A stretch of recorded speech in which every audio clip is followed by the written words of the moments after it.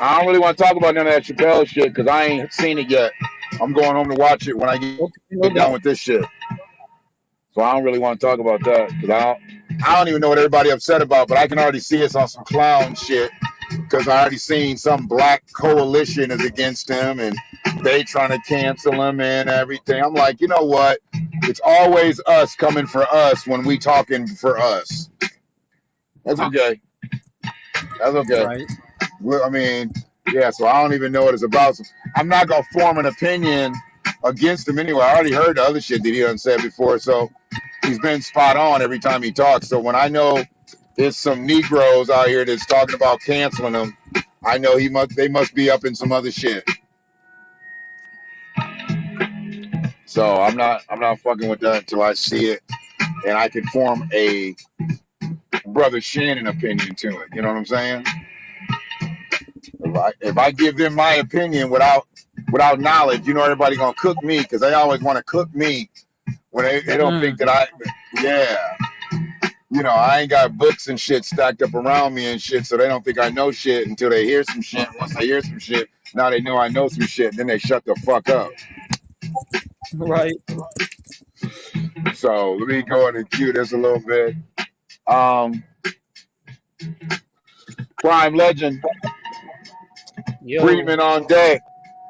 Freeman on deck, New York in a motherfucking building. Peace and What?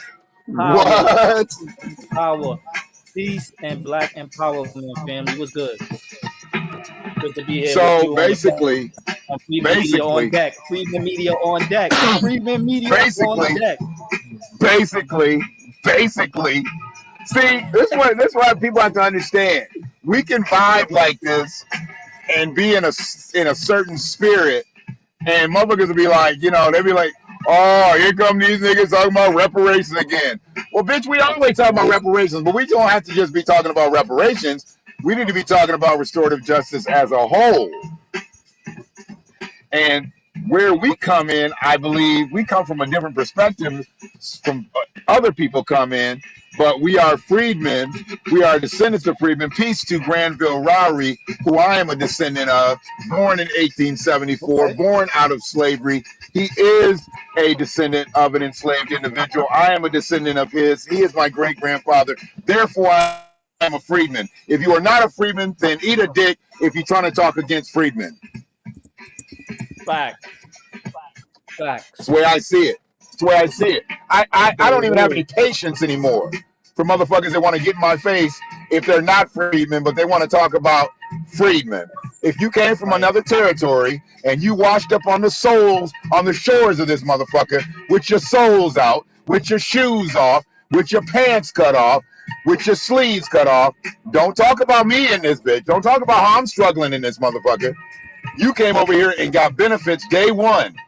It took us 246 years in this bitch for them to call us a fucking human. 246 years they've been saying we had tails in this motherfucker. You know one thing, Prime? One thing I always wondered, when a motherfucker said Ultimate. we Talk had black to tails, me. how come they was running to the slave pens to fuck all our women? Facts. And when they came to the Facts. pen, and they got some of that beautiful black bountiful woman that we had that was ours and stole her out the pen and went and raped her, what side of her body did you have to put the tail, motherfucker? What side of her body did you put the tail, bitch? Because, see, they always talk about that shit. We had tails. Right. But I want to know, Right. to all them motherfuckers who drag our women out the motherfucking pen, what side of her body did you lay her tail on, you hoe-ass punks? Facts. And let's not stop there. Let's not stop about the demonization, the emasculation of our beautiful Right. black brothers. That's Because right. the I was about to slave say that. masters and the overseers, they was just as Buck down on the breaking. brothers as they was the sisters. Right. Right. Buck breaking. Yeah. Straight up. Talk about And that. we Talk might not about have that. the we might not have the LGBTQIAP back in the day, but there was some slave masters that was definitely gay.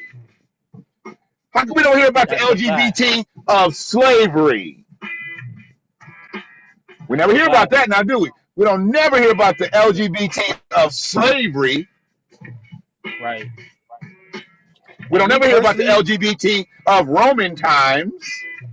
there we go. There we Yeah. go. They don't talk about But that me motherfucker. I personally, saw Caligula. I saw Caligula, goddamn it. me I know what personally, y'all was doing back then, goddamn it.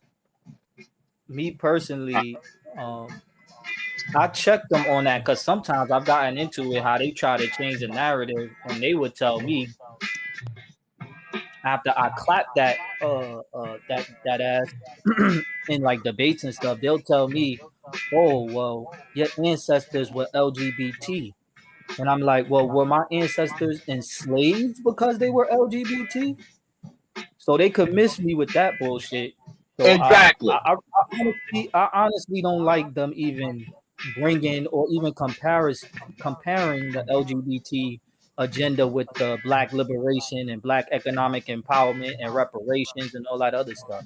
I really don't like it because when you allow them to do that, they're gonna conflate their agenda into it with ours. You see what I'm saying? And they try to I change absolutely up the see what you're whole saying. narrative and try to change up the whole narrative, which is what they do now. Like you see with the whole movement, how it became like it was like a black fist, the black fist or whatever, and like the rainbow in the background and shit. Like where did that come from? I mean, my Let me thing tell you was this. here's the thing. News I have fact. no problem News with anybody fighting for justice. right. But you Right. motherfuckers came and took the soul power fist and put a Right. rainbow to it. Right. How come you Right. couldn't take another fist? How come you couldn't, Right. how come you artistically couldn't make your own fist? How you gonna take the soul power fist and make it the LGBTQIAP fist? Get your own fist. And then when you're talking about that, you're in a situation where you take that fist, you also take the civil rights bill and mark out all the places that was meant for freedmen, then you replace it with LGBTQIAP. It's an interchangeable bill. The civil rights bill is no longer the civil rights bill. The civil rights bill is the civil rights bill for gay people. The civil rights bill for Asian people. The civil rights bill for Hispanic people. The civil rights bill for people of color. But where was everybody at when we was taking it Right. in the ass with the fire hose, with the dogs, getting thrown on the ground, when we was causing good trouble? When we was causing good trouble on the Edmund Pettus Bridge, where the fuck were we all at? Where was DACA at the day after they had their hearing for the hearing that Byron Allen had the day the NAACP was there with DACA on November 12th, I believe it was. On November 13th, them niggas, they motherfucking checked out of the Hampton Inn and left. Byron Allen is up in that bitch by himself. He was up in that bitch by himself, dog. Mm-hmm. NAACP walked away from him, but they supported DACA the day before. Same courthouse, same Capitol steps. They was there. And that's where I am with all these colored people organizations. It's no longer the NAACP. It's the NAAPOC. Because it's not the National Association for the Advancement of Colored People. It's the National Association for the Advancement for People of Color. That's what it's changed into. Okay. And the last color Right. is the Right. last color That's in the a fact. crayon box. Black. That's who gets the resources Facts. last. Facts. Motherfuckers just had a goddamn NAAPOC dinner down here, the Freedom Fund dinner. Wasn't shit free about that dinner. The goddamn dinner was about $100 a plate. Let me see how many COVID cases come up out that bitch, because I saw about 30% of the crowd didn't have masks on. And they all sitting up there eating butter biscuits and fried chicken, breathing on each other. Let's see if we have a little super spreader activity out of that Freedom Fun dinner, out of that biscuit batter bun dinner. Wendell Anthony, he can miss me with all the fucking reverend bullshit. Anytime I see a pastor in leather pants, you off the chart, bro. You off the fucking chart. What you doing over there, man? Sound like you in typing class. You still going at somebody on another post? Oh yeah, I definitely am.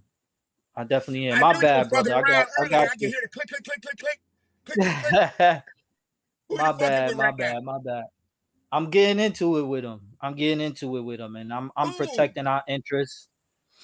It's this Discord server that I'm on, and I brought up a situation with the LGBT and how whenever you disagree with them, it's called hate automatically. And if you have a different opinion in theirs, and if you're not, I'll just say, if you're not with the bullshit of the LGBT agenda, you automatically hate them.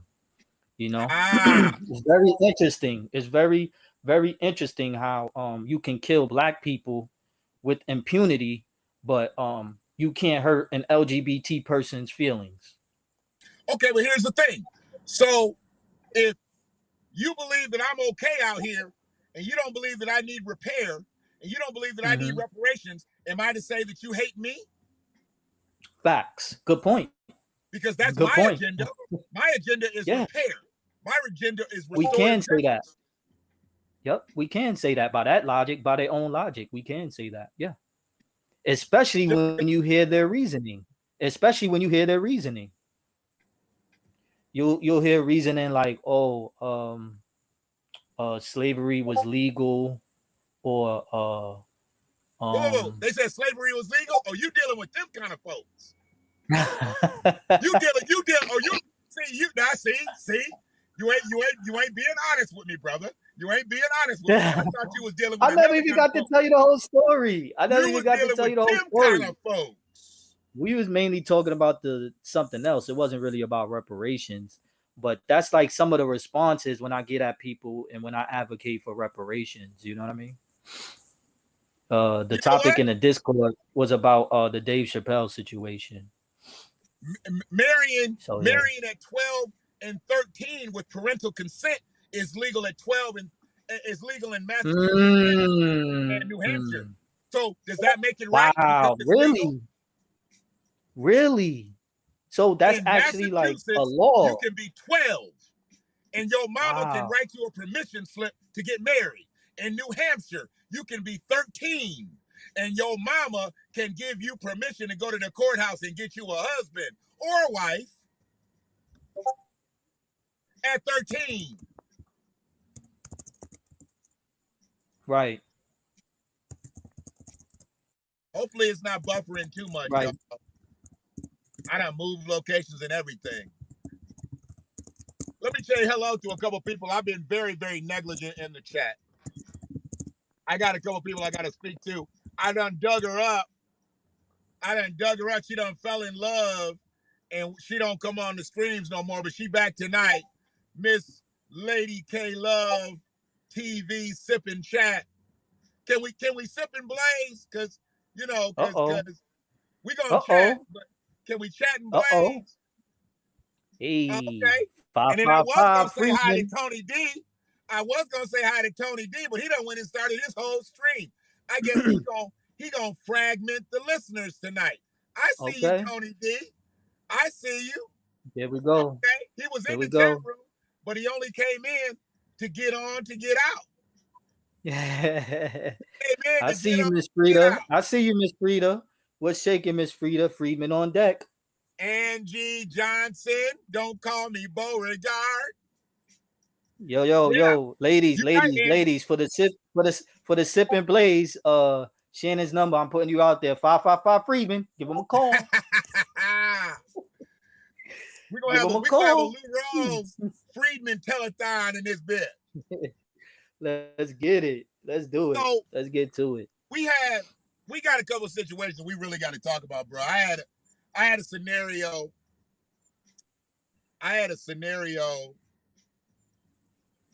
Is the stream back good, y'all? Oh, it's buffering. Make sure it's good. Somebody said. Can y'all see us? Can y'all hear us? I don't know how to. I heard. Free said it was buffering. Then she texted me and said it was buffering. Missy B. Peace and Black Power. Peace and Black Power and Black Empowerment. Missy B Awaken. Actually, you know what? Peace, family. Missy B Awaken, and I was calling her Missy Balkan for like the first 3 streams. Missy Balkan, and I was gonna read Missy B Awaken, and now I'm awake. There we go. Now I am awake. Okay. Peace, love, and light. Yes, sir. Hotep. So, God, today. Hotep. Felicitations, family. Felicitations. Hey. Hotep. So what we Free the land. I'm gonna leave it up to you. Bro. We're gonna talk about us first, or we're gonna talk about them first. Who's the them? White people. What? Two bigoted motherfuckers who decided to do some degrading shit. And those news people. Yeah, did you read who it did that before bullshit? I got back home? Nah, I didn't even get a chance to. My bad, man. I completely forgot. Can you give me a rundown? I got a little gist of it. I got a little gist of it. We got these.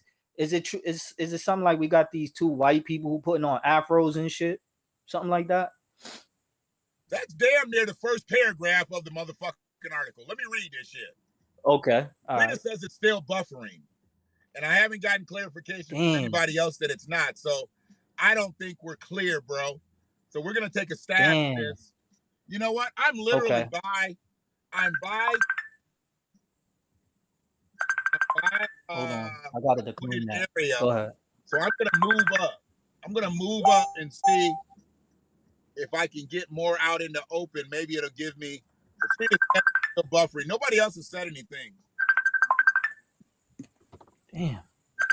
So I'm hoping that we're good. I've never lost the signal. It said I was good, but Frida said it was buffering.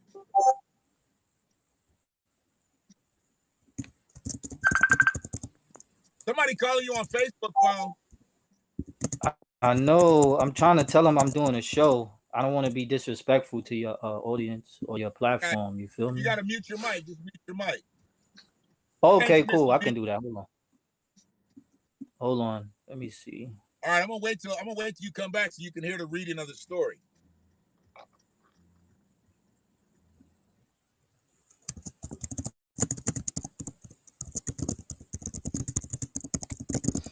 Y'all gotta understand. Family. Are we still buffering, family? What's good? It says we're good on YouTube. So this could be a Haps thing. Okay. Haps had fucking 90 fucking streams going about an hour ago. So it could be Haps. It might not even be us. It could be Haps. We might be overloading the circuit tonight. Okay. I ain't pushing that many people. I'm ready right now. And Tony came on and he started. He's probably already grabbed 100 people in the first couple minutes of his shit.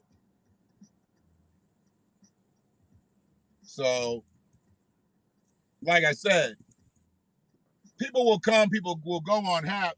We got people on YouTube. We got people on Facebook. So it's all good. You got your Facebook phone thing taken care of? Yeah, I'm good. I'm listening now. I'm ready to go. Okay. All right. So, 2 white television reporters in Little Rock, Arkansas were suspended, not fired, suspended. Right, exactly. And we know that's suspended with pay. They don't suspend white folks without pay. They make sure they can take care of their family while they have a job. When they get put out of paint, they still keep the bread rolling. That's white supremacy there. Okay? That's a fact. It doesn't always have to be against black people. White supremacy doesn't always have to be, and it's not white privilege. It's white supremacy. It's how they hold dominion. There you go. White people don't let other white people just falter. They'll be like, nah, Bob, we still want you to be able to take care of your family, pay your mortgage, pay your car note, pay your kids' tuition. We want you to be able to do that, but you just can't work in this bitch right now. Yeah, you got to wait till it cool down. The block is hot right now. Down. We'll bring it back in the paint. Wait till the cameras are off of us. We'll bring it back in, and we'll give you a promotion just for the inconvenience. Exactly. The block is hot right now. You'll be back. Right. So, they were suspended after they wore afro wigs during an on-air broadcast in September. KATV's news director, Nick Genty, was also fired.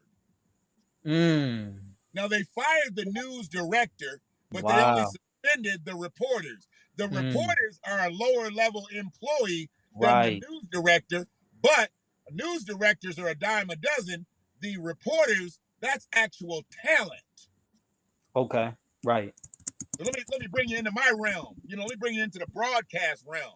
Let's get it. The broadcast realm is much like athletics or entertainment. When you're the talent,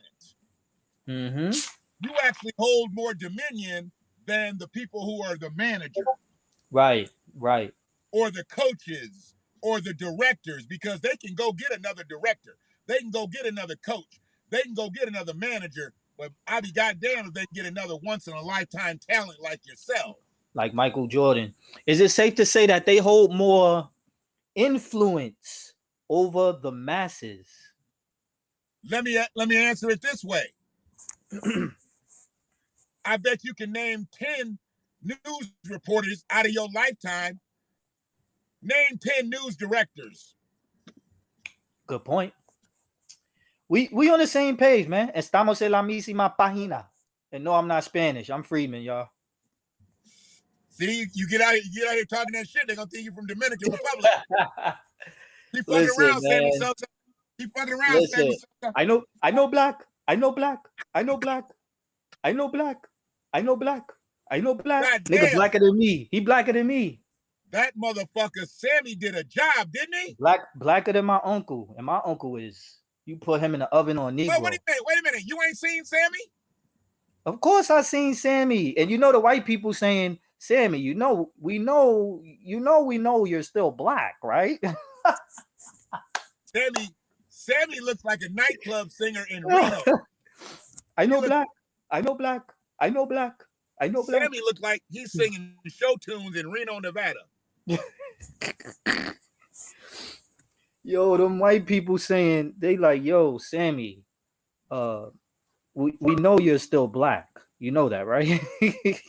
And he could at least, if he was gonna fuck us up, because everybody played him like he was black when he played. They didn't play him like he was from the Dominican Republic. Sammy Sosa was a black baseball player. Okay. Right. That's the way he was treated. We had Sammy Sosa, they had Mark McGwire. Okay. We had Barry Bonds, they had Jose Canseco. Them Hispanics was claiming Sammy. Hispanics was claiming. They claimed him. Because he is Hispanic, like that's a fact. We know he's Hispanic, and we heard his accent. We know all this. We get it. But you notice how he let all that hair, stay low when he was playing. He never let that shit get long because he knew that shit get long, that shit kinks up. Okay. He let it stay short. Man, Shannon, you ain't no good. Hey, dog. You ain't no good. But yeah, man, these dudes had the Soul Glow afros, right? Huh? They had the Soul Glow afros, right? Well, I'm pretty sure Sammy went to the Jerry curl stage, but see, his Jerry curl was probably different. Sammy was probably able to get like a S curl and really make that Dominican shit straighten out a little bit more. Oh yeah. He probably didn't have to go full-fledged curl. Can we keep it real? Yes, sir. Hispanics are descendants of Taino Indians and Taino slaves. Tainos have a lineage and origins in Africa. So, in other words, Hispanics are niggas with straight hair. Go ahead, proceed. You trying to get beat up tonight on the post? Let's get it, man. Let's get it. I'm from New York. I can hold my own. It's so crazy. It's so crazy how Even though they quick to differentiate us with the black yes, and brown, yes, they yes. niggas with gray hair. They will That's say all. that shit in a heartbeat. They'll be like black and brown. Well, wait a minute. Which Yeah. one are you? Yeah. See, you out here saying nigga all these years. Right. Now, which one are you? Are you one of the brown Right. people or are you one of the black Right. people? Right. But I want to give a salute to the Hispanics who do acknowledge their African origins and who do acknowledge their blackness, because there is a lot of them out there.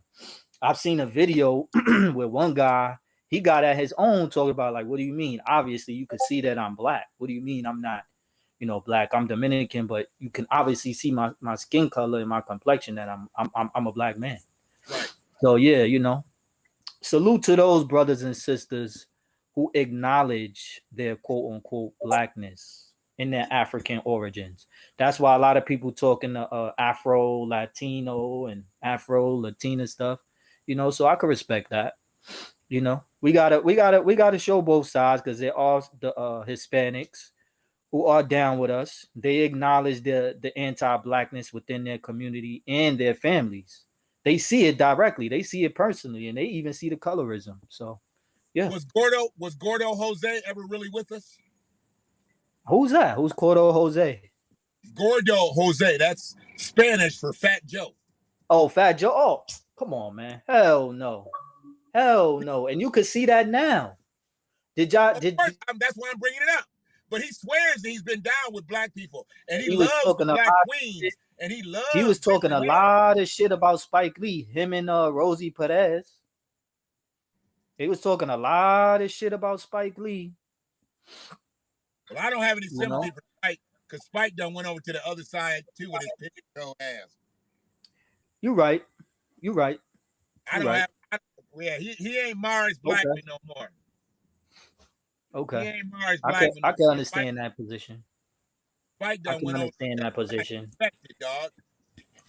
I can understand that position, but to answer your question, no. Gordo Jose, jealous one still envy Jose. Nah. He wasn't with us. He didn't show me anything during his heyday that he was down for black people. I don't remember $1 that he put in a black man's hand. All his people was Spanish speakers. Right. And that's what a lot of them do. And that's fine if that's what they want to do. But don't try to. He stole the slang. But he stole the slang. He mastered the culture. He used the culture to elevate himself. He sold crack. He sold crack to black people. There you go. There you go. He used this for an income base. He used this for a credibility base. Right. Right. What we got to understand is and tell me this, what's a Latinx? What's that? I don't know. I think isn't that like more the newer, younger generation that I guess Joe Biden is claiming is going to be the future of America? Is that where Latinx X come from? No, where did the X come from? Why is it Latinx? I don't know. Okay. I don't know. That's a good question. We might have to do some more research on that, because that's a great question. I'm not even fucking concerned. They can be Latinx, Latin Y. They can be Latini. Now they Latinx. They can be Latini. They can be Latinx. Right. They can be Latinez. I don't give a fuck. They can be Latinu.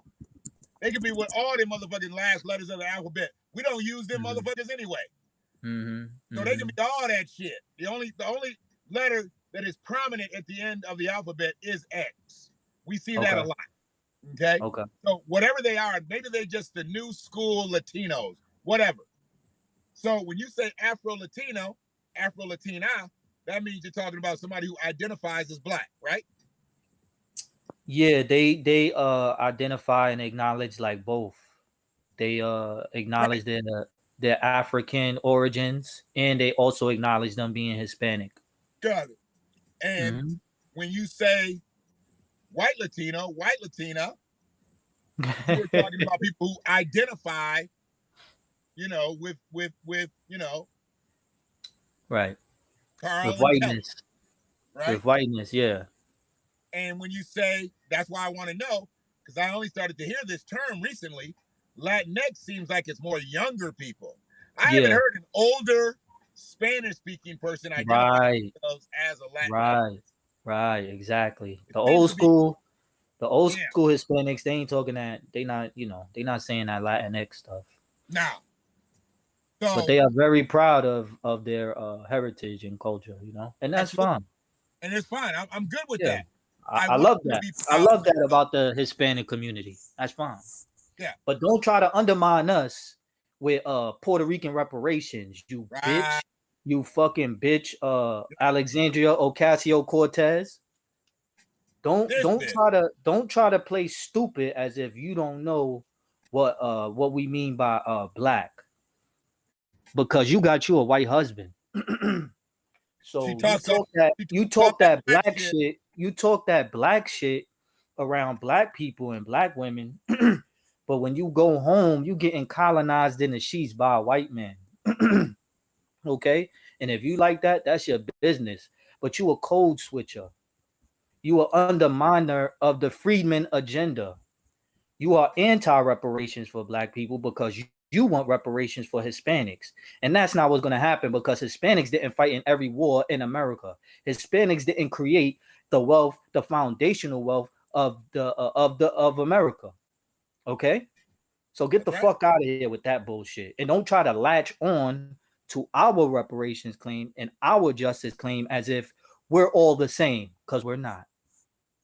She's one of the main motherfucking correct tape and white out motherfuckers there is. She'll take the Yeah. civil rights bill and white out and correct tape all Facts. kinds of shit and put in Latino and be like, here, Facts. see, this is meant for us. The civil rights bill is meant for us. Facts. And Right. wait a minute, this is the civil rights bill from 1965. What are you talking about? Right. Right. That And was I'm from the Bronx as well as Harlem. So I see a lot of Hispanics or whatever, and she's one of the representatives in the Bronx district. So her influence is pretty good. You know what I'm saying? She postures. She's a yeah, performer. She's a performer. She yes, wore that dress, tax the rich or whatever. yep, You know what I'm yep, saying? yep. You know, and at the same time, she'll pretend to be down for black people while stabbing them in the back and claiming Puerto Rican reparations. Right. Claiming What Puerto Rican reparations. what are you exactly owed for? See, if they don't say it, I need to know what they're owed for. See, I They're can trying to tell people why we're owed. I want to right, know why she feels like Rickens deserve reparations. right. Or Dominicans or any other Hispanics. She's trying to ever since the whole reparations conversation, everybody has been jumping on the reparations bandwagon. I've heard gay reparations. Oh yeah, I've they want to heard give them tax gay breaks. reparations. I've Dog, heard Hispanic reparations. I've heard reparations for all types of other people. Every time, listen, let me tell y'all something, family. Salute to the chat. Appreciate y'all. But let me tell y'all this. America is so racist, so white supremacist that whenever black people start talking about something for their self, everybody has to be included. yeah. I never hear this. I never hear this when they talk about justice for Jews or remember the Holocaust. I never hear anybody say, remember slavery too, or remember the Native Americans. You know, when Asians and the AAPI and everybody else was talking about stop Asian hate, I didn't hear stop all hate. I did not hear stop all hate. I Let did not me hear stop all hate. I'm on my Dr. Umar Johnson. I did not hear stop all hate. Let me say that again. let me interrupt you there, King Go Kong. ahead. Go ahead. So, how did they get linked up? Asian Americans and Pacific Islanders. How did they get to tag team on a bill? Are they close in? Are they close in the other side of the planet that they originally come from? Well, I guess they're they're like, yeah, it's pretty much like the location and stuff. So yeah, they're all attached, or I guess identify with some type of Asian ancestry. You know what I'm saying? So And that's Kamala's people, right? yeah, exactly. Okay, Sister Asian Shanna, how you Americans and doing? Pacific Islanders. As far as like to my knowledge, in America, the Pacific Islanders, a lot of them are in Hawaii. To my knowledge, I could be wrong. Maybe we might need to get a fact check on that. You know, get us a fact check on here. What's up, Miss Shanna Kim? What's up, Angie? but So but yeah, to my knowledge, like Pacific Islanders mostly, to my knowledge, is in like the Hawaii area. So yeah, they all get sweeping legislation, and we get a George Floyd statue. nigga, they get sweeping legislation and we get a broom. I didn't even mean to laugh at that, but that was funny, man. It irks me. It grinds my gears. They Yeah. get sweeping legislation, and we get the same broom. The wizard, the wicked witches of the Wizard of Oz. You know what I'm We don't, saying? we don't even get nothing. We don't even get nothing. We get the Harry Potter broom. They give us a broom and a Dickie suit, nigga. They Yeah, be like, what size are you? We can get you outfitted today. you know.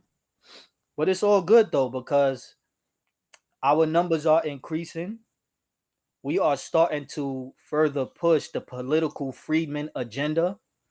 We don't need a majority of black people, family. Let me say that again.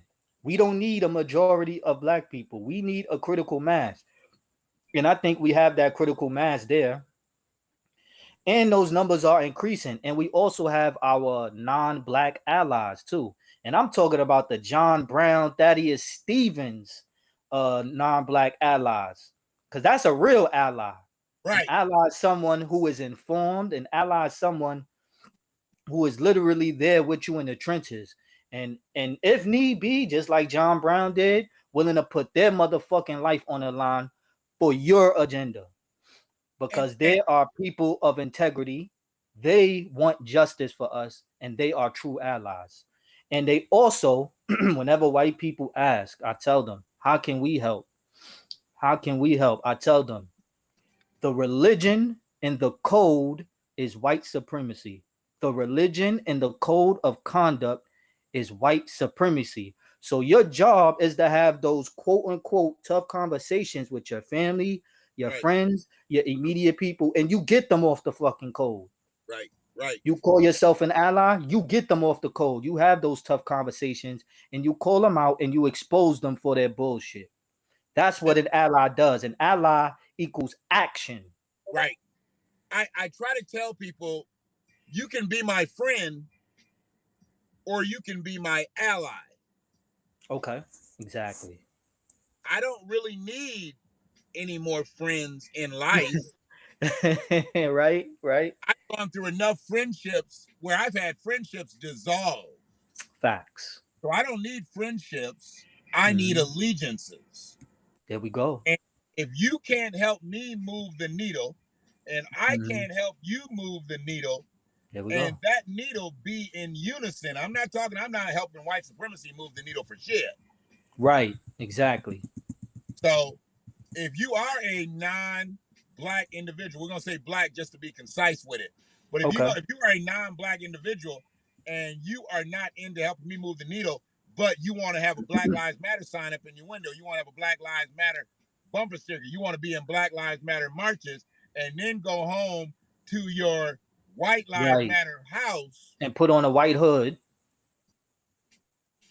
And put on a white hood and practice racism and white supremacy. Get the fuck out of here. You got to I'm go. not here. I'm not here to change your mind. Right. You're an enemy. You're an enemy. Why would I want to change your mind? Because when I see you, you won't be happy. No. I'll just leave it at that. And I've looked at people a lot differently when they said, Shannon, just tell me what you're talking about, because I don't really get what you're talking about. And then when I tell them, and all of a sudden I start seeing a like post and shit, and they start commenting and start inserting themselves into discussions, and they don't look like me. Okay. Now I know you're an ally.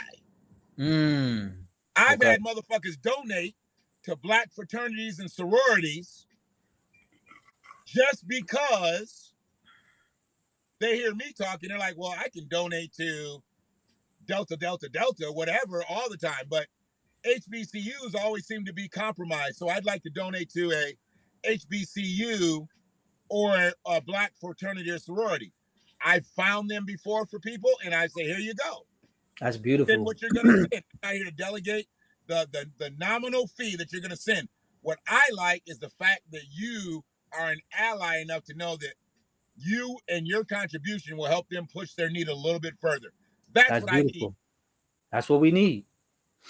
And I tell Not white begging people, for shit. I Not begging tell for white shit, people, but you understand. right? Sorry, Definitely. That's also what allies do. They show their financial support. They don't just say, hey, yeah, you know, Black Lives Matter. We in the struggle. And then they go home and go to sleep. They show their financial support. Right. If you're not putting money into the revolution, then you're off cold. Let me say that again. If you ain't putting money into the revolution, then you're off cold. Revolutions take money. It takes resources. You see what I'm saying? So I also tell fight this struggle. exactly. We can't fight this struggle on a Groupon budget. Facts. Or a coupon budget. That's right. Talk to them. And I tell white people, listen, you will never understand or empathize with me. You can never understand because you live in a system that benefits you. But that's okay. You can stand with me and us in Black liberation. You will never understand what it means to be a Black man or a Black woman, but you can stand with us because you're a righteous man or a righteous woman, and you believe in justice. You believe in righteousness. You believe in justice. You believe in Black liberation. You believe, and you also measure, because the freedmen, we measure equality in terms of wealth. We measure equality in terms of wealth. What do you say? Ahead, bro. I know you want to talk. No. I'm about to tag team what you just said with a question. This why I need you here. Let's get it. Because you open up the parts of my brain that I can't get open up without hearing what you just said. You need to be about justice. Facts. That's so true, right? Repair the conditions and damages that have been targeted and done to the freedmen population here in America. Okay, now you got to shut it down, because see, now you just open up the whole question. Because my question was this. We ain't shutting it down. Freedmen on deck. Freedmen Media on deck. We ain't shutting shit down. The night is still young. What time is it over there? It's 8:30. It's 8:30 over here. 8:31. Let's go. What up, Frida? What up, Angie? What up, Shanna? What up, live chat? We appreciate y'all. Let's get it. Go ahead, brother. My question before you just said that about repair, right? Mm-hmm. You talked about justice. Yes. You know, there's people out here who will fight for justice, but they're not going to fight for our equality. Okay. Equality, because our equality has an economic arm to it. Right. Facts. Our equality has an economic arm to us. And although there may be many Caucasians who want us to get justice, you're not going to find the same amount. I see where you're going. Want us to be equal to them. I see where you're going. And again, just in case you just joining in, when we talk about equality, we talking about equity, prioritizing the freedmen, and wealth, not social equality. That's the old civil rights Negro movement. We're beyond that now. Right. That's the old civil rights Negro movement. We're beyond that now. We're not talking about being socially accepted. I being don't give able a fuck being if I can able eat in a to goddamn restaurant with you. being we're not talking about being able to go into the restaurant but have no money to pay for the goddamn cheeseburger.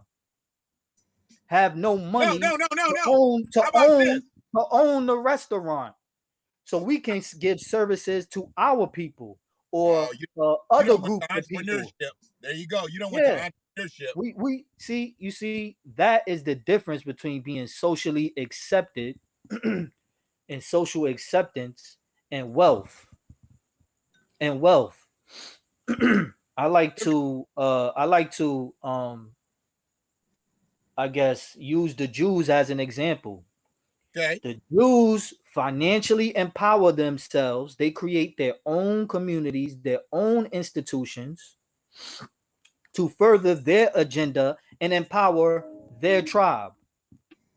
So it is no different for the descendants of the people, the freedmen population here in America, who have suffered and endured the same atrocities, or even worse. As a matter of fact, the greatest human crime in history, chattel slavery here in America.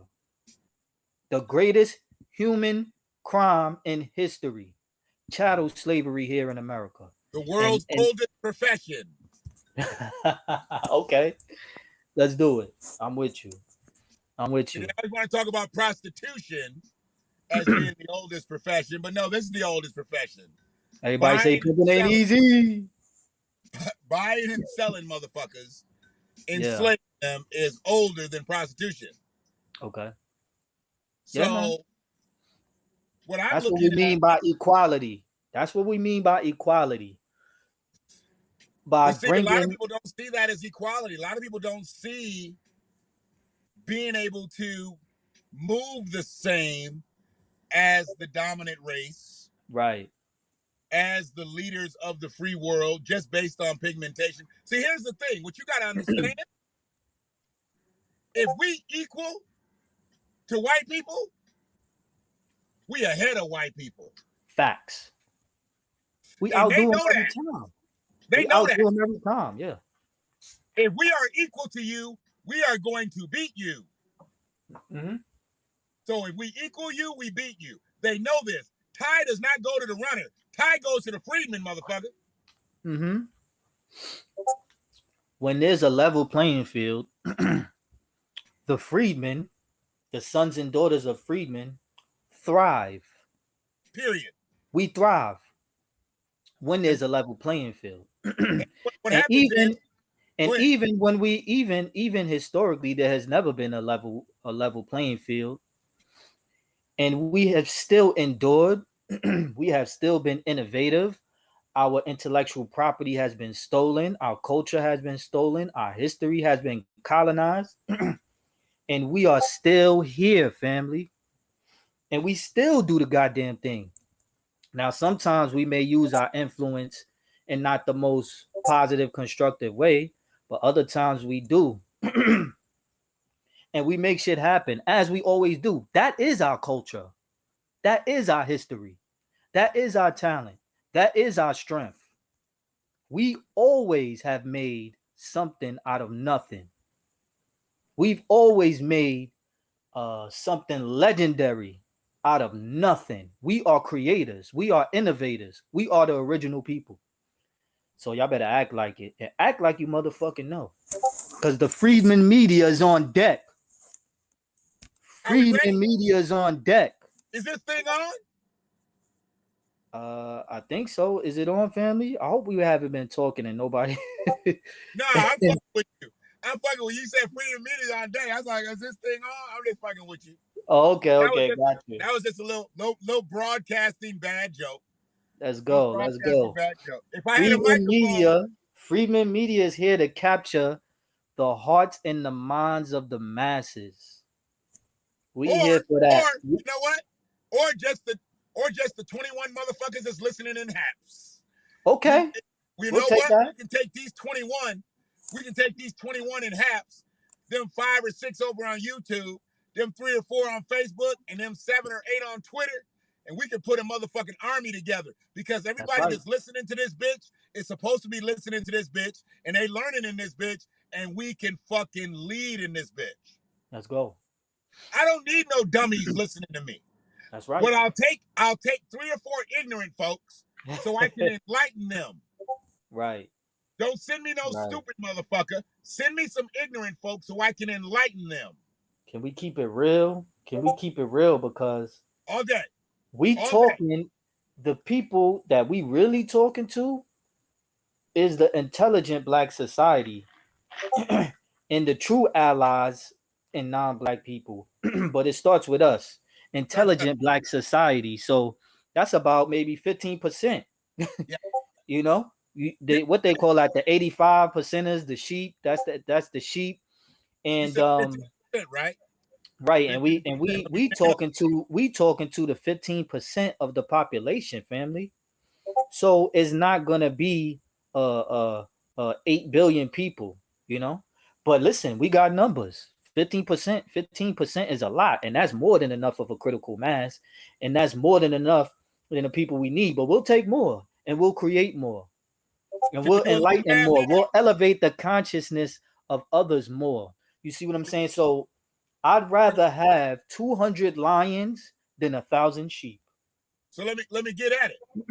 Let's go. We got 34 million freedmen. They said it's 40 million black folks, but 34 million of them are freedmen. These are approximate numbers, right? Okay. 34 million. 15% of 34 million is 5.1 million people. 5.1 million freedmen can change the political scales in this country. It's a hell of a Because lot of you people. don't just take the 5.1 million, you take the 5.1 million who'll get out there in the streets, and they will generate more people on the side. We're talking about real leaders, 5.1 million. That ain't shit. 5.1 million That's out a good of number. 34 million. That's only black people. That's only black freedmen. people. We ain't talking Or about freedmen or whatever, or even that's immigrant freedmen. allies. That's You know what I'm That's saying? freedmen. Yeah. Let's say we can get 50% of the quote unquote black people. So that's 6 Okay. million. Say we can get 3 million of them. Now we at 8,100. There we go. Now we can get, how about this? I think it said it was 2.7 million, if I'm not mistaken, Native Americans. I have to look it up again. Get 2.7 million of Native Americans. How about we get a third of them bitches? Let me look it up. Let me look it up. Okay. I'm gonna get it right. We know where we at right now. We at 81 million or 8.1 million, right? Native Americans, U.S. population. Bam. 2.75, nigga. I be on it. That's right. 2.75. And let's keep it so real. Let's get a third of that. Let's keep it Let me real. go back into the calculator. Okay. 2.757. Bam, bam, bam. Times. What we say, a third? We want a third of Native Americans? Yeah, you said a third. Yeah. 33% of them. That's 909,000. So let's just do it 900,000. Now we at 9 million. Now we at 9 million people. Okay, and now we got to go to Latinos, and it's gonna give me a whole stat sheet on it. Oh yeah, I done did it all before. It's in my cookies. Let's get it. It's in my cookies. Let's get it. Latinos in Latino population. Bam it. There you go. There we go. In U.S. We could get what? 10% of them? 15% of them? Oh, 60 million Hispanics. Oh. Now this is everybody. Remember what Joe Biden said? Yeah. You remember what Joe Biden said? You want me to hear it? You want to hear it? I know what he said. Go ahead. Let's hear it. Million. How many do we need of Hispanics? You get the number together, and I'm going to let you hear something. You figure out the number of Hispanics, and I'm going to let you hear something. I'm about to blow your stack back. I got the number. That's 6 million. You want 10%? You want 10% of Hispanics? Yeah, that's 6 million. Okay. Here you go. Listen to this. Listen up, family. It's gonna come in hot. Hopefully it comes right in. Hopefully the Bluetooth's on. You ready? Here we go. By 2040, This country is going to be minority white European. Hear me? Minority white European. And you guys are going to have to start working more with Hispanics, who make up a larger portion of the population than y'all do. Let me run it back. Can we run it back? This man By said 2040. 2040, this country is going to be minority white European. Hear me? Minority white European. And you guys are going to have to start working more with Hispanics, who make up a larger portion of the population than y'all do.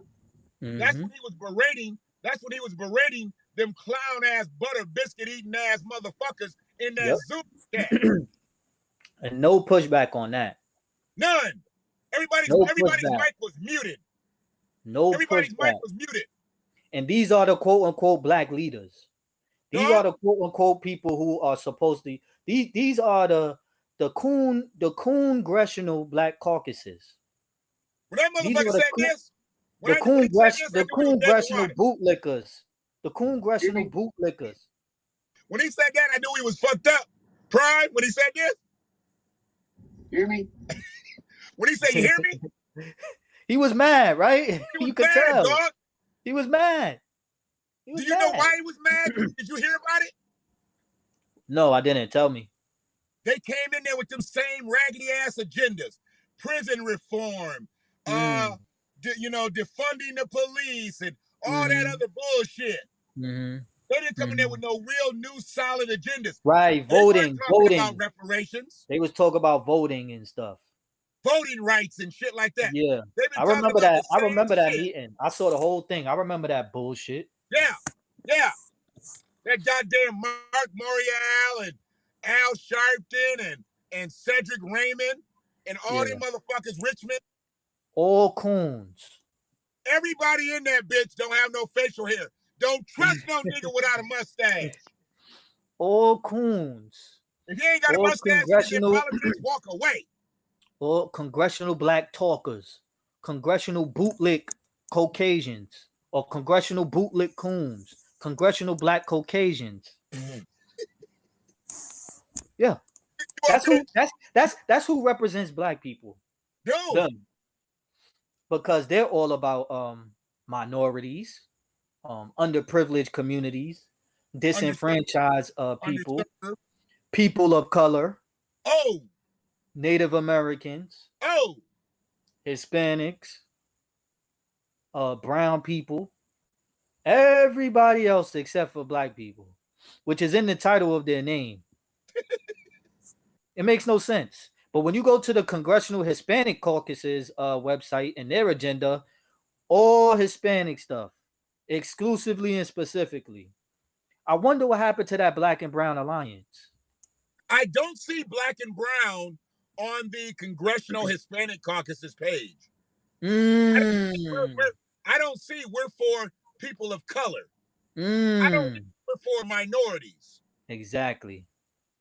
You go to the Congressional Hispanic Caucus's page, it's talking about Hispanics. That's a fact. Press 1 for Spanish, bitch. These motherfuckers, man, they got us pressing different numbers for different languages. Go ahead and call a Spanish space. I bet you it don't say press 1 for English, press 2 for Spanish. They be like, bitch, if you can't understand the language, get off the line. Let's go. Yeah, you notice how when we go there. OG Classic said he got in right on time. Yes, you did. I already told people they not late. If they don't get here at the beginning, that matters a damn. When you get here, you on time. The thing is, hold on. Can I read some of these chats? Shanna Kim. Absolutely. What's up, Shanna? What's up, Shanna? I always see her on Facebook, and we always be sharing stuff and commenting on his stuff. This is Macaroni Mac on Facebook. Macaroni Mac on Facebook. Macaroni Mac. I'm Prime Legendary. But anyway, the thing is, Biden was incorrect. We are the largest ethnic group, second to Germans in this country. Them Hispanic/Latinos are aggregated. That's a fact. The Afro X say they black when it's convenient. On paper, they Latinx. You better talk black to me, Shanna. You better talk that shit. Frida says shit all in their mouths and made them chew and swallow. That's Derby's dose. That's Derby's dose. What y'all know about that? That's that Derby's dose. You could look that up. You could look that up.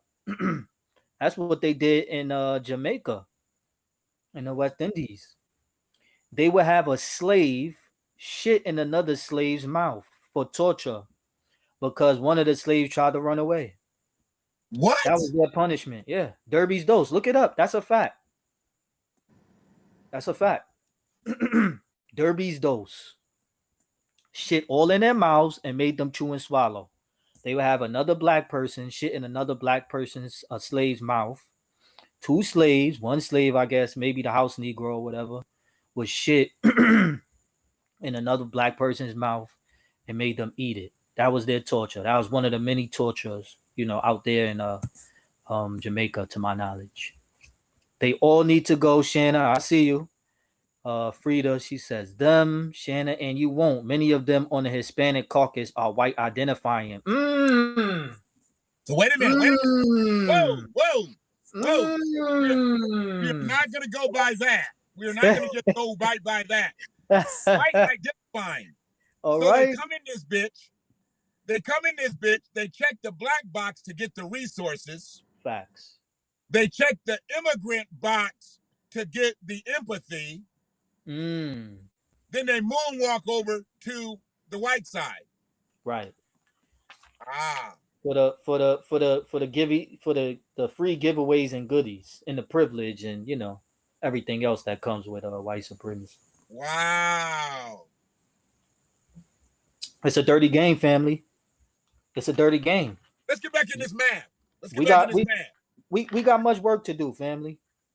We got much work to 9 do. 9 million plus. And we here to do it. 6 million. 15 million we at now. You said 10% of the Hispanics, we have 15 million. We ain't fuck with no Arabs, no Chaldeans, no Palestinians, no nothing. So what do we call those folk as a collective?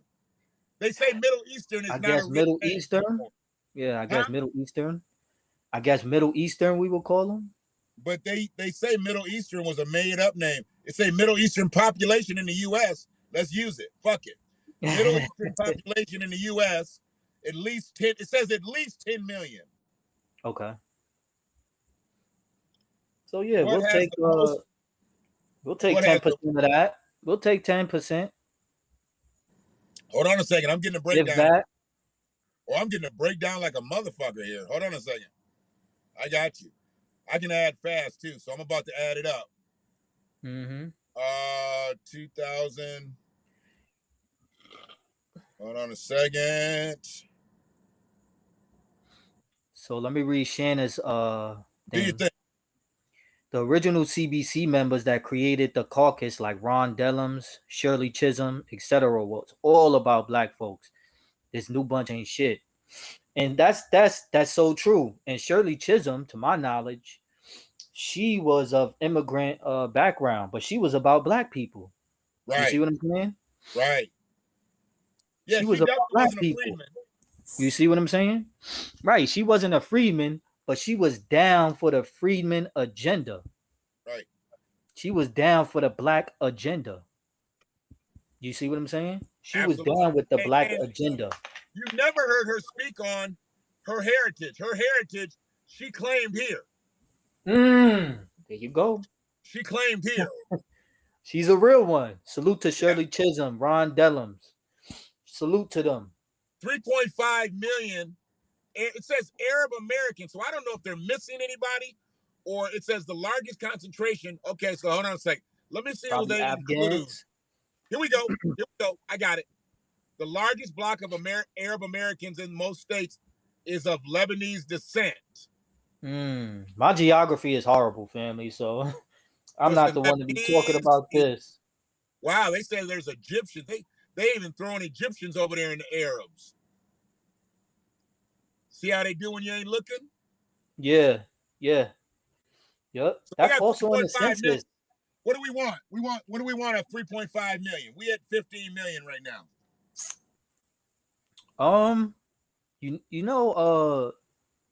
Who else we missing in America? Hold on a second. You know what? We ain't fuck with Asians yet. Oh yeah, okay, that's right. So how much you need from the Arabs, Middle Easterns? Let's go with, I'll say about 5% of them. All right, so 10% would be 350,000, so 175,000. So we got 15,175,000. So we got 15-1. Okay, 15-1. that's So that's a nice number right there. We got a nice number right there. A 15-1. nice number right there. Before we Imagine 15 million marching in unison, all on code, marching and advocating and using their influence and their resources and their money and taking that shit to Washington, D.C. This is attainable, family. This can happen. That's almost arousing. This can happen. That's almost arousing to know that we could have 15 million people. 15 million.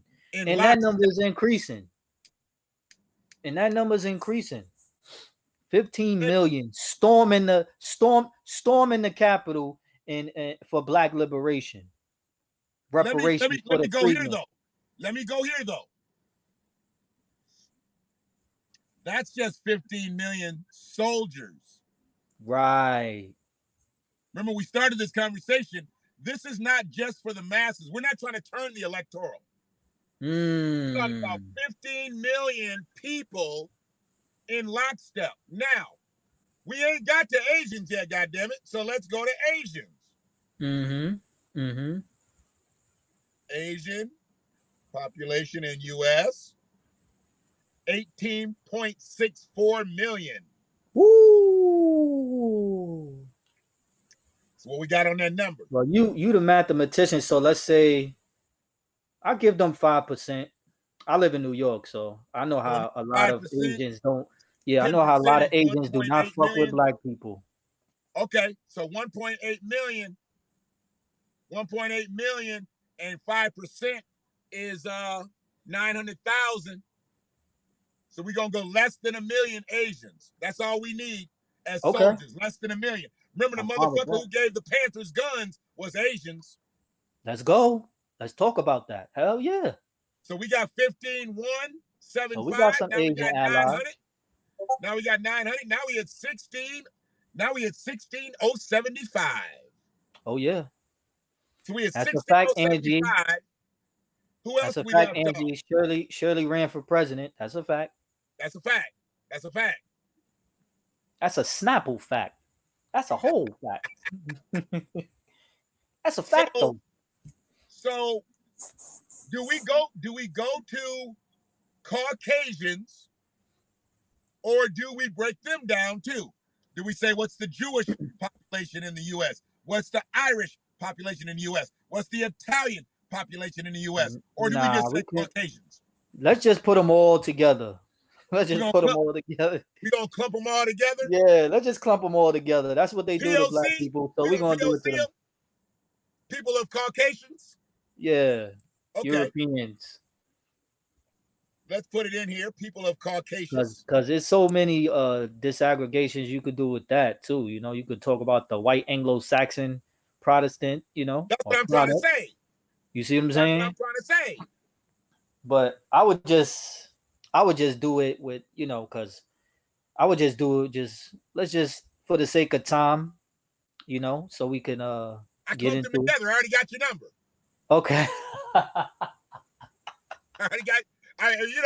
don't mind you continue your dialogue, but just in case you weren't trying to put some fluff in there to make sure I was waiting for you, you know, like I'm waiting for the old nigga to get his shit up. I'm ready, dog. I'm good. I'm a old nigga too. I could do this all night though. Hey man, stop that 57 shit. Everybody know you ain't 57. I could do this all night, baby. Come on, everybody man. You know, that 57. Listen, man. See that right there? That right there lets you know you ain't an old nigga, because ain't no old nigga out here talking about he can do it all night. Oh, it's me. Listen, I'm one of a kind. Old niggas know. Hey, look. Old niggas know that left knee gonna start hurting early. Listen, I got a right knee. Okay. I got a right knee. I put up the leg. I'll And put up the leg while I'm and doing work. they'll be calling you Colin Kaepernick because you'll be taking a knee. Listen, I put up the leg. I put up the leg while I'm doing the work for my people. You ready? You know, You ready? I'm born ready, baby. 236,000 million. What? Wait, what? Nigga, you see this shit. What? Caucasian people in the U.S., 236 million. Okay. Because you said 236,000 million. I was like, what the hell? Oh, that was weak. Okay. So yeah, that sounds about right. It's about 230 million of them. Yeah, man. I put up the right leg while I'm doing work. You know, you could take that however you want it. Put up the right leg while I do the work, or the left leg. You know. Yeah. But but yeah. So I would say we could get about maybe. I want to say there was a research study done where after the George Floyd incident, there was about close to 50% of white people who were in support of reparations. How many? It was close to 50%. So I would say like I'm sorry, what time frame? this was during 2020. Angie's comment talking about Viagra. Yo, hey, listen. I don't need none of that, okay? Listen. I mean, so funny. Wait a minute. Listen, I'm an old man, but I don't need none of that, all right? I don't need listen, Frida. I know you're a married woman. If you got friends who are single, listen, all right? Don't play. You better watch out now. You better watch out now. God bless these delicious legs under the table. I mean, on the table. Okay. You better watch it. Lord have mercy. Don't play with me. Lord is my shepherd. You know what I want. Don't play with me. Oh, that was Angie. Okay, I don't know your status. No, that was Angie. That was Angie. 555 Friedman. 555 Friedman. Listen, I don't need no god. I don't need no goddamn Viagra. Angie's trying to help, dog. She's trying to help you out, bro. I don't need no help. I don't need no help. I'm good. I don't need no help, all right? But thank you. I appreciate getting a leg up. I appreciate the concern, Miss Angie. I appreciate that, but I don't need no help. I got this. All right? Shit. I don't play games. I'm not here to play games. Okay. All right. I'm not a perfect man. I'm very intense. I'm very passionate. Hey. I don't think Angie cares whether you're perfect or not. She just wants you functional. Oh Lord Jesus. It's a fire. God today. Oh my God. So today. 236 million, man. What you want about that? I'm very functional. Very, very functional. So 236. I would say let's say 30% of that population. God 30%. Damn. I got to get back in the calendar.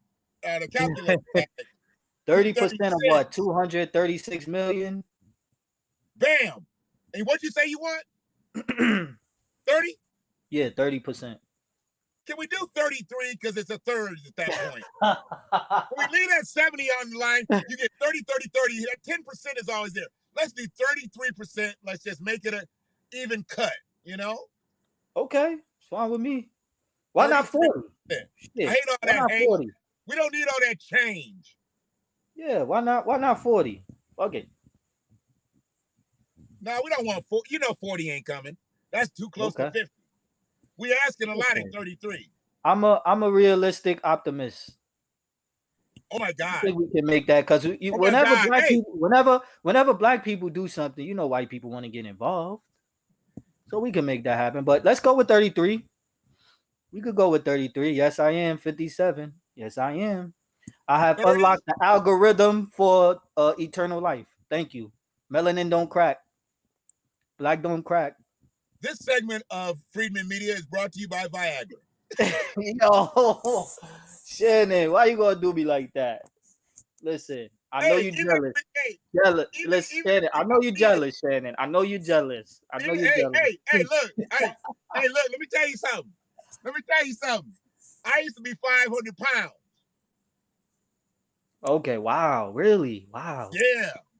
Damn. So when you get to be that big and your weight becomes like disproportioned, sometimes you got to get that script. Okay. But nigga, I weigh 300 now. Okay. I You can don't tie really my shoes standing up, nigga.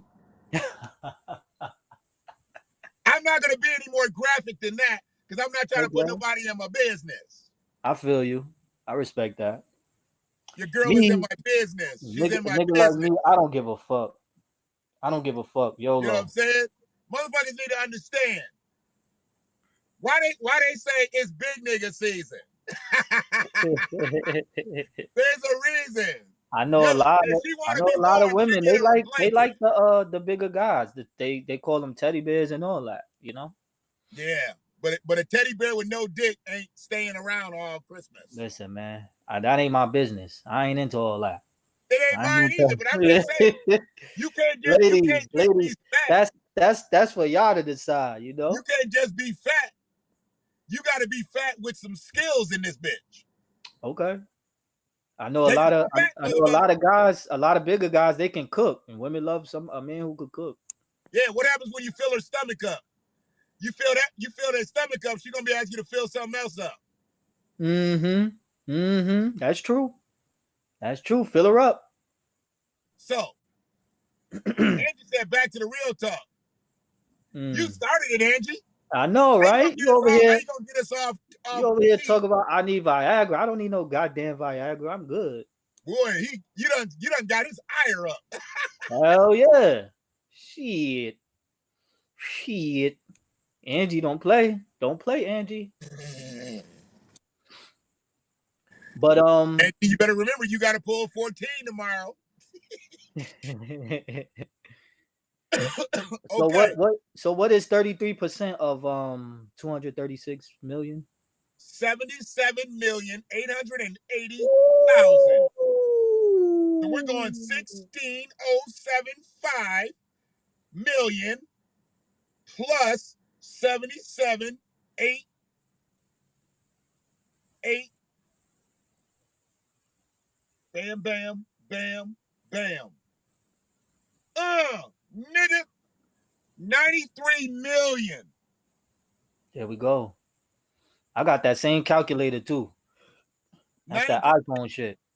93 million. We just crushed both of them motherfuckers who just had the most votes of anybody if we want to talk politics. Yeah, man. And those are just the soldiers. That's just the soldiers. That's just motherfuckers that are like, look, we ain't going for this shit no more. We want to be done with.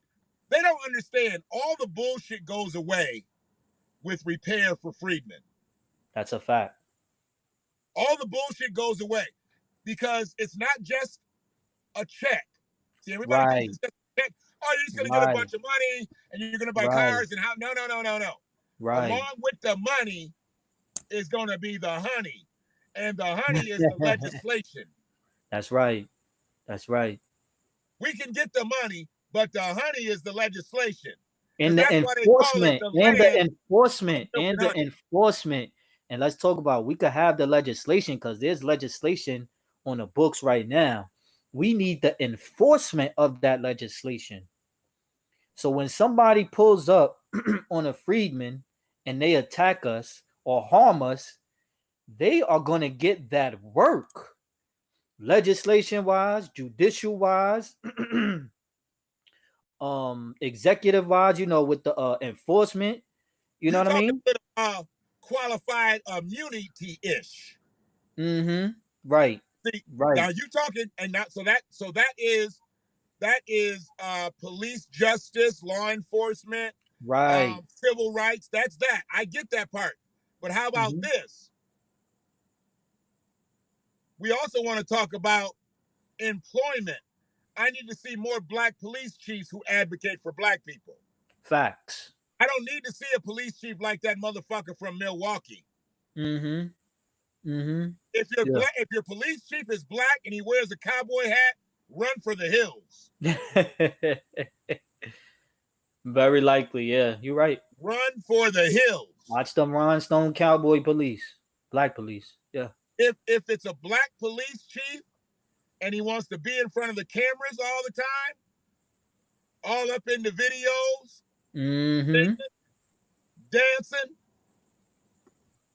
come to death row. Mm-hmm. Come to Freedman Row. Well, that's death row. Same shit. That's what we have. Come to Freedman Row. We are the most imprisoned people in the world. Freedmen. Facts. Freedmen. Facts. You know I tie it all in, bro. The you know repair, I tie it all in. The repair is to enforce the legislation that's already on the books and to also circumvent and protect us and dismantle white supremacy. And the only way you do that is by enforcing current legislation and building, writing, and passing new legislation that accommodates us for today. See, a lot of that old legislation is not even being enforced now. That was yesteryear's package. That shit don't work for us. Remember what I told you about Dr. Claude? Powernomics worked. Right. In 1995. Powernomics might have worked in 2005. But in 2015, it needed a reboot. Right. In 2021, it just flat out needs new data. Right. Because I believe the foundation for Powernomics works. But it was built in an analog mind state where we are now digital. Right. And I think Dr. Claude Anderson will be receptive to that. You know what I'm saying? Well, not as long as he's got Boyce Watkins' arm wrapped around him. Boyce ain't letting the golden goose go. Fuck Boyce Watkins, man. I'd rather not, and I don't think his wife is doing it either. Yeah. She was looking at Willie D at the wedding reception like she wanted the gangster of love. Listen, man. Boyce Watkins, man. Listen. I don't fuck with him. You know what I'm saying? But I think Dr. Claude Anderson he's older now. You know what I'm saying? And he also seems like the type that he's fine with being an advisor, you know, a counsel type person, advisor. And he's down and willing and receptive to let the younger people in and advise them. You know what I mean? And then the younger people give them his input. I have so much respect for Dr. Claude Anderson. You know, so yeah, man. He's put the work in, and now it's time for the youth, the younger people, and the people, you know, your age and my age, and you know, the younger people to step up now, you know, because this is our legacy. And then we have to each one teach one. We have to do that for the youth and the younger ones who will be replacing us. You see what I'm saying? This is generational, baby. This is generational. You know, and it don't stop with none of us. You can't kill a revolution. You can kill a revolutionary. You can't kill a revolution. I cut it off. Coming again with that. You cannot kill a revolutionary. Well, you can kill a revolutionary, but you cannot kill the revolution. I apologize for stepping on you because you can't kill a message. Yes, the message is the leader. Reparations is the leader. Black empowerment is the leader. Right. The black agenda is the leader. Right. Because you know what they do when we point out our leaders. They kill them. So that shit is dead now. That shit is dead. There is no individual leaders. This is why there is no individual leaders. This is why I try to tell people when we get people that are elevated as so-called leaders, why do we not protect them? And I'm talking about the soldiers. I'm not talking about the motherfuckers who are really just out here for the cameras. I'm talking about the soldiers. Why do we not protect them? And there's so many different leaders on so many different levels. We're never going to have, well, we done got the 93 million. We done got the 93,955 million. Yeah. And we ain't even talking about anybody but soldiers. Right. Once we get the financiers and the influencers, and we could get the lobbyists in there, you know, because Martin Luther King was the last black lobbyist, if you ask me. Oh yeah, to be able to gather the masses. Yeah, he was the last black lobbyist. I mean, when they knew that he wasn't just going to talk to the niggas no more, it was already in play to knock him off. Right, right. When they knew he was open to talking to other groups and different things like that, it was going to knock him off. And he was open to talking to other. Let me get this right. He was open to talking to other minority groups. Mm-hmm. Remember, you know, it opened up to where the ones who were coming over here from other countries like Africa, Mm-hmm. Jamaica, Mm-hmm. Africa's a continent. I'm sorry, didn't mean to call it a country. Where people were coming over here from Africa in the 60s, they were gravitating towards Martin Luther King. Oh yeah, oh yeah. Malcolm too. Malcolm. All of our freedmen members, all of our freedmen people. That's why they come here.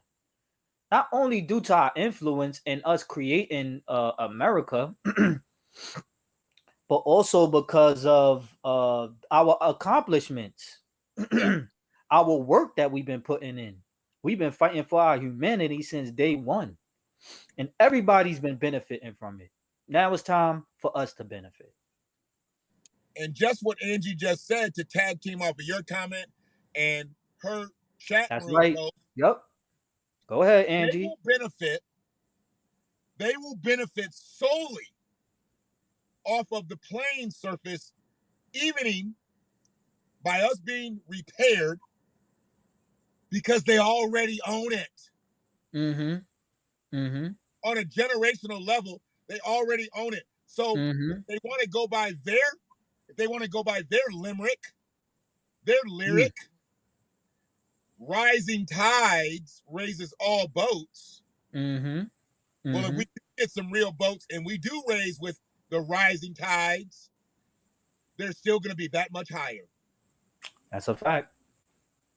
So if we can raise without them putting holes in our boats, without them giving us wood to build boats with termites in it, right? Without them throwing us life vests with pinholes in them, we can have our own mother. See, we don't want to have your boat. We don't want your resources to build a boat. We want our own boat. We want our own, where we control it. The Freedman consciousness controls it. The Freedman consciousness owns it. We own it. We control it. We do whatever we want to it. We're independent, just like the Jews. I have cruised on Royal Caribbean cruise lines several times. I'd love nothing better than to cruise on a Royal Freedman cruise line. There we go. I like that one. All Royal aboard? Freedman. All aboard the Royal Freedman. At the top of the ship.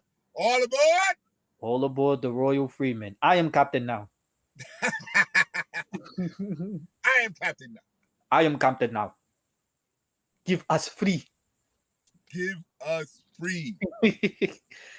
Give us free. What are you doing? What are you doing? Shout out to our African brothers and sisters who's down with us in the struggle. The true allies, because we got a lot of those too. Yeah. We got a lot of those. We got a lot of them enemies and them coons, but we also got a lot of the allies and supporters who's definitely down, and they acknowledge our efforts and our accomplishments, and they know that's why the hell they came over here. Right. They know, and they show respect, and they pay homage to the freedmen and the quote unquote Black Americans. You know. Yep. They show respect, and we respect them for that.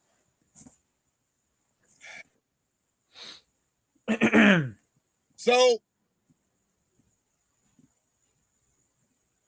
we got so far off the goddamn subjects tonight, but that's okay because we've had we touched on so much. We've had an hour and 29 minutes of fucking fire. Facts. We could keep it going. Once upon a time, we were talking. I told you I could go all night. I told you I could go all night. Afro wig wearing motherfucker. Told you I could go all. Let's. Don't start that again, Negro. Hey, you know I got it. Fuck with me, you know I got it with the Magic King Johnson James, meme. Angie done brought out the Bible verse. What did King Oh Jimmy Lord. say? King All Jimmy right. said, the ones on the bottom shall rise to the top. Well, we know we the Give it bottom a feeders. shot and keep rising to the top. We the bottom. What you know? What you know about that? Come on, man. I'm older than you. Stop that, man. Come on, man. Come on, youngin. You don't know about this. This is before your time, man. There you Give go. it all you got and keep rising to the top. That's that Freeman energy. That's that Freeman energy. That's that Freeman energy. See, we relate. We know the vibes. You got people out there doing the two-step, and then you got people out there hitting them with the Dougie Fresh. Hey, that's that Freeman energy, the two-step and the Dougie Fresh. So we got to talk about this. 18 former NBA players indicted for insurance fraud. I heard about that. That was crazy. It's some people we know, bro. As my Dominican friend Willis would say, that's a crazy. Yo, that's a true story. I really had a friend named Willis. That's how he talked. That's a crazy. So I ain't fucking with you tonight, man. I am not fucking with you tonight. Fuck with me, you know I got it. Magic Johnson meme.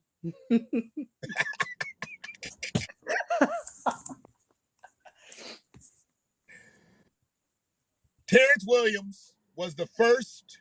He looks like he played for the Rockets. He's got a Rockets jersey on. Mm-hmm. Was the first to process. Okay, so we got to tie this into restorative justice. Okay, we got to tie this. We got to tie this into our need for reparations. Okay, right. I know a lot of people are gonna be like, "Fuck them niggas." They made millions, but a lot of people don't know how these sports contracts broke down. They don't really understand that these guys really ain't getting the money that they think they get. Okay. So let's work with it. Terrence Williams was the first to process false claims in the scheme. He submitted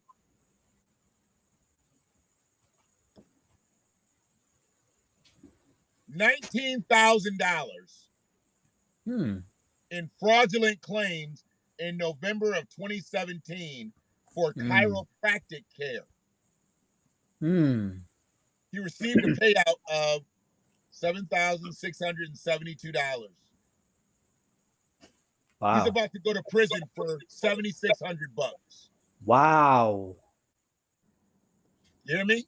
Wow. He filed 19,000, not 19 million, bro. Not 1.9 million, bro. Right. Not 190,000, bro. $7,000. God damn. He got 7,600 out the deal, and That's now he's crazy. embracing. Right That's now he's disgusting. in federal custody. That is disgusting. Now, although he should be punished for the fuck shit, him to go to jail for $7,000, like, who's his lawyer? He ain't gone to jail yet. They just picked all these niggas up. Listen to the rest of them. Okay. Alan Anderson, Anthony Allen. Is his lawyer Benjamin Crump, the man who takes all L's? Ben don't take no L's. Ben settles. That's a L. Now when he checks that bank account. God damn.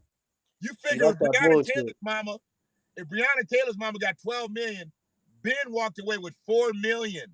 That's that bullshit. George Floyd got 27 million. Ben got 9.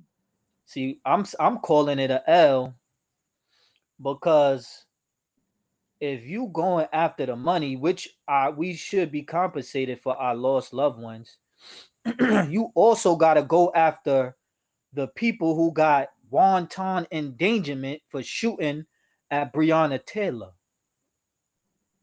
We Okay. not here just to settle for checks. We here when you kill us, you either go to prison for life or you get the death penalty. How about that? Consequences. You're talking qualified immunity-ish. Consequences.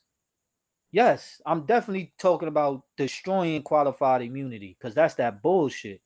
Well, see, So Ben's not when you don't even get the criminals, the murderers, the black people killers, their job, police, is to enslave and murder black people, and you don't come off with any type of consequences for them. That's a L, Benjamin. You bitch.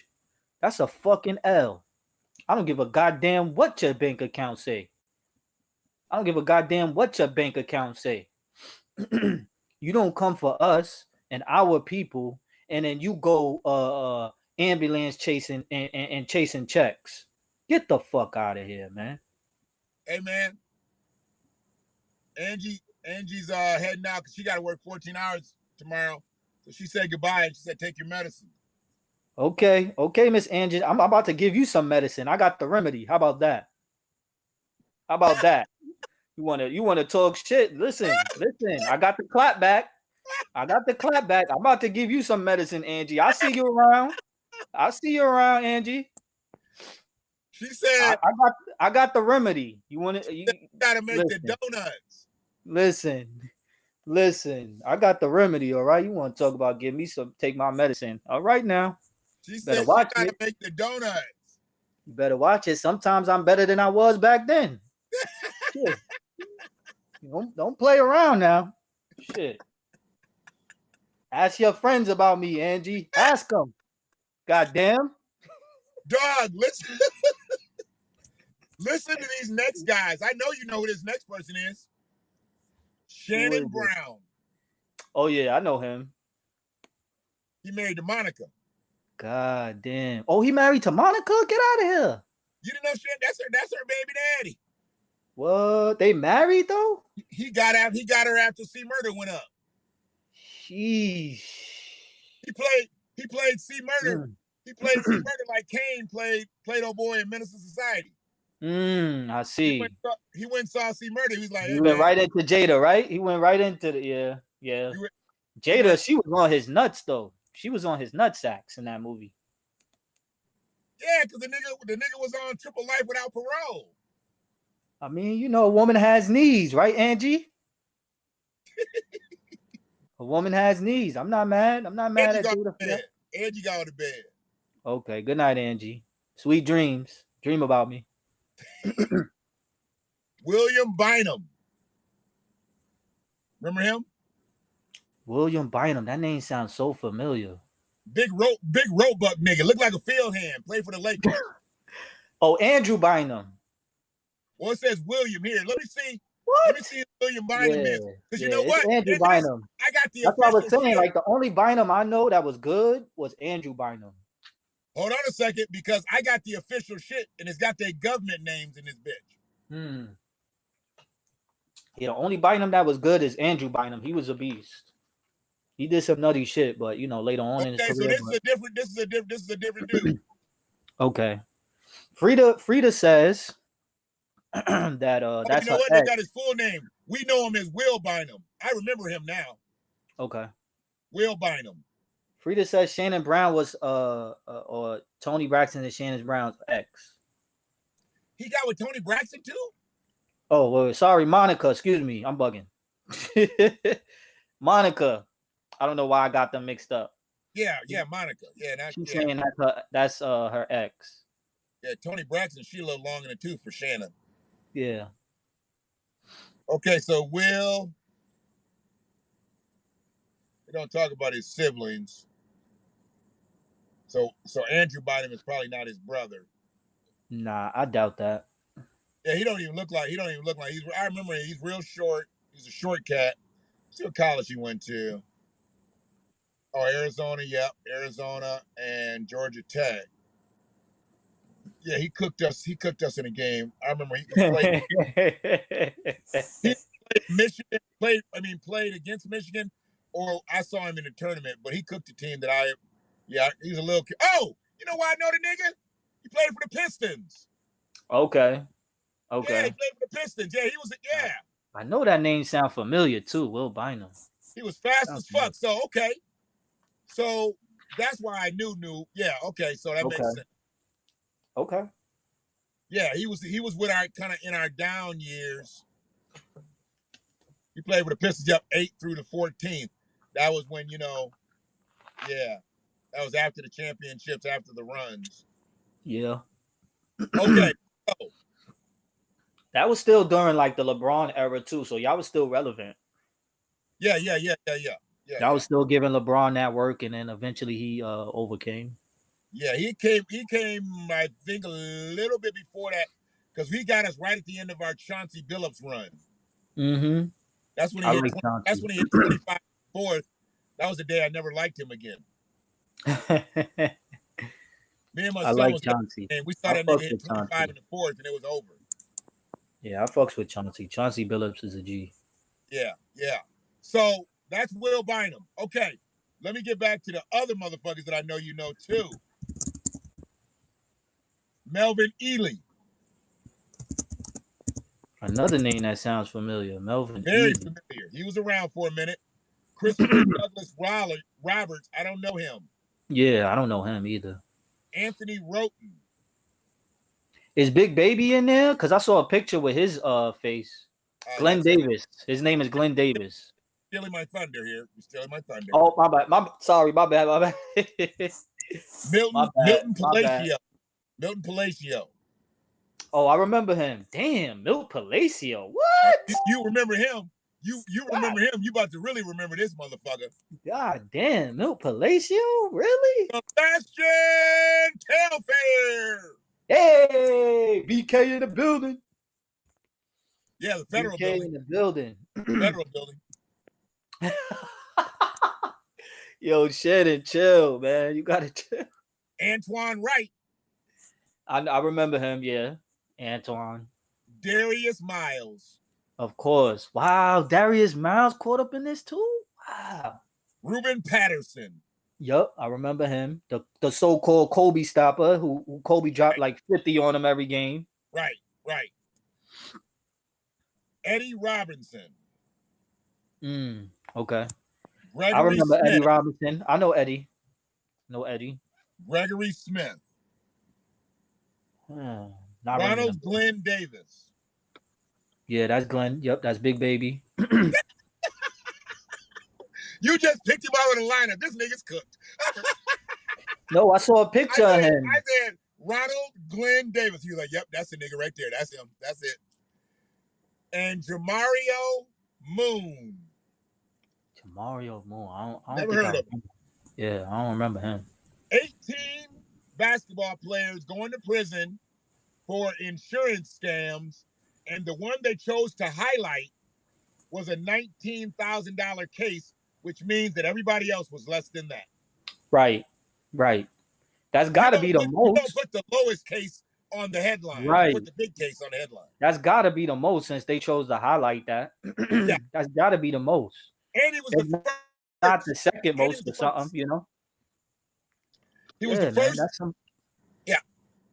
And that's some bullshit, man. And not a non-black player in the bunch. Wow. That's a ooh. That's how I can bring it back. There you go. I missed that. I wasn't even thinking. That's what I'm here for. You know, we know the NBA is the nigga basketball association, so I wasn't even thinking about non-niggas. Well, this scam was totally non-niggas. Wow. Not a non-nigga in it. Not a non-nigga in it. God damn, that's a tongue twister. Either white players are very leery of insurance scams, or maybe they just don't need it. Right. Maybe they just don't need it. You see what I'm saying? I know that there's been plenty of poor white players that have made it into the NBA. But for the most part, when you see white players make it to the NBA, I would say a good portion of them had their father be able to be their coach all the way up, or maybe through high school. Yep. if not in the schools, in AAU. Mm-hmm. Then they went to the best camps. Mm-hmm. Then they had the best equipment. They had the best resources on all that shit. Mm-hmm. So when they got drafted, their parents weren't saying, "Yay, we're gonna get a house." They're gonna say, "Okay, goddamn it, I cashed in on my investment. Mm-hmm. Mm-hmm. Now I need you to pay. Now I need you to pay the farm off. Now I Yep. need you to pay. Now I need you to pay the business off." And you know, we'd like to go to Let's, Coney Island yeah. because Pay they the don't want business to see off and anything. and They've and already made it. let's create more businesses. Let's Now that create you in more the A. businesses. Yeah, now that you in the A, you got the capital now. You got the money. You got the money, son. Because let's think about it. Everybody's not going to be a McCaffrey. Mm-hmm. That McCaffrey family is nothing but a fucking athlete churning out machine. Mm. So you got the older McCaffreys who just kept fucking and creating athletes. Mm. Look at Archie Manning. Oh yeah, He spawned out 2 Super Bowl quarterbacks. that's a fact. 4 rings too between them. Come on, man. Archie can he go ain't down get for no the career. rings. He ain't get no rings, but he was still good. Archie got 4 rings. No, Archie ain't. Oh. Okay, fair enough. Fair enough. Fair If enough. I produce you, nigga, and you go out and get a Super Bowl, your Super Bowl is my Super Bowl. Oh shit, that's funny. I'm I popping fucks with bottles that. the same way y'all popping bottles. I fucks with that. That man Archie, an old man, he ain't popping no bottles. Hey, he ain't like us. He ain't like us, Shannon. He ain't like us. Okay. He's in there popping a bottle on a 75-year-old bottle of scotch. Right. That man on the yacht. He's like, hey man, show me a picture of your kids. And Archie's like, you watch my kids on Sunday. Woo, that's a flex right there, ain't it? He's like, how the kids doing? He's like, let's turn on ESPN, yeah. That's a flex. Flex like a motherfucker. That's a flex. So when we talk about these scams that our players, because they're ours, we can't get rid of them, they're ours. Yeah, they are. They are. When we talk about these scams that they get into, it proves they've made it to the highest heights in the world of professional basketball. The NBA is the highest heights. The NBA is the mecca of professional basketball. Mm-hmm. You are making millions of dollars per year. Everybody in here had $1 million contract at some point in their career. And yet, the ringleader of an insurance scam that 18 players chose to participate in got $7,600. That's some bullshit. There's women out there getting tax refunds larger than that for having 3 kids. Right? Ain't that some shit? Tax refunds bigger than 7,000. I mean, literally. Like, what'd you do to get your money? Oh, we scammed some insurance funds from the NBA that we used to play in. How much? 7,000. Huh? And they ask you how much? How much you scam? 7,000. And he'll be like, how'd you get your bread? And she'll be like, I fucked 3 different niggas. Didn't stay with none. Crazy, man. Crazy. And this my fiance. You know she gonna have a new man. She got 3 babies by 3 daddies, and she got a new man. He gonna help her flip her 7,600. Street pharmacy, allegedly. We don't know. Baby, allegedly. Baby, do this, baby. If I get it right now, baby, let me do this. Girl, don't give him that money. He does crack. Mm, mm, mm, mm.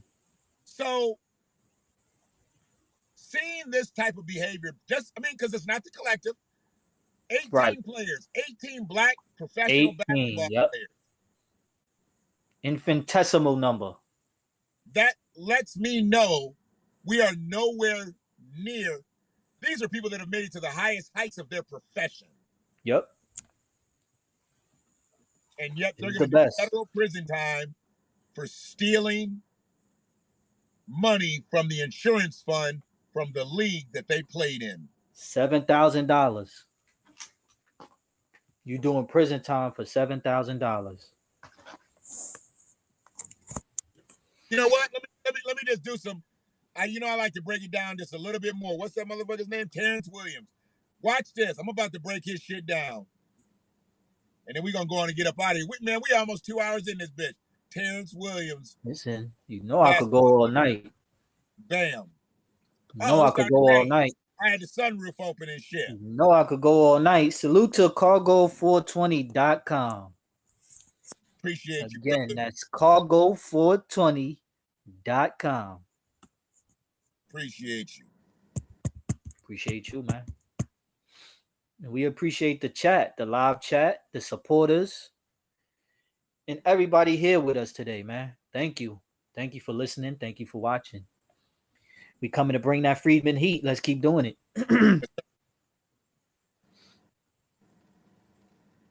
You still there? I think your thing was breaking up. Did somebody say I was buffering? No. I thought I heard you talking, but it was breaking up. You're good, though. You're good now. No, that was the rain coming in. I had to close the sunroof. Ah, okay. Sunroof top. So this is all flawed. This is not correct. Talking about he worth $43 million. He ain't worth no goddamn $43 million. Oh wow. Worth $43 million. Okay. That's a nice little penny. You breaking up again. Can you hear me? I can hear you clearly. Okay, cool. Sometimes you go in and out when you break up. Pause. I got you.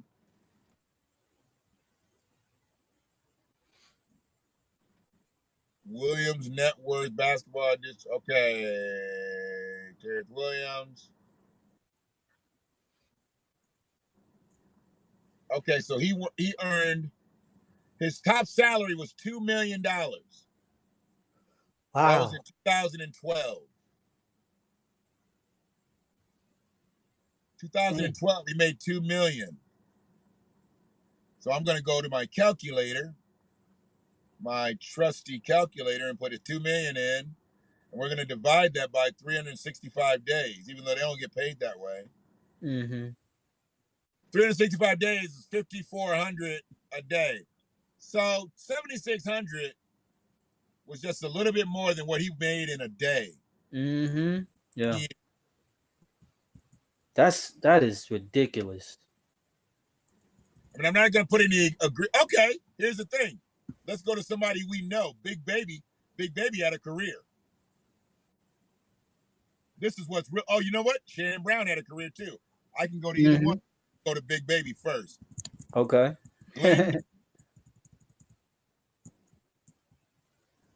Career earnings.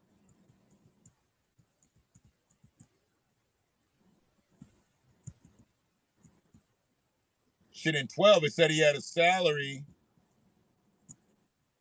Oh, $32 million in his career. $32 million, bro. You hear me? I'm listening. $32 million, and he played how many years?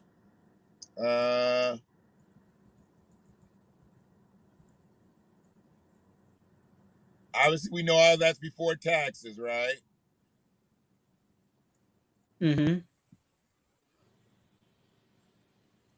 So we got. Thank you, Miss Frida. She says we both good. Sound and picture, Miss Frida. Appreciate you, Free. All right, I got to go back to Wikipedia. Now that I know he made 32, let's get his career. Surprise! Yeah. Oh, we got it. We got it. Wikipedia. His career lasted. Oh shit! He did 12 years. He'll do 32 over 12. We know he didn't make it that way. It was bigger and lower, and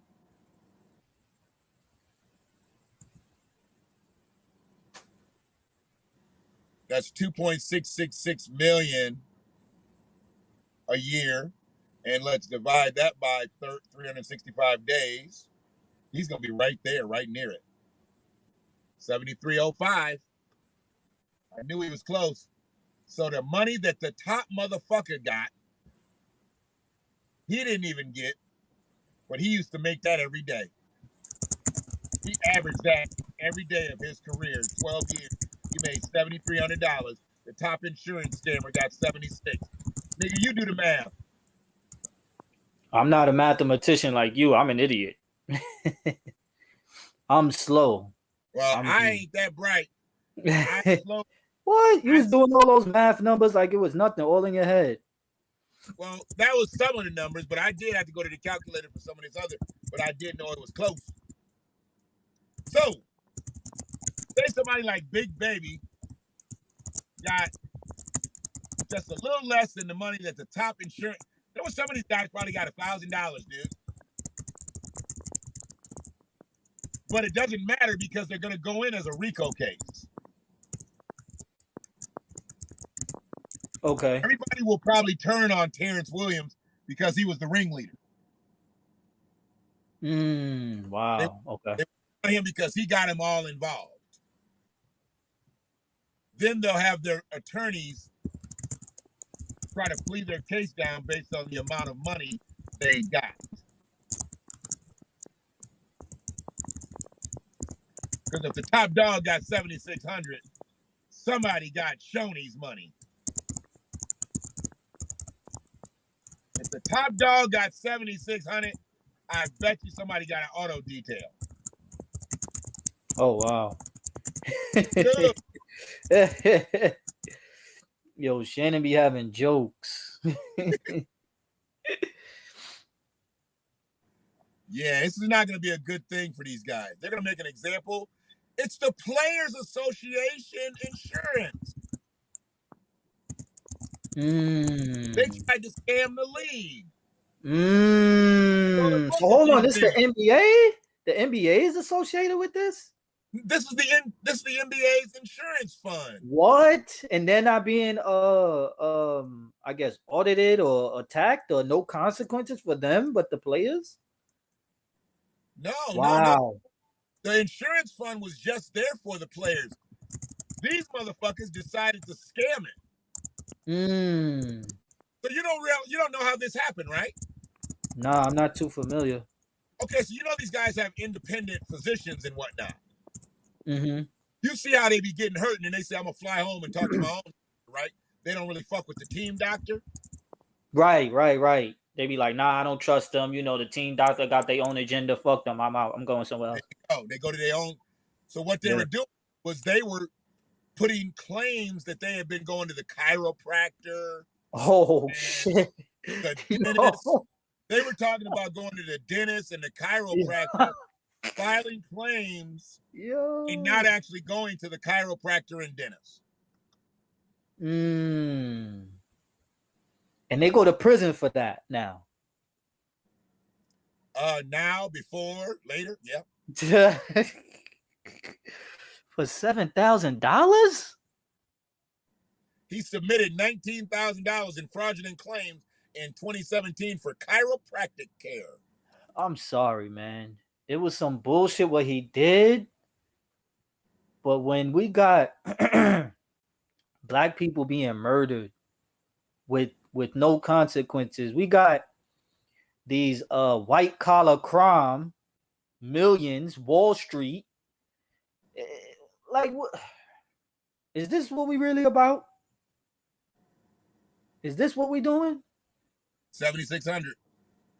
Yo, that number is like, you know, black people, we're gonna play that number tonight. But like goddamn. Y'all really want the number? You want to hit the 4-digit? Hit it boxing straight. 72. Play that shit boxing straight. Like you got people embellishing and $7,600. God damn. Not saying what they did wasn't wrong, but for prison, Jesus, I don't know the law, but I don't think that this punishment fits the crime. My personal opinion. Oh my God, I Why know. not make them pay the fine or pay that money back double or triple or something? Prison time? So you're talking restitution. Yeah. as a punishment, yeah. You're talking a fine, no jail time. Yeah, as a punishment. Am I off there? You do know the motherfucker needed 7,600, right? Say that again. You do know the motherfucker needed the 7,600, right? Okay. Or he wouldn't have took it. Okay. How he gonna pay the fine back? How he gonna pay the fine? How he gonna pay double the fine? How he gonna pay triple the fine? I don't know. Triple the fine will be that's 1,800. That'd be 21. Be 22.8. Okay. I mean, I think he would take that over prison. What would you suggest then? What would you suggest? You think that they should go to prison? I'm not going to be naive and think that he's going to repay 22.8 when he needed 76 to steal. So what would you suggest as a punishment?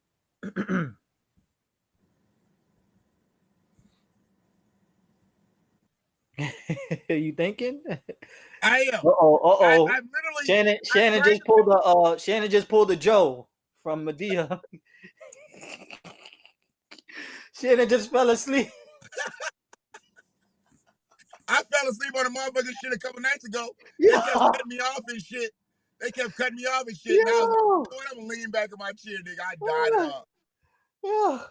I asked him a question and I just saw him just lean back and stop moving. All right, let me bring Wigga into it. I know who it is. Wigga, what up, Wigga? So Blocker, so okay. He's got like 49 half names because he keeps getting blocked. So yeah, that's crazy. Wigga, we're talking about 18 basketball players, professional basketball players, who got caught up in a insurance scam. And the top person who got the most money was $7,625. $7,625. That was the top scammer. Insurance scam. And the insurance fund was the NBA's insurance fund, and they were former NBA players. So if shitting where you eat wasn't a fucking phrase, because you got to file real claims, you got to go to the doctor. These motherfuckers is up here filing false claims. That was some bullshit right there. Why didn't you just go to the chiropractor since you filed a claim? Go to the chiropractor, then file a false claim, and then you've got the documentation for going, and they'll be like, oh, he must need this treatment. He's got 2 hair. They got caught because the motherfuckers weren't going to the chiropractors.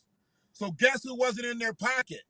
The chiropractors. Because the chiropractors don't work for the client. The chiropractors work for the NBA, you dumb motherfuckers.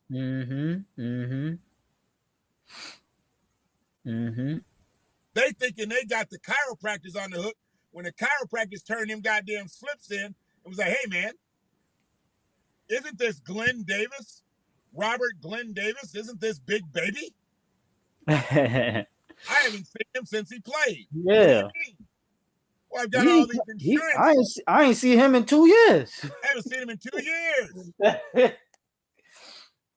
That's crazy. All he had to do was go to the goddamn chiropractor and be like, hey, guy, I got to put a couple claims through and shit. You know, I'm a little backed up here. Pension ain't kicked in. I'm just a couple years out of the league and I ain't got my money yet. Can you help me out? Now, you can either help him out one way I'll be right back. I'll be right back. Gotcha. I'll be right black. So the way I'm seeing it, you'd help him out? Would you file some false claims, or you got something on that 7625? If you got something on that 7625, we can start a GoFundMe for him right now.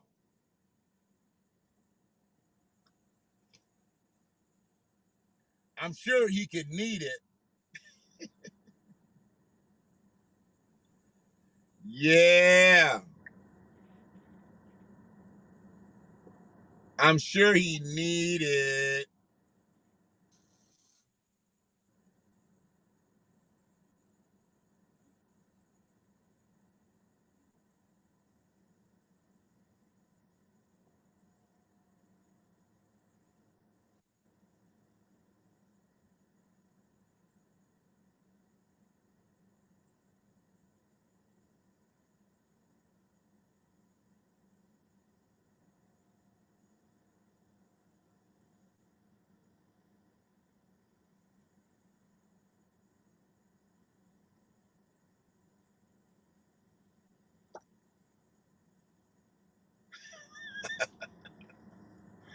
Frozen elements. He said fat people shit.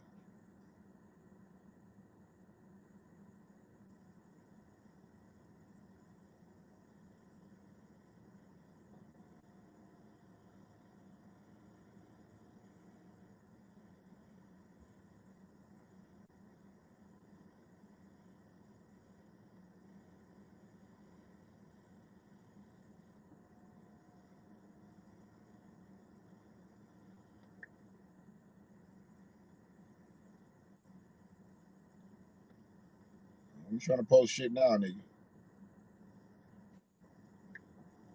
Should have been looking for them allegiances before. I'm not liking that shit at all. Fuck you.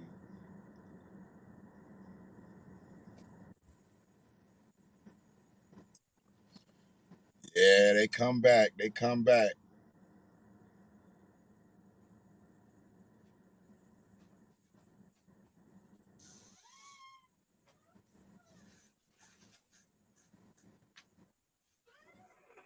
So this, uh-oh.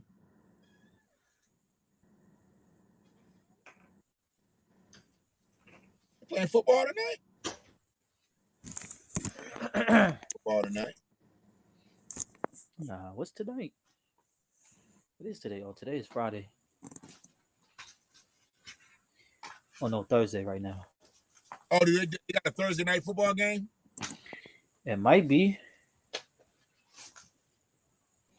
It might be. Legal issues. They talking prison. Yeah. See, you can tell Wiggle White. Wiggle said legal issues. No, they're talking prison. Word. White people have legal issues. Black people have. Call my mama. Right. We got prison. Mama, you got to put the house up. Word. We got prison. That's our legal issue. That's it. Incarceration. If we could just avoid that little term, we get prison time when other motherfuckers get probation. Mm-hmm. They got a motherfucker in Michigan now. He got convicted of murder and manslaughter. They're trying to get one of the charges thrown out. So his prison sentence will be shortened. He got 17 years for killing a woman in cold blood. She got into an accident. She was disoriented. She wandered up on his porch, begging for help, knocking on his door. He shot her through the door. But he's trying to get out of prison now. See, I guess all that humble and everything is going out the window, and he's been in prison for a little bit too long. They must have put him in Gen Pop, and they found out what he did. They put him in Gen Pop, and they found out what he did, and the brothers might have got at him.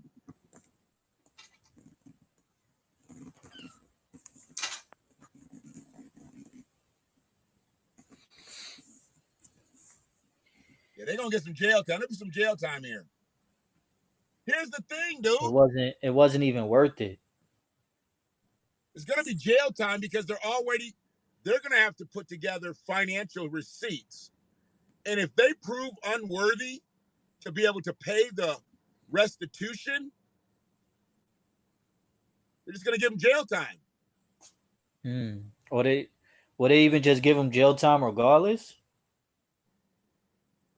Because is that like what the law is out there, or whatever it is? Is that like the law? Insurance fraud, automatically jail time, and you a big black nigga, jail? Well, you better hope they don't. You better hope they don't go with the big black nigga theory. But there ain't no big black nigga theory. That's that shit is factual. Big black niggas go to jail, regardless as to the crime. They said, see, this is very deceiving. Former NBA players charged in $4 million healthcare fraud scheme.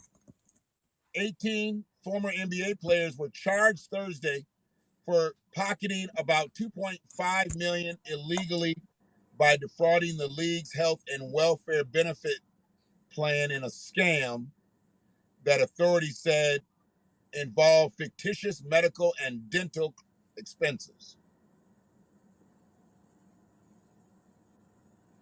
In one instance, she said an ex-player was playing basketball in Taiwan when he supposedly was getting $48,000 worth of root canals. God damn, that nigga's wow. Wow. $48,000 worth of root canals and crowns on 8 teeth in Beverly Hills, California, dental office in 2018. The fucker was in Taiwan, but his teeth was in Beverly Hills. This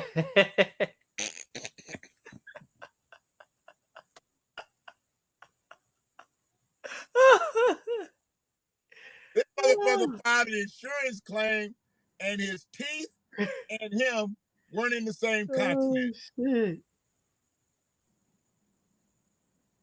The indictment said the scheme was carried out from at least 2017 to 2020, when the plan, funded primarily by NBA teams, received false claims totaling $3.9 million.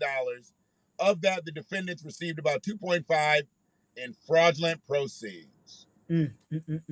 Strauss said each defendant made false claims for reimbursements that range from $65,000 to $420,000. Free to say he had a yuck mouth. Who had a yuck mouth?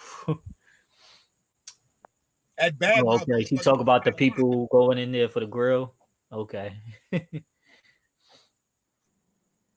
A lot of the how was this guy's name? Blocky. A lot of the guys in the NBA, they were like just your average NBA players. Not really, I guess. High paid is kind of relative, but I guess like they was just like the average NBA player, to put it in perspective. A lot of them, or most of them. They used him as the poster child. It says most guys made around 30. Hold on. Most guys made around. It just gave the number what the average player got. Hold on. So I remember you said somebody made like what, 12 million at their peak? The one on that list who Big Baby it was the most popular was probably Shannon Brown and Big Baby Davis. I need to look at Shannon's earnings. I wonder if he made more than 32 million. At least 10 players, at least 10 of the ex-players paid kickbacks totaling about $230,000. Well, Blocky, these fellas ain't getting away with insurance fraud. Sebastian walked on a PR. Oh yeah, Sebastian Telfair. He was he was pretty popular. Yep. He walked on a PR. What's that mean, a PR? Personal recognizance bond. It says he walked on his signature alone, because they can tell the ad's not really for them now, because the ESPN ad has got to be for the league. So this is a hit piece for the guys. So it says Sebastian Telfair was freed on his signature alone, as he should be. Y'all gonna follow him around. Y'all about to try to watch him clean up his book so you can find all his money that he has made, and you're gonna take all that too. Yeah. Federal, they don't want to keep you in jail. They want you out, so they want you maneuvering around so you can fuck up some more. Yeah, they play the long game. Milton Palacio, one of those charged, he got a league position. He was placed on administrative leave from his role as an assistant coach with the Trailblazers. So you got a former player, current coach, wow, in on this scam. I didn't even know he was a coach. Now you just fucked up that bag. Wow. I mean, why would they do? They had to have been dealing with some type of financial issues if they got to go through all this.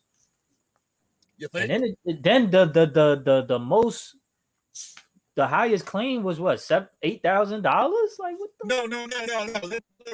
That's what I said. You breaking up. I don't know if you moved, but I never moved. I just went to pull signal. Say something. Freedom Media. Yeah, it's messing up a lot. Still messing up. Maybe you know what? Did we switch? Oh yeah, the towers just switched.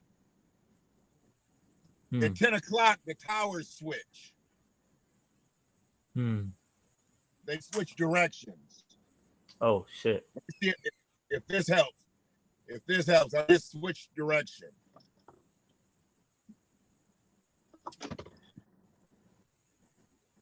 If this doesn't help.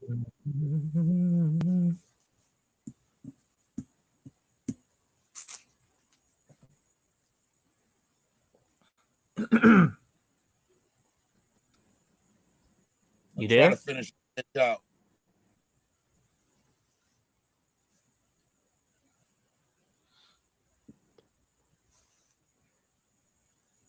Friedman Media. Cargo420.com.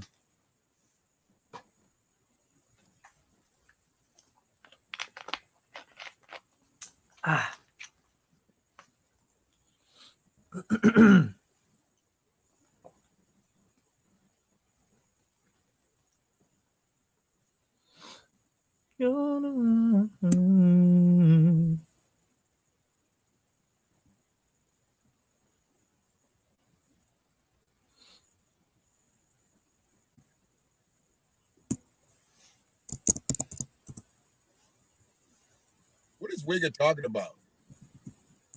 I don't know. I think he's making jokes or some shit.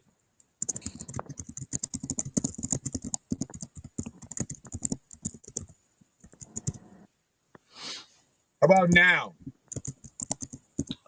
Keep going. It sounds good so far. I just tried to.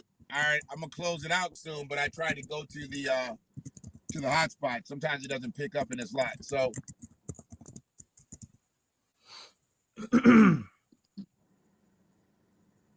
okay. Take your time. You got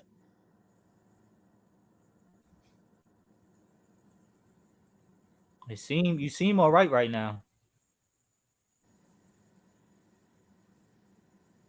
Unless you fell asleep, Joe.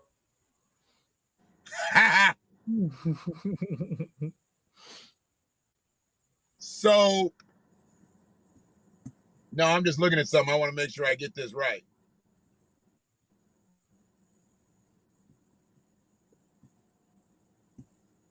You've got a guy who was an assistant coach. Then you have 3 charged champions. 3 charged champions. You got Big Baby, Shannon Brown, Melvin Ely. They've all won championships.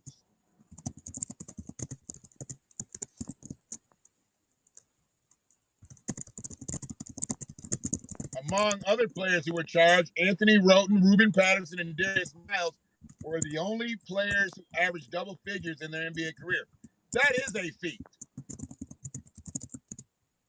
Peace to whoever put up Cargo 420.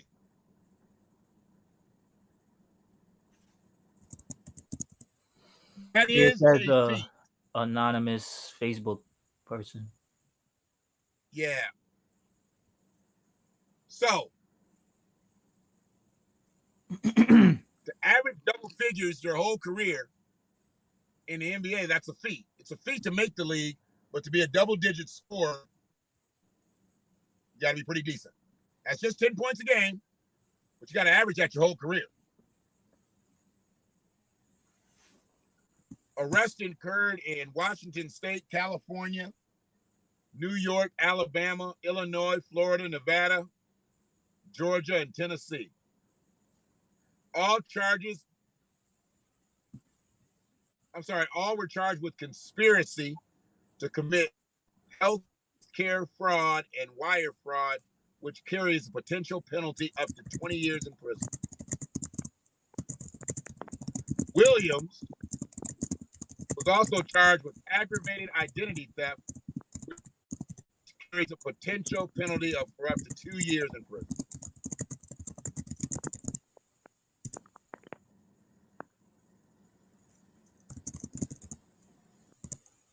Oh, geez.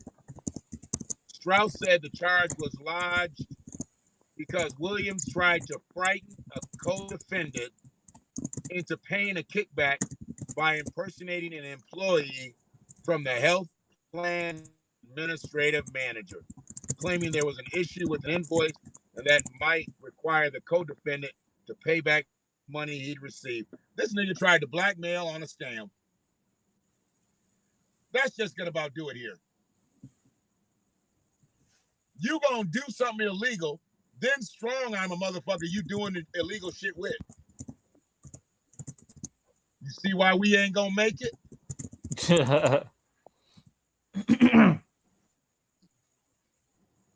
We can't even steal together.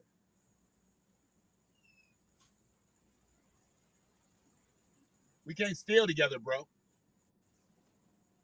We were not able to collectively gather ourselves and scam an insurance company connected to the NBA. Because you're really scamming the insurance company. They just happen to be, their big client just happens to be the NBA.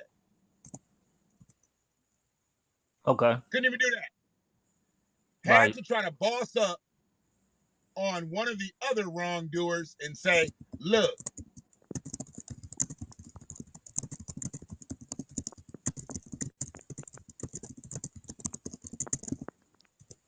if you don't do this, I'm going to tell on you. But you're doing wrong too. That's beside the point. And then gonna impersonate an employee.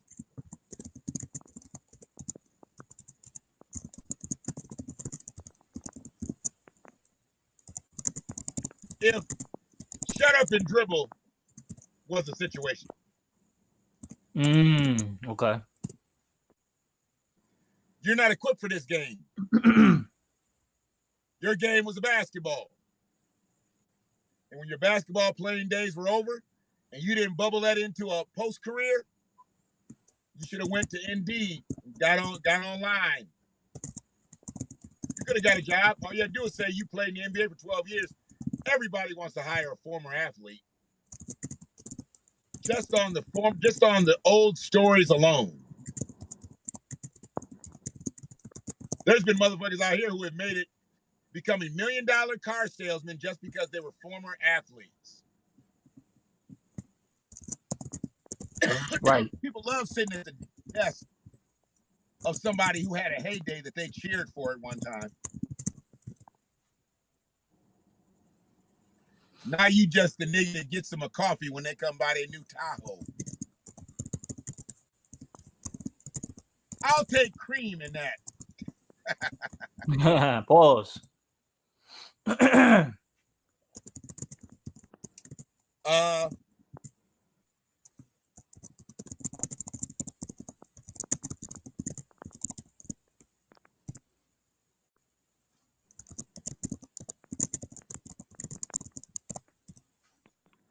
Somebody answered the phone at Melvin Ely's house, and they said they were unaware of the case. At least they stayed on code.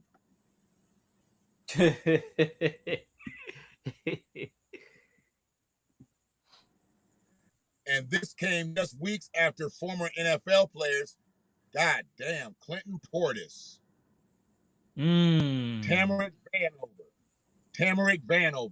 He was a beast at Florida State. Clinton Portis was nice. Yeah, Clinton Portis was nice in the pros. I don't remember Clinton Portis in college. I just remember his pro career. Yeah, I don't really like college sports anyway. It's kind of like I want to see the pros. And I'm kind of the opposite. I like college sports probably because I'm from a big college town. Okay. And our professional team has always sucked, even though they're mine, and I still love them, but they suck. Okay. I mean, they suck. I mean, I'm a Knicks supporter, so it is what it is. I can relate. But you're also a Giants supporter. Yeah, but they haven't won in over 10 years, but you know. Nigga, we ain't won in 60. Listen, I count my blessings, man. It wasn't even called the Super Bowl. It wasn't even called the Super Bowl. Then it was just called the NFL Championship. I count my blessings, man. Y'all done won. That white boy Bobby, he put a curse on y'all. That white boy Bobby, he put a spell on you.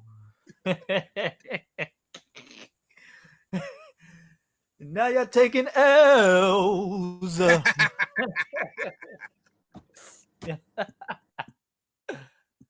ain't gonna win shit. Word. So, God damn. Yeah, some NFL players got caught up in the same shit. All black. Makes sense. All black. Makes sense. Or maybe there is some other, maybe white people, whatever, they just not publicizing them, you know? That happens. Well, that happens. If that's the case, we see that with the toxic masculinity agenda. Yeah. And white males are the most toxic motherfuckers out. That's a fact. Historically, that's a known fact. And that's a fact right there. White people don't get caught. Death and destruction. Why don't white people get caught? Why do you think the number one reason why white people don't get caught? The number one reason? Man, you put me on the spot with that.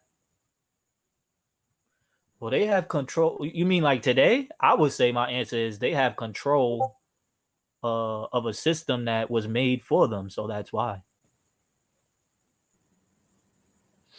So there's going to be some bias and preferential treatment if you actually control the system that's made for you and to benefit you. If any type of, I guess, you know, you don't get caught, or you got caught, but they like, all right, listen, man, you all right, you good, you one of us, you know?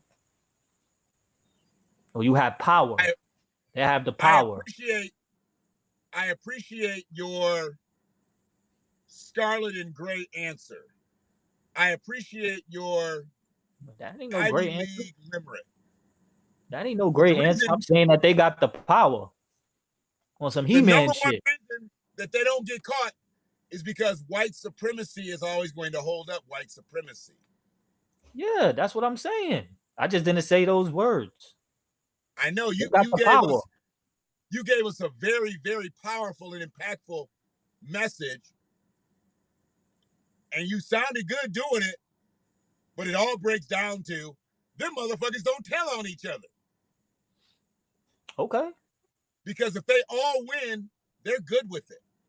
Yeah, I think we saying the same thing. It's just we're exactly saying the same thing, but I'm trying to show motherfuckers out here that two people can say two different things and mean the same thing. Okay. There you go. All right, Joe. Don't hurt me now. Nah, I was asleep a minute ago. Now I'm awake. I see. God damn. Shit, it's all good. So, they said Harriet Tubman, she had or she was narcoleptic or something like that. Yeah. You know, and she was still a G. She was I still a believe in G. all of those times. I believe in all those times we had so much trauma. Mm. I mean, we had a lot of physical trauma. We had a lot of mental trauma. They Oh hit us in yeah. our heads. They hit us in our bodies. We were really, Psychological trauma. Yeah. yeah. That's probably the most damaging. And you hear about her seeing things, like she would see things, like supposedly she was some type of psychic type of mind. Okay. I don't know how true that is. I don't know if that's folklore. I don't know what that I could is. believe it. I could believe it. Info man, what's Sometimes happening? I have like I guess deja vu, or I'll Yeah, dream I've had something that. or see something, and then like, a day later or 2 days later, I'll have that exact same imagery and moment in time.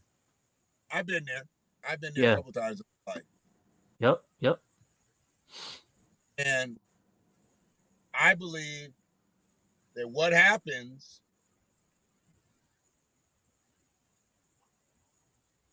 is that if they stick together, they don't allow anybody to infiltrate. Just that alone keeps them good. Of course. That's a part of the code. That's the part of the code of conduct of white supremacy. You act like it doesn't exist and it's invisible, but you know that it exists, and you protect whiteness. You protect Yeah, whiteness. yeah. And You even though maintain the system by any means. Let me not even use that. You maintain the system even if you have to sacrifice one of your own. Make a pawn yep, sacrifice of one of your own. yep, You yep. make a pawn sacrifice to protect the king, which is white supremacy. So And that's why to avoid checkmate, yeah. white supremacy is not the answer for every. No, it's not. But in this No, it's case, it not. But is. that's what we talking about, white boy. Yeah, that's what we talking about, white boy. What else you got? 'Cause I hate these white people who come on here and they want to start diverting the conversation and talk about, well, it's not just white supremacy, which is not. But they start talking about classism and other stuff. They don't Well, want to talk about the lion's let, share of it. let's let him explain. I Let's let called him you white explain. boy. I called you white boy. Did I stutter? White boy. So, Blocky, what do you mean when you say white supremacy is not the answer for every? Because you got a fragmented sentence going on. So I'm already getting the willies. I need you to finish that sentence and That's then fair. That's fair. explain yourself. That's fair. Because I don't believe we said white supremacy is the answer for everything or white supremacy is the cause for Right. everything. We Right. do We have never did. self-inflicted shit. Right. We never White did. supremacy didn't cause these 18 former basketball players to go commit a crime, but Right. white supremacy didn't allow them to maximize themselves as a athlete. Because if you're going to maximize yourself, you're not just going to play this game, you're going to be involved in this game post-career. Because your playing career is only over at 26. But motherfucker, you got to live the rest of your life. Mm-hmm. Mm-hmm. And if you didn't pay me enough money between 22 and 26, how the fuck am I going to go out here? Only thing I'm going to be fucking good at is stocking top shelves. Right. I played basketball all my fucking life, and I'm done working by the time I'm 26. Mm-hmm. Or let's say 30. His response That's was a no, long but it career in professional basketball. okay. The average NBA career is 4 years. Okay. I think the average professional career is 6 years. So that All means right. they get to go overseas and go make a tenth of what they make in the NBA and eat bad food. Okay. So his response They was, get a lot of booty though. They get a lot of booty though. When they go overseas, they get a lot of booty. oh yeah, as they should, I mean, you the tallest as they motherfucker should, over there. as they You the should. tallest You know, motherfucker. Yeah. I mean, yeah. we know white women's ideal man is tall, dark, and handsome. That don't look like Blocky. That don't look like Bill Gates. But his response was no, but it seems like it's an easy thing to say when placing blame. It is an easy thing. It isn't the easy thing to say, but we're not placing blame. We're speaking facts. Right, exactly. White supremacy holds up the American political structure. It holds up the American judicial structure, the American policing structure, the American. Yep. White supremacy upholds that.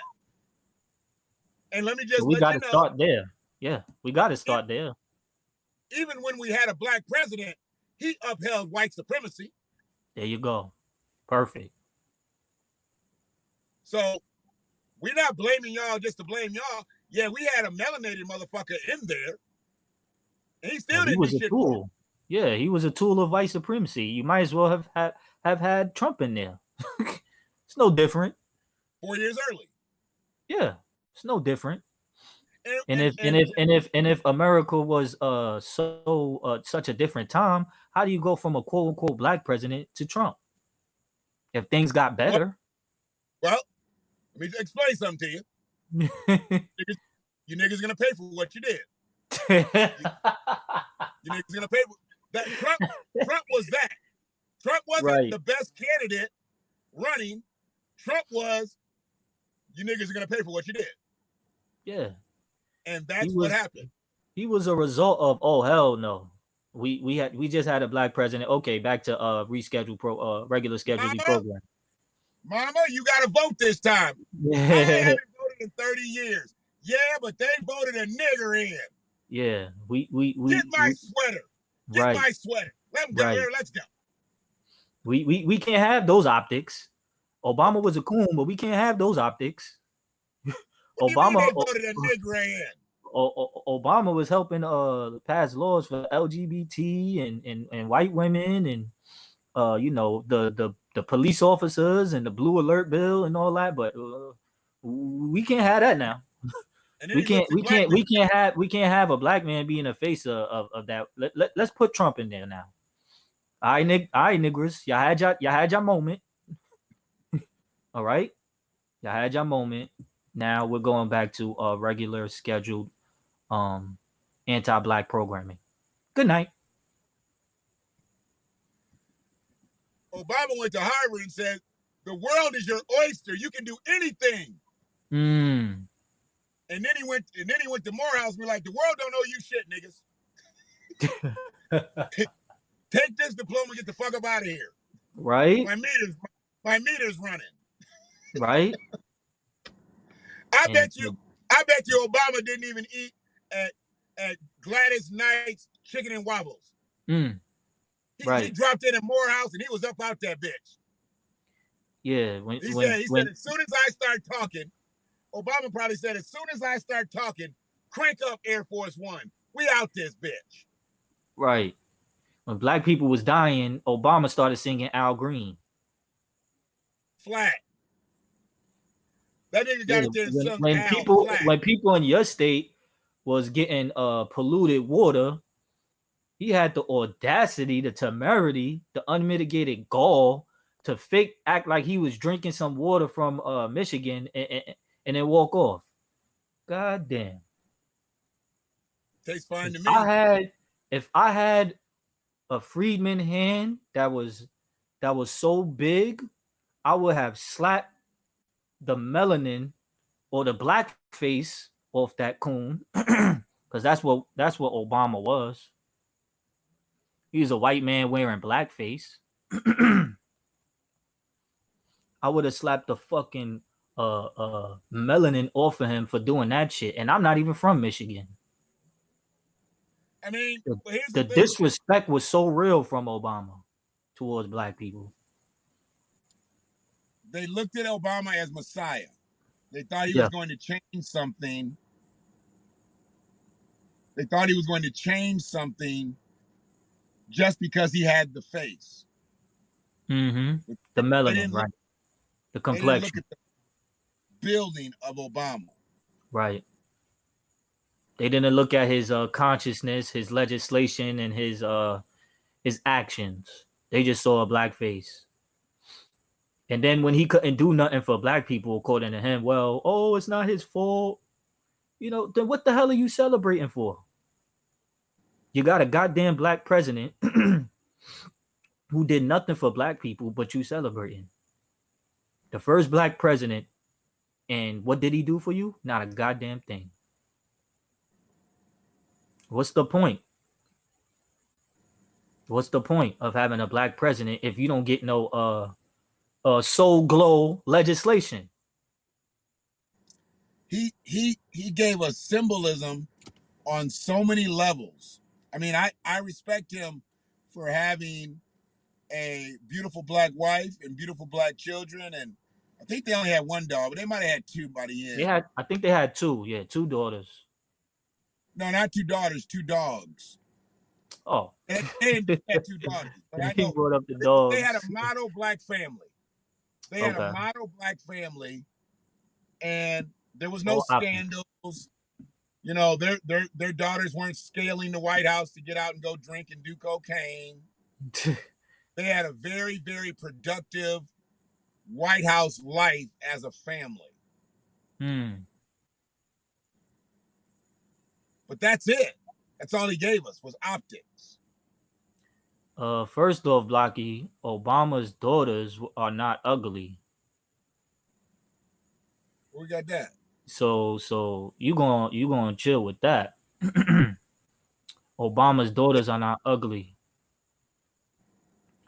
And secondly, you're gonna chill with that, with the disrespect of black women. Here's the problem with that though. How old are you? Because you shouldn't even be looking. See, I look at Obama's daughters like my granddaughters. Okay. I don't see them for like, they're all ugly at that age. Like I got a 16-year-old. I mean, I know she's a beautiful girl, but I'm never gonna tell her like, you know, that's a sexy outfit you have on. Right. I mean, that's your niece though, you know, you're not looking at, but I get the point you're making, like, you know, she's too young, you know, like a younger woman, I don't you know, see a younger girl. I don't see that. So I got a problem with anybody that's too old to be judging someone that's too young. And what you see beautiful. They are sexy, Blocky. They are sexy. Those two Obama's daughters. Yeah.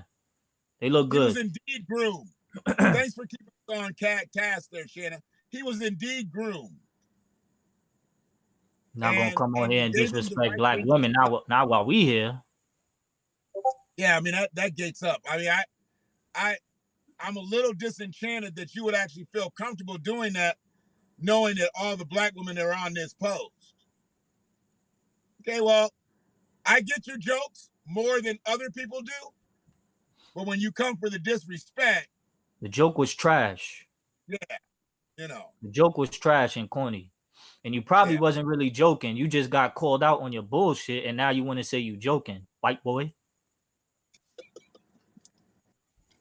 Fuck out of here with that bullshit. And I'll say that to your face. I'm not a social media bully. So there's no such thing. The problem I have with you right now is you're not understanding that I said he had a beautiful family. And he had beautiful daughters. Now you got to understand, when I say he has beautiful daughters, I'm not talking about their physical attributes. Right. I'm talking about their spirits, their demeanors, how they kept themselves right throughout the whatever. Now, whatever little internal you ain't no bully, white boy. You ain't no bully. I will work you in person. You ain't no bully. You ain't make nobody cry over here, boy. Boy. You don't ever come up on this platform with us and you over here disrespecting black women or black men. How about that? How about that? We don't allow that over here, especially if you're white. I didn't say presentable. I don't even know if I said respectable. I thought I said beautiful. But You said beautiful, and they can run the tape. This dude is a coward. Presentable You and know? respectable is not even, presentable and respectable is like when they say, we're really articulate. We speak really well. Mm-hmm. I'm presentable from the time I get up in the morning. I'm respectable from the time I get up in the morning. But it's fuck shit that turns me other ways. They're all ugly women of every race. I can agree with you on that, but that's not what Brother Shannon was like even going with that when he said he had a beautiful black family. You took it somewhere else. You missing the point. You missing the point, Blocky. So I appreciate everybody that jumped up on here tonight. And I think what we've got to do is we got to understand what we just have here. I am missing the point. You probably are. Yeah. You probably are missing the point. And we're not going to block you because you're irrelevant. We're not going to block you because you're irrelevant, but we're going to, we're going to keep going. Go ahead, Brother Shannon. Sorry for cutting you off. For you to make a comment. I think it's disrespectful for you to try to call someone out about optical beauty or maybe them looking not beautiful to you, because there's women that you might view as beautiful that I probably wouldn't, but I'm not going to say that because they're beautiful to somebody. Okay, that's fair. I mean, so he said it to black women. If he has a wife, his wife is trash. If he feels that way about Obama's daughters. Yeah, I'm at the end of the stream now. I can't go back to the point. That's like putting the needle back. All I said was he presented to us a beautiful black family. Right. With no scandals and drama and all that other stuff. The optics of Obama was amazing. Yeah. And they needed that because he was a black man and that was a black family. Oh, you wasn't gonna come in that. You wasn't gonna come in that bitch with. Oh yeah, you wasn't gonna come on there on that nigga shit. Y'all gonna come into the White House on that nigga shit? Oh hell no. You ain't doing that. We could do that on Love and Hip Hop, but not in the White House. Right. They're like, we'll let you have all that gimmicky shit for your TVs and movies, but we be goddamn you come in with that White House shit. No. See, everybody knew when Harold Washington ran for president, they knew Harold was an upstanding presidential candidate because he was an upstanding mayor in Chicago. But Harold had some fucked upness in his family. See? That motherfucker's name was Washington. You know he had at least 2 criminal cases. Shannon, chill. That's fucked up, Shannon. Come on now. You know you ain't no good for that. Harold was a beautiful politician. But you know goddamn well he had some family members that was fucked up. They made Obama. What did they do? They made Obama turn on Jeremiah Wright. They made Obama turn on Farrakhan. Farrakhan, yep. Yeah. They said we got to get all the black preachers out your life. Right. And I don't agree with everything Farrakhan say, but come on, man. You got to be on code. But Obama was a tool for white supremacy, so he's automatically off code. He doesn't push the black agenda or the freedman agenda. So it was basically a black man who was an enemy to his own race, a traitor. Right. Just optics. It's optics. The president is selected, not elected. And I don't know why people just won't give up now. When he said, talking to Bruce Springsteen, I didn't push for that because I didn't want to upset the Republicans. There you go. So you didn't push for black people because you didn't want to upset the white people. Right. So what's the point of having a black president? What's the point? He's scared of white people, and you got the supposed power. Well, You that got was the the point. executive branch powers, at least. You know, the president. He's a Harold figurehead. Washington wouldn't have been scared. Yeah. Jesse Jackson wouldn't have been scared. I'm a little leery about Al Sharpton seeing that he ran after he became a federal informant. Good point. I don't know about Jesse, And man. I'm not even sure how he made it through the vetting process. I mean, shit, you running for president and you got a case file. Yeah, I don't know about Jesse. Jesse was, you know, when he did that fuck shit with MLK with the blood and all that. You know what I mean? I don't know, man. I don't know about Jesse. But yeah, the president is selected, not elected. He's a figurehead. That's all. He has some authority. His power is limited, though. It's Congress who runs America. Congress.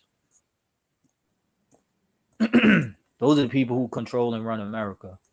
And obviously, I guess, you know, with the money and the businesses and, you know, I guess the families and stuff like that. But, you know, we know this. And if you don't know, now you know, nigga. Yeah, Jesse was bought too. Jesse was definitely bought, man. Jesse was definitely bought. He was a coon. He still is a coon today. Look like he will be he needs to be eating food out of a straw. So yeah. Fuck Jesse. Yeah, Jesse was a coon. You're right. You know? I'm just saying, it seems like we'd have had a better chance with Jesse than Obama. I don't know. Coon is a coon is a coon. You know, that's my thoughts though. But you know. You don't think Jesse would have tried something for Chicago? No. I mean, Obama really didn't have Chicago roots. The nigga just came there, you know. he just came there for the best Tinder date of life. Oh no, he just came there. They're like, you're gonna run for president. He just came there. He had the plan set. He's like, listen, I'm trying to get into, you know, power. You know, I gotta have this image. Let me find me a black woman from the Chi. Make me a little black family. You know, I'm a part of the LGBT. I'm a part of the LGBT community. Allegedly, we don't know. Allegedly. You know, there was a I'm gonna have Michelle as my beard. I'm gonna have Michelle as my beard. You know. Allegedly, we don't know. Okay, so tell me this. What is beard? Facts. Is beard Facts, Shanna. Facts, Shanna. Hosea Williams, on point. That was the man. Go ahead, brother. Is a beard when they are covering for them being gay? Yes. Or is a beard when they're covering for them liking white women, but they know they can't win without the black woman? What's a beard? A beard is, for example,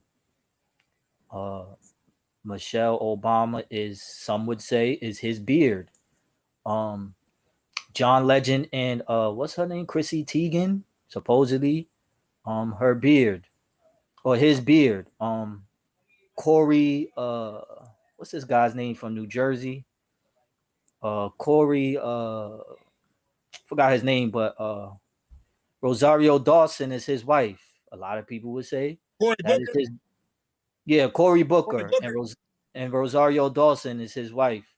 A lot of people will say that is his beard because he really is gay. Andrew Gillum, that's his beard. We already know. That's his beard, you know?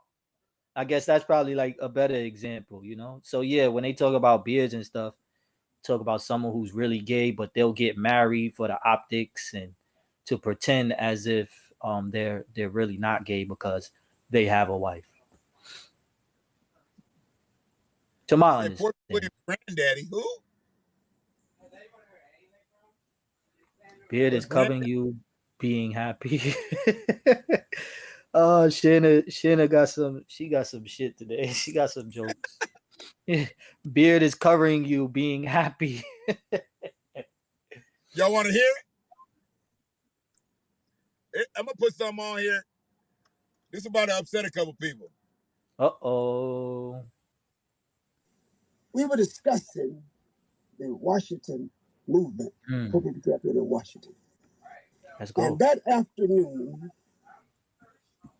we were in the meeting, and someone said, Reverend Billy Cowles is outside, and he's upset. And Dr. King said, oh my God, I forgot to tell you all. I promised his wife, who's supposed to be a great soul food cooker, we'd have our feet on her table at 5:30. Now it's a 5:45, and we sit in the meeting. Dr. King said, everybody rush, and get ready in a hurry. Let's go. So I ran down and got to my room. My key wouldn't open my door for some strange reason. The limousine that had been loaned to us, I opened my door. I could touch the limousine. And finally, I heard the driver tell Dr. King, Dr. King, I advise you get your top coat. Because even though I have the car on, it's still chilly. And the last words he said in this world, okay, Jones, I'll get my top coat. And I heard this thing say, pow! And I honestly thought someone had thrown a firecracker into the air. And I looked around to rebuke whoever was that stupid. And I heard something, boop fell up above my head. And I looked up, and his leg was sticking through the rail. Dr. King only wore one type of shoe. And I knew that was him. I said, oh, my God, they got it. And then I had to run about 50 feet down and back up, and I got to him. And Ralph was holding his head, and Andy was there. And a guy from Africa who had been traveling with us as a newsman from Africa. We found out later on he was working for the CIA, or the FBI, working for the FBI. And he'd taken a lot of pictures of Dr. King. And I grabbed him and threw that and started choking him, because the bullet hit Dr. King right here. And went round and cut his blah, blah, and got it. And I didn't want people to remember Dr. King would have his face shut off. So Andy ran and got a towel. And somehow or another, they got took one more picture after I made him into that camera. And it shows Dr. King down with a towel on his face. But I'm going to tell you, I was an expert gunner in World War II. When I ran up on that balcony, and I looked from whence that bullet had to come, the distance of that bullet, and just could feel the wind blowing that day, I said, whoever shot that rifle was one of the best in the world. He shot one bullet. And I believe that Dr. King had moved to go back and get his top coat. The bullet would hit him between the eyes. The bullet hit him right here. But what happened, and then Ralph said, we'll go in and take him over to the hospital. Jose, you get all the staff together. 3 of us saw it, Dr. King, after he was shot. 3 SLC executive staff members. And Abernathy and Jose Williams. Those are the 3 that saw that button. Now listen to that. So I got in the yard, and I was about to lose my cool, because I was thinking if I could take some molecules out there and make me some guns and kill me some white folks. The one man said, you're doing the same thing you promised me you'd never do. That's what I'm talking about. I started crying, and then I heard Jesse Jackson say, he told me, Jesse, take our people onto the mountaintop. And that didn't bother me, even though I know Jesse got nowhere near him. And then Jesse said, I held his head in my hand while he died. And that didn't get to me. And then Jesse said, look at my shirt. And I looked around, sure, and Jesse Jackson's shirt was drenched in blood. And I realized the only way Jesse could have gotten that blood was stoop down on that floor with a little motel and rake that blood off that floor and put that blood on it. And I went crazy. I really tried to kill Jesse. He grabbed us and all that, but that hurt me so bad. The other thing was, when Abernathy came back, says, no need of prayer, no need of crying, no need of nothing. He's going, it's over. He's going to glory. And we called the meeting, the staff meeting, and Jesse claimed to have been ill. And Abernathy told him, Jesse, go ahead to the room and relax. Jesse had to have run like hell that room into that airport. Because he got out of Memphis to Chicago. All us students, everybody was still in the motel. Cut the televisions on the next morning. That was Jesse Jackson in Chicago with that same bloody shirt on. Oh my God. And in that same life. I've never respected Jesse since that moment. That's the ancestor, baby. That is the immortal ancestor, Hosea Williams. The immortal ancestor, Hosea motherfucking Williams. My favorite part was when he said, "I wanted to give me one." Put hands on Jesse. Yeah, man. He was talking about, There's listen, so man, much depth, I was so mad I went to go get me and start killing some white folks. dude. That's what I'm talking about, man. I mean, those Shit. are the energies that we Liberty lack or now. death, man. Liberty or death. Period. And that was from a white man. Period. Liberty or death. Come on, man. We gotta have that energy, especially as the men, especially as Yes. the black men. Are you willing to die for it? Are you willing to die? I ain't gonna talk about it. I'm gonna show you. I ain't gonna talk about it. I'm gonna show you. Well, brother man, I think we've had a good stream here tonight. I ain't going. I had it on Facebook. That's right. I ain't gonna talk about it. I'm gonna show you what I'm willing to do. Yes, sir.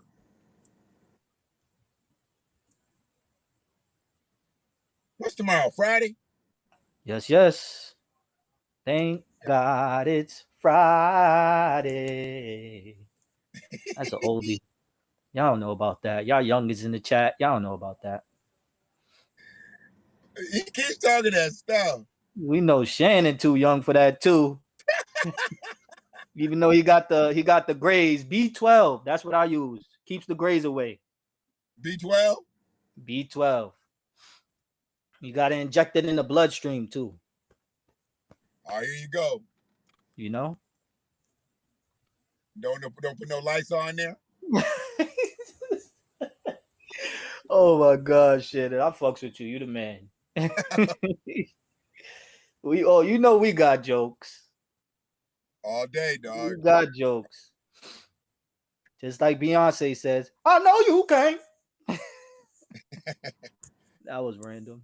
I think I'm gonna go home and watch the Chappelle thing.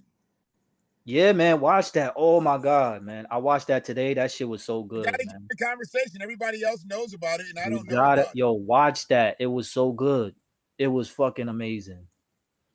It was fucking amazing. I really enjoyed that. And Chappelle is always on point. He's one of my top favorites. I got Chappelle, Richard, of course, Eddie, and Chris Rock. Who else I like? I like Godfrey.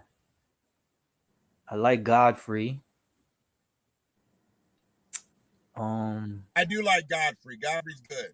I like Godfrey a lot. I like TK Kirkland. I think he's underrated. Yeah, it's still on Netflix, Shanna. He doesn't become like the house comedian, and I liked him more on the underground circuit. Oh, TK? Yeah, he's on Vlad all the time, so everybody else picks up his videos too. Okay.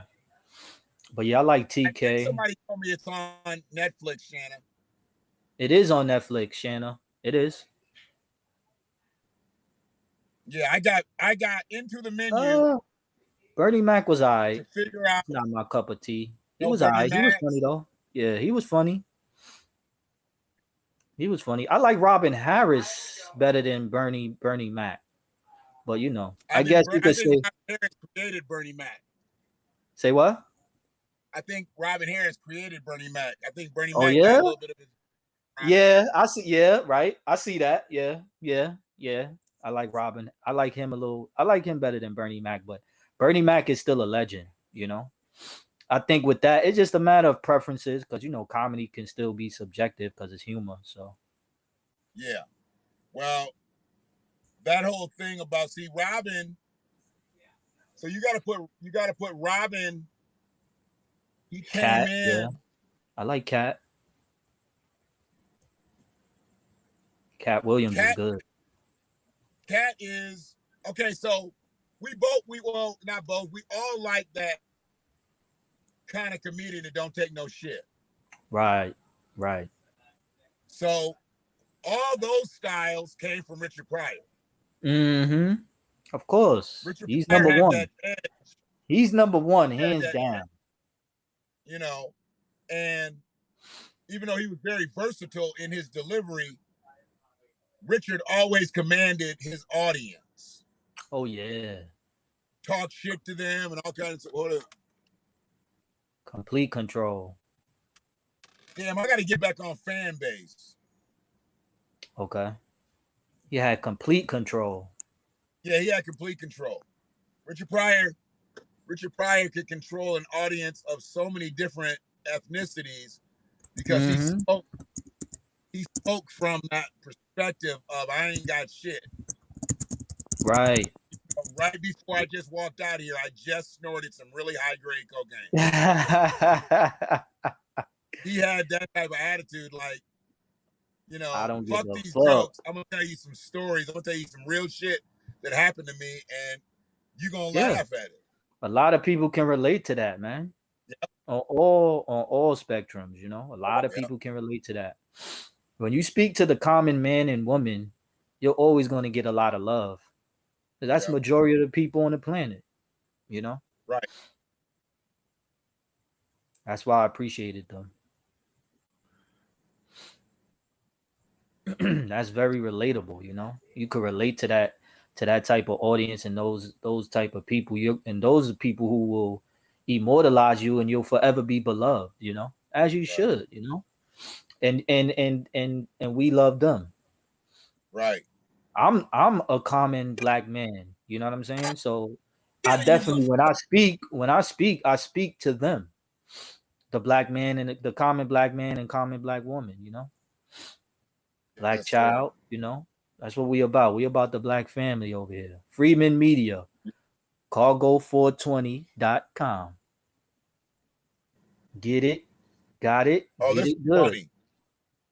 This is very funny. So, you know, I just changed the show to Here's the Thing, right? Right. Now I got a motherfucker on here, put it with a hashtag, Here's the Thing. Yeah, that's like some Joe Budden with these girls. I forgot what they names was, but like they got like a YouTube channel or some type of thing. It's called Here's the Thing. Oh, Here's the Thing? Yeah, it's called Here's the Thing. Yeah. These girls, they be having, you know, conversations. I think it was like produced by Joe Budden. 3, 2. What up, y'all? Welcome to Here's the Thing. Oh, that's Kev on Stage. It's Kev on Stage. He's got a ton of hashtags that say Here's the Thing. So he must say that a lot. I don't watch him.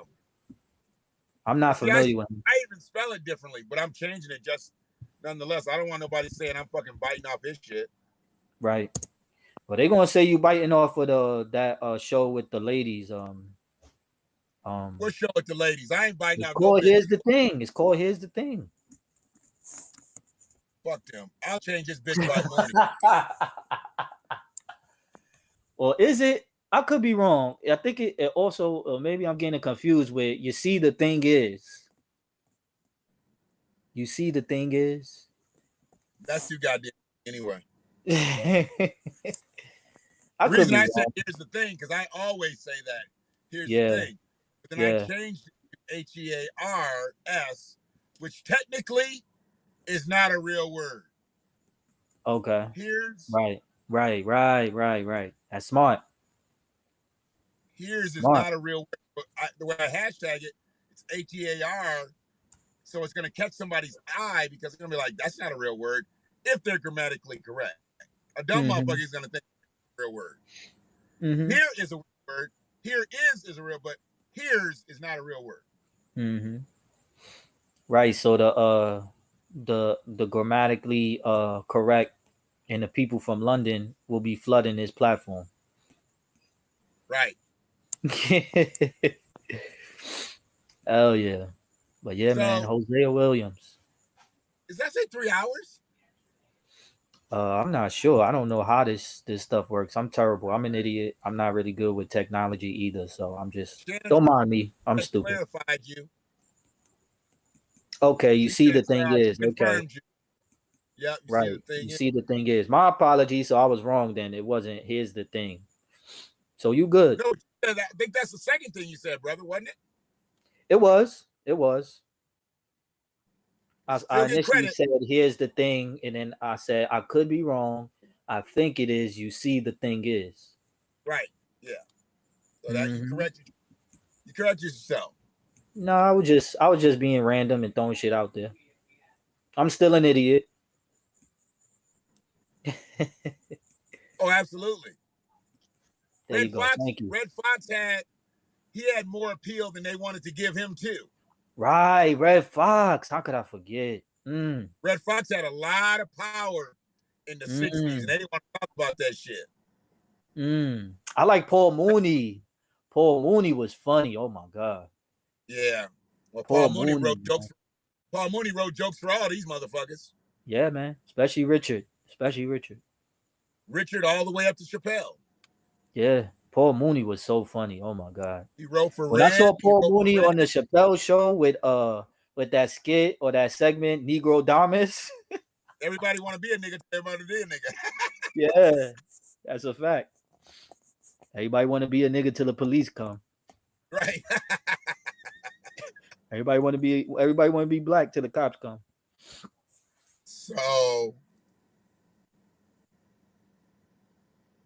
yeah, you really got to watch that. What is it called? The Chappelle. Damn, I forgot it already. Let me look. Let me go find out because I gotta give you the name for that. Oh, Closer. It's called The Closer. The Closer.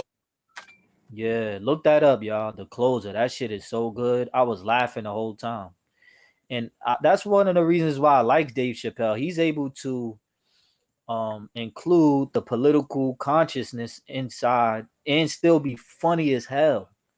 That's a skill in itself. Yeah, Dick Gregory. Right? Tony D says Dick Gregory. Pause. But yeah. Oh, man. Huh?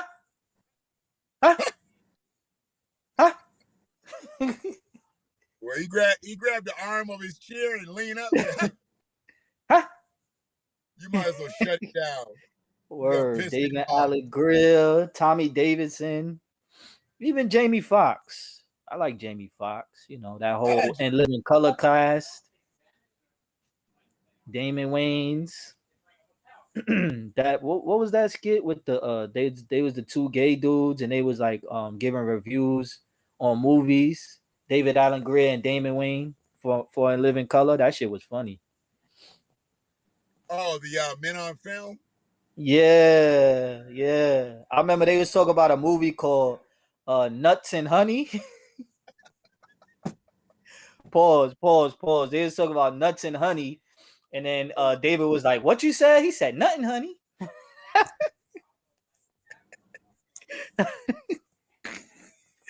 I was like, "Yo, these guys is too much." And Living Color was the shit.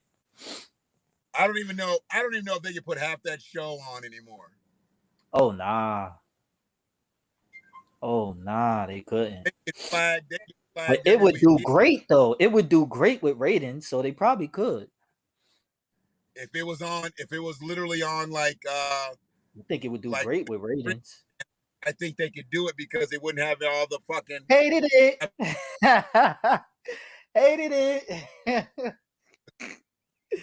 Oh man, that's right, Shanna. Hated it. That was so funny, man. And man, y'all remember that? Him got turned to job. Talk about them immigrants. Talk about them immigrants. That's xenophobic right there. That's xenophobic. Talking about the non-FBA tethers. Them immigrants. Man. Taking up the jobs. Yeah. What you mean? What you mean you only had 2 jobs? When I was 10, I had 50 jobs. I had lemonade stand. Yo, that was so funny, man. They find America that one job like you lazy bumbleclock. Word. I love black people. I love my people, especially the freedmen. I still believe in humanity. My religion is the freedmen. My religion is black nationalism. My religion is reparations. My religion is black people and the love of my people. My religion is The ancestors. The ancestors. The immortal ancestors. Like Martin Luther King Jr., of course. We got Malcolm X, Fannie Lou Hamer. Her birthday was yesterday. Salute to her. Queen Mother Harriet Tubman. We got a lot of people, man. The Freedmen legacy. We got a lot of people, man. Homie the And Clown wasn't shit. He wasn't shit, but the motherfucker who every clown felt the way Homie feels. Every I fucking liked clown, Homie, man. Homie the Clown was the man. every clown felt the way Homie feels. Homie didn't want to do that shit. He was getting paid. Homie had a job. Homie had a job to do. Homie hated kids. Homie don't play that. For real. You remember the what's his name? Oswald Bates. Y'all remember him? The circumcision of your placenta. Right. For the intestinal fortitude of my internal tract.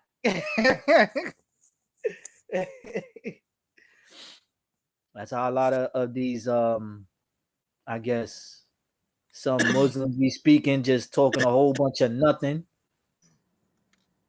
Now, using all these words and shit, saying a whole bunch of nothing. Was that Muslim or was that Pan-Africanist? That was the beauty in it. You didn't really know what Oswald Bates was. Was he a Muslim or was he a Pan-Africanist? Maybe he was both. That's a good question. I never thought about that. Because he always had, like, he was in jail. He was in jail, right? Or he came home, or he was in jail or some shit. So, you know, niggas turn Muslim. Yeah. Or niggas turn Muslim. Yeah, he was in jail. You know, people, how black people, or most people find religion when they in jail. Yeah. I think he was Muslim. I think he had the what's that? The thing on his head. Forgot what. The what? Say what? Say the last thing you said. I said that he was Muslim, like he had the and he was in jail because you know how black people, they always find religion, or just people in general, when they go to jail, they usually find religion. Yeah, niggas don't want to get right till they get locked up. Yeah, right. You ask him to go to the mosque before he goes to prison. He like, nigga, fuck you. But as soon as he get locked up, assalamu alaikum, I don't eat pork no more. Right. You see, the Anton Jackson, was that the Wasn't that Undercover Anton Brother? Jackson? Wasn't that Undercover Brother? Anton Jackson, Undercover Brother, right? Eddie Griffin. Oh, yeah. He's like, you have to learn to eat mayonnaise. Coffee, is that Pam Grier?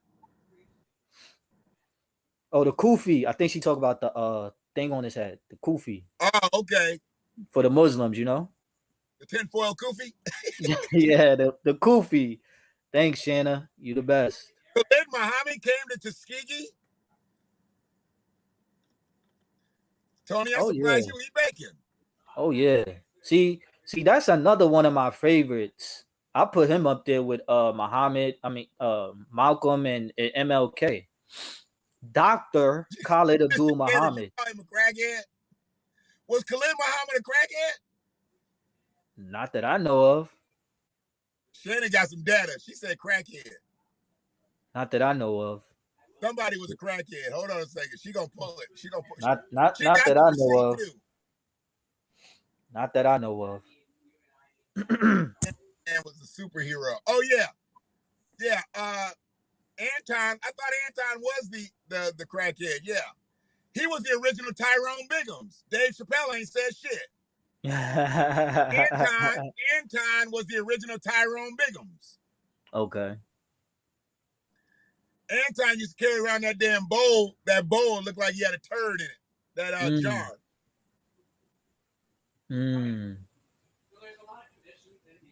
Okay. I'm not familiar with Anton Jackson then, because the Anton Jackson I remember was the one from Undercover Brother with Eddie Griffin. I don't remember what his name was. I don't even know if I've seen that whole movie. But and you don't remember Damon Wayans when he lived in a box? He was the bum that lived in a I box think on so. Living What in Living Color? What was that? Yeah, that was I think a freak. I think I might have remembered. I think I'm getting. I'm an old man. Sometimes I get dementia. Y'all know I'm 57, so my That's how we Alzheimer's. hanging your ass up. This nigga Yeah, 33. He's my 33. my Alzheimer's. It sometimes gets to me. My old timers. Yeah, okay. When the I'm Living Color 50. was coming on, you had to go to bed. I'm 57. Thank you, sir. I know you Whatever. jealous. I know you jealous. We got you on document on your Nigga, own. don't make me wake Angie up. We got you. We got you on tape. We got you on Don't tape make me on your wake. own. On your own. Here's the thing. Don't make me wake Angie up. So, Who's Angie? huh? Who's Angie? Blue pill, nigga. Oh, okay. I mean, do what you got to do. Technically, I've been here since the 1700s or the 1800s. So, technically, as a freedman on deck. Thank you very much. Bless. 1874. Salute to Granville Rowley. All right. Freedman. Hold Descendant on. of Let me his. see. I ain't gonna let you do that. Hold on. I got my family tree right here. Hold on. I look at it in there every day. See, on documentation, where's this shit at? On documentation, it shows.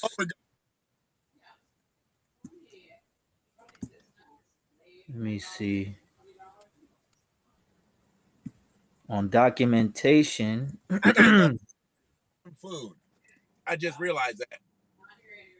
documentation, it shows 1831, Mingo Dotson and Minerva Dotson, 1831 and 1825. But I got another ancestor who came before them, but there's no year for that. Got Balzo Dotson and Winnie Dotson. So that And could be what maybe year you got? the earliest I got on documentation is Mingo Dotson and Minerva Dotson Kun on 1831 and 1825. But prior to them, I got Balzo Dotson and Winnie Dotson, but there's no like date for those two.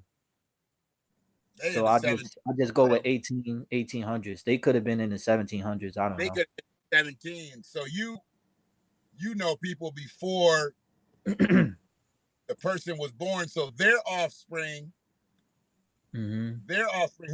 whatever children they had, 40. Well, no, not 40 years later because they're already grown. Those documentations, those probably are not kids. Those are probably adults. Okay. So they probably had kids. Probably. They probably had kids, and their kids were born, could have been born anywhere in the 20s to 40s, and they had kids, and I would have been the first generation. Yeah, you deep, man. You like two, because you just take a generation, they say 20 to 25 years. If you're at 1825, that goes to 1850. We still have 15 years in this bitch. Five times great grandson of Freedman. Yeah. That's why when a motherfucker comes over here to go to college and he never goes back home, don't talk about my struggle, bitch. Right? Yeah. You came over this motherfucker for an internship. Now you're on your third marriage. Right. Yeah. Right on my ass. The roots go deep. We are the original citizens of this country. That's just a fact. They got the nerve to want to come over here and try to ignore somebody. Right. And disrespect us. You wouldn't have came over here if it wasn't for us. We don't see you flocking to other fucking countries and continents. They come here because we've laid the groundwork on this bitch. No melanated individual can walk anywhere more free than America. And that Mm-hmm. saying's fucked up as it is for us. Or free-ish. Free-ish. Free, right? Free-ish, Free-ish. kind of free. You Yeah, somewhat free. sort of free. You free like. You free like. Right. Free-ish. You know they got the We're not Jew-ish, the real free-ish. sugar. We free and low. We That's a freedom. good one. That's a good one. We That's a freedia. good one. Right. Freedia. Friedman. Straight up, dog. What you drinking on right there, man? Orange Kool-Aid, bro. Okay. About I to ain't say, even gonna man, front. It's fucking be Kool-Aid careful. in a Gatorade bottle. Okay. About to say, be careful. You know, we want you to get home safe, bro. Oh, no, I don't drink and drive no more, bro. I had them years. Okay. I had them years. I gave that shit up in 2020. Damn. No, I ain't drink and drive. I ain't drink and drove in a long time, bro. That's good. That's Racing good. is That's fun. good. You give up all those habits when your life changes. Like when I Yeah. drank and drove, it was like the late nights, going to the Coney Islands, hanging out, you know, after the bar. Once all those habits ended, I don't have a reason to drink and drive. I'm not out like that anymore. Mm-hmm. Mm-hmm. Okay. I might smoke a little That's dip good. in the hoop, but you ain't gonna never see Henny in this bitch. Okay. I like We the don't do Douce. Henny in the I'm not really a Henny guy, but like when I'm out with the homies or, you know, some women and stuff, like I'll drink some Henny, but I like the Douce better. Used to come to peer pressure. Used to come to peer pressure. Nah, not even. It's just like that's what's available, and I might want to get a little buzz. You know what I'm saying? But You're not a smoker, right? You're not a smoker, right? Nah, I don't smoke. So I tried it before and it was trash. I was like, what the hell is this? Why does everybody get high? I guess I didn't even get high. That's So I was New like, York. I'm not doing this shit. Fuck this. Like, That's why the that hell hey does y'all got in everybody New want York. to get high? I'm like, what is this? I don't feel anything. Smoking on hay. Mm-hmm. So, what is your preferred beverage? I don't like really Henny either. I'll drink it. But Yeah. I prefer, if I'm going to drink browns, I'm going to drink like apples, peaches. Like I like peach crown, apple crown. Okay. I'll fuck with some Henny if you can twist it up a little bit. Give me a little like little sweet and sour with it or something. Because I'm not even really a big Henny and Coke guy. Okay. I'd rather it watered down a little bit and throw a little lime in it and I can fuck with Yeah. it. Take that tart. I want that. I don't like liquor that tastes like medicine. I want that all gone. Okay. Like I don't like coffee that tastes like coffee. That's why I put all my fluff in it. Okay. I got the well, my favorite drink is the Bacardi. I like Bacardi. Dark or light? Light. Orange It's juice? specifically Bacardi Hurricane. Taste. Oh my Bacardi god, that Hurricane. shit is Is that so a good. type of Bacardi? Huh? Is that a type of Bacardi? Yeah, Bacardi Hurricane. Yeah. I'm old school. All I know is light and dark in 151. Mad Dog. That OMD. We fuck with that Mad Dog 2020, boy. We drink That that Mad shit. Dog. Woo! That OE. That old English. That's the old school right there. Wait a minute. You fuck with that St. Ides? I heard about that. I never did it though. I ain't nah. I never tried that. St. Ides turn you into a different drinker altogether.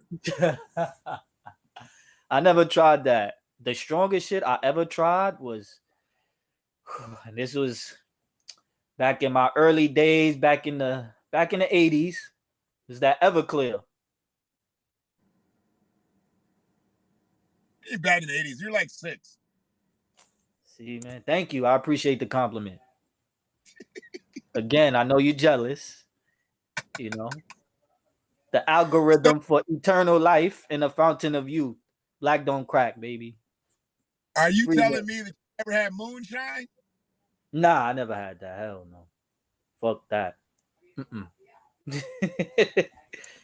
Fuck that. But I did have Everclear, and that shit is 200% alcohol. So that's really like 100%. And that shit put me on my ass. I never made it to the Moonshine, party that night. moonshine, you can call it a night. Yeah. It's over. Probably like that Everclear. I never made it to the Stronger party that than night. Everclear. Huh? Stronger than Everclear. There's been Stronger than moonshine. Everclear? What? I thought Huh? Everclear was so strong it's illegal. Well, okay, so here's the thing. You've had the strong shit.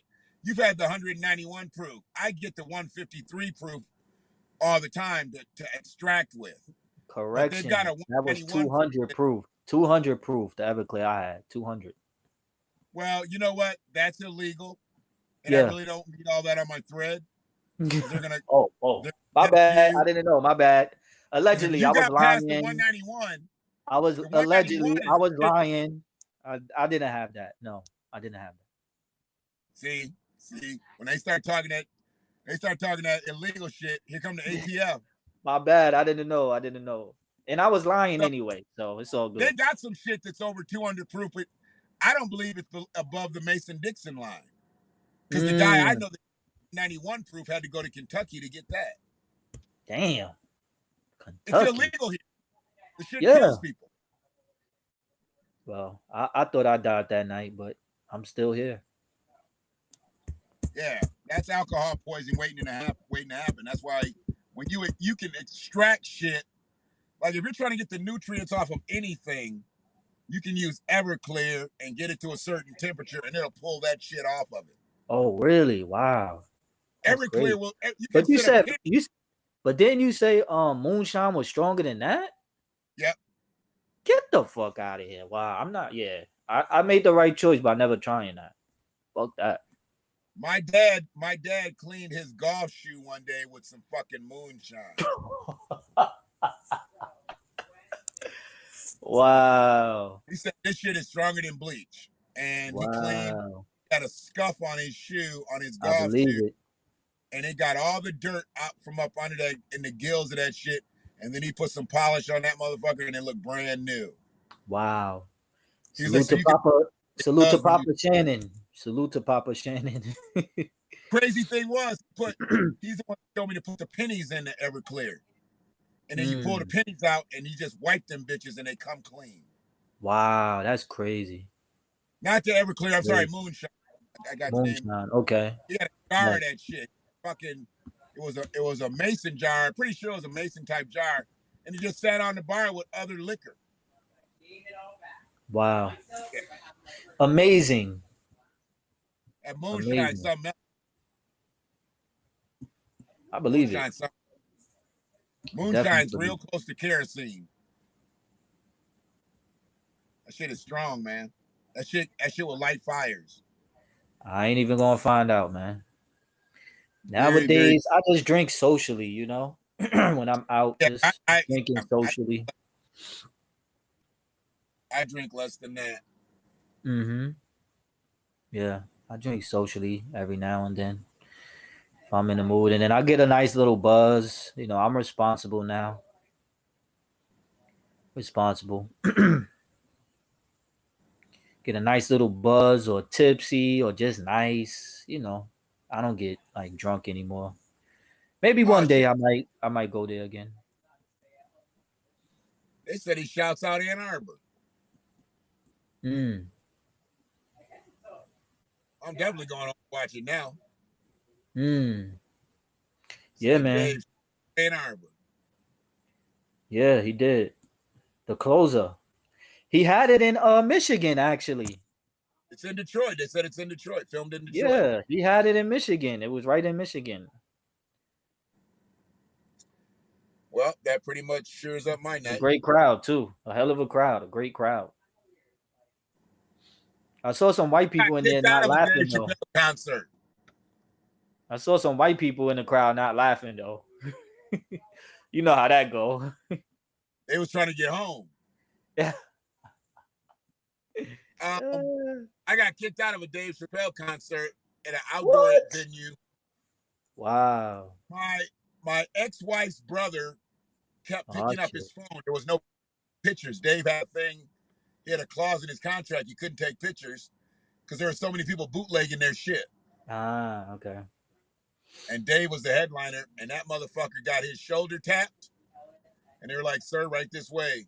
And he walked around the back of the seats, and he was in the aisleway. We were in the lower bowl, and he was in the aisleway that separated the lower bowl to the upper bowl. And he tapped me on the shoulder. He's like, "I gotta go." I'm Oh like, "Go wow. where?" I'm like, "Go where?" He's like, I gotta leave because I picked up my phone. Oh And wow. I know I had to have the nigga what look on my face For real. because his girlfriend was there and my ex was there. Okay. And so, I mean, we all had to go. It wasn't like he could just stand outside for the next 2 hours. Yeah. Yeah. I mean, you're a good man. You know, y'all all came together, so you couldn't just let them, you know what I mean, leave and shit without you. That's pretty fucked up though. You know, 'cause I'm sure he probably shut it down that night. Tickets was $1,000, I think. What? Oh hell no. If I'm not mistaken, they were like $200 a piece, some shit like that. Okay. And then you get the surcharges. It's like $25, God, $30 a piece. some bullshit. Then there's an insurance and all that. Yeah. If I'm not mistaken, they were those bitches because they were close. They were close. We were in That's front of the some sound bullshit. people and everything. We were close. Oh my god. And you know, young motherfucker, you know, always looking at his phone, always looking at his phone. And I'm thinking to myself, they told you no phones. Because they said, like at Right. the beginning of the show, please everybody turn your phones off so you won't be tempted to look at them. Because if you're found looking at your phone or it looks like you're taking pictures, they will ask you to leave. And Damn, they have even our for just looking at your phone. God damn. I mean, discipline, you dog. know. Discipline. Yeah. I can definitely do that at a Dave Chappelle show or concert. Shit. It was like comedians. All you gotta do is sit there and look at the stage. Why are you sitting there That's looking at it. your phone? Ain't shit on your phone that matters right now. That's it. Word. And if you got good company, you cool people. So what the hell? You don't need to be on the goddamn phone. And you I'd have been making jokes with you if I was there. Shit. he was with his woman. He was with a fantastic brother-in-law. His whole ass sister was there too, but fuck that bitch. Yo, god damn. Fuck that Woo. ass bitch. Y'all divorced, right? Or y'all divorced? Your ex? Hell yeah, we're divorced. I got my name back. Oh shit. Balled up homework ass bitch. God damn. It must have been rough. That one must have been. Whoo. I feel the yeah. It's personal. If that bitch didn't have just about a spoonful of hair, I'd have pulled her hair out. Yikes. Definitely cuts deep. Whatever happened between y'all. I mean, you know. I blame her. Just off the little that I know you, I blame her. It was absolutely her fault. I blame her. Yes. I'm blaming black women on this one. I'm sorry, ladies, but No, don't blame brothers. the whole collective. No. No. Don't put that I'm pressure blaming on her. Jesse. I'm blaming her, not the collective, but in this individual case, I'm blaming that black woman. I don't know her. And you I don't know want to know. you. I know you. You know, we've you know talked and interacted. So yeah. Bitch cost me my family. Me and my kids are separated for 2 years. No bueno. Mad No because her bueno. couldn't spit out a kid. God don't like ugly, and he didn't want no more ugly kids. That's why he wouldn't let you have one, bitch. Sheesh. That's what I'm talking about. That's that Michigan time. Taking ass bitch knew she couldn't You have from kids. Ann Arbor, right? Huh? Where you from in Michigan? Ann Arbor. Ann Ann Arbor. Arbor. Okay. See, I'm not too familiar with Michigan. Like when I think about Michigan, I think about Detroit, you know, and Motown and soul, you know. And if you ask me, I think that's the most populated freedmen community in the country, or at least It one of used the to, most, the top one. Top it one. used to be, I think. Okay. I mean, right now we're only sitting at about 670, 680 in population for the city, and it's been Okay. gentrified liberally. So Okay. I don't know how. I don't know. I would think it's somewhere probably around 400,000 at least still. Okay. But doesn't Atlanta have more than 400,000 black folks? Yeah, but that's black. But you know, I'm talking about freedmen. But you know, true, maybe. I'm talking about Freeman too. I'm talking about Freeman too in Atlanta. Oh yeah, I ain't talking Atlanta. Well, I about mean, that is the South. That is the South. So you know, the South definitely is prominent with freedmen. Atlanta better have 400,000 freedmen in it. It should. And when we Atlanta say is Atlanta, we popping. say like, Atlanta is popping. Everybody going down south to Atlanta. yeah, You know. everybody try to solve their problems by moving down to Atlanta. That shit don't work. Yeah. If you a hoe ass nigga in the north, you're gonna be a hoe ass nigga in the ATL too. As everyone does, Miss Frida says, as everyone does. Um, I guess she maybe talk about when I was blaming your ex-wife. I guess I don't really know. The My city of maternal Atlanta. this is Shanna Kim. My maternal grandmother was born in Detroit, but her parents came back to Mobile. Okay. Is that in Detroit? Mobile. Mobile? Where's Mobile at? Mobile is in Alabama. Oh, okay. My geography is horrible, family.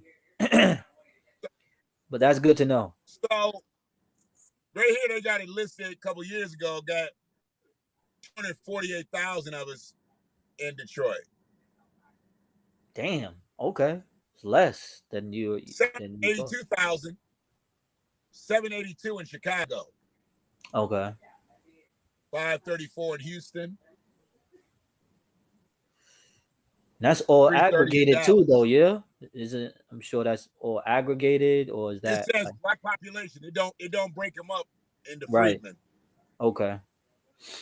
Or the And these are the exact cities. African Americans, like that's supposed to be considered freedmen.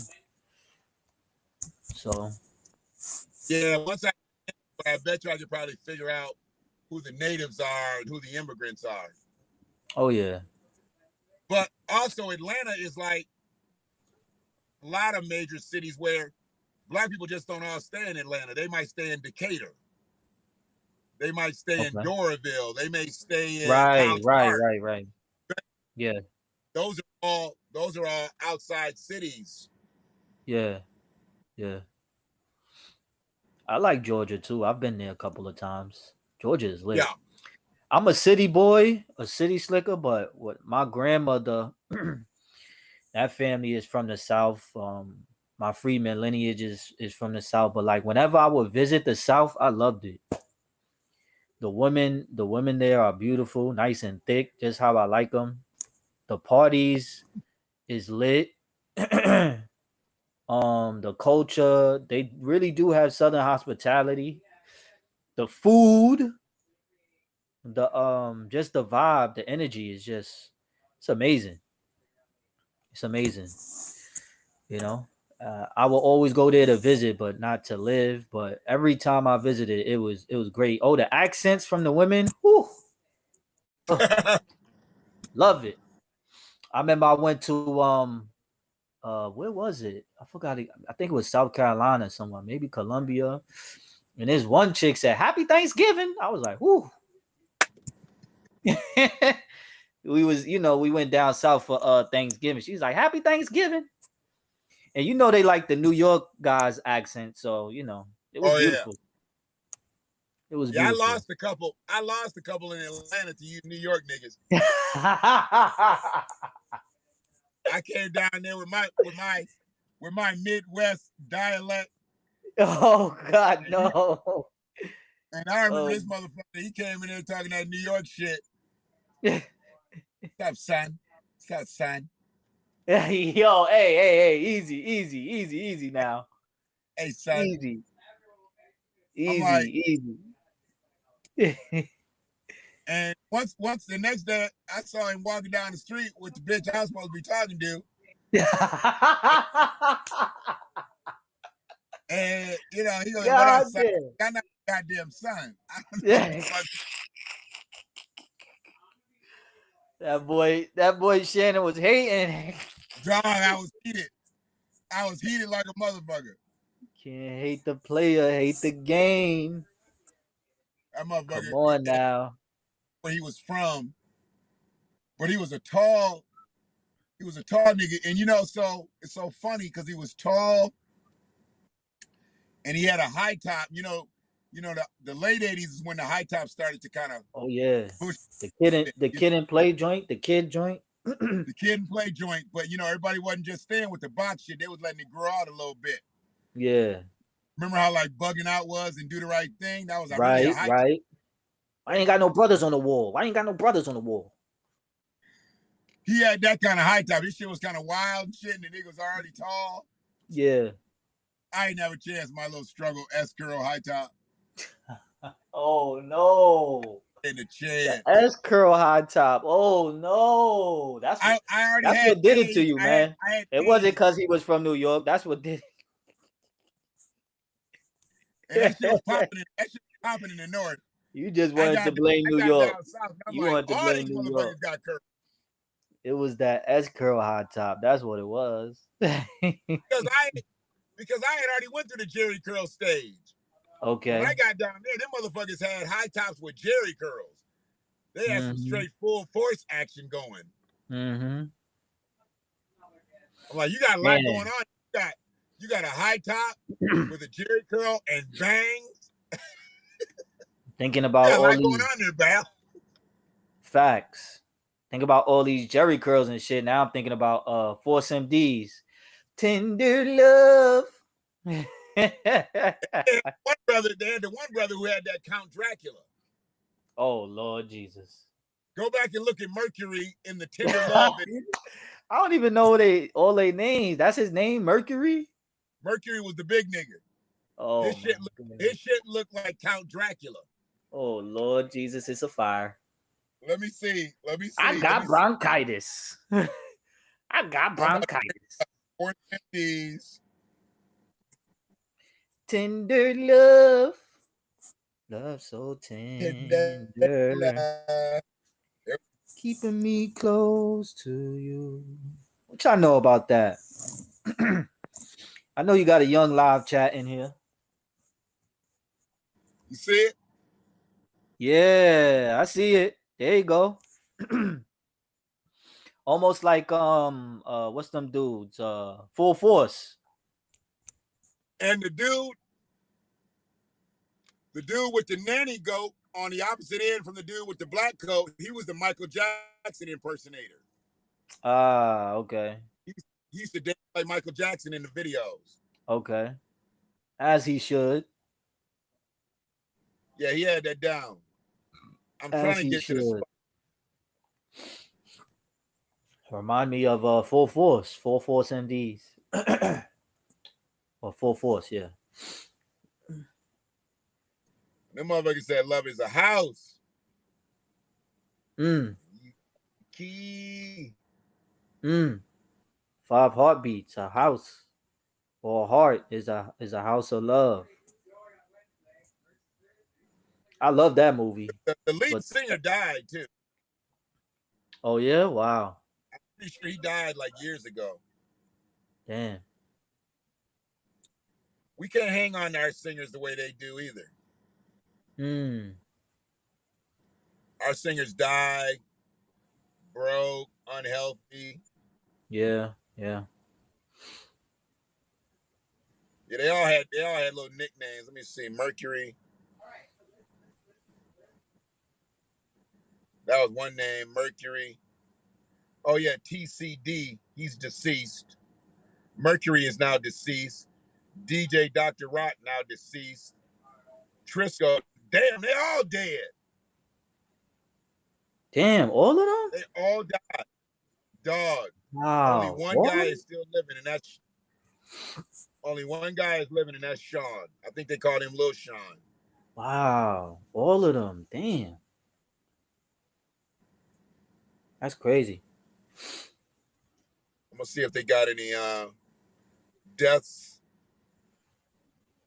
Okay, so DJ Dr. Rock died suddenly of natural causes in '96, and in '98, Andrew Lundy died of Lou Gehrig's disease. Damn. Uh, Trisco died after battle with stage 4 cancer. Hmm. Doesn't say how TCD died. I forgot. I knew that one too because he was the first one that died.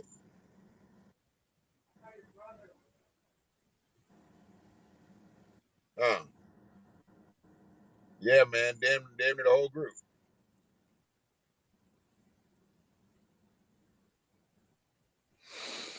That's unfortunate, but that's a natural part of life is death.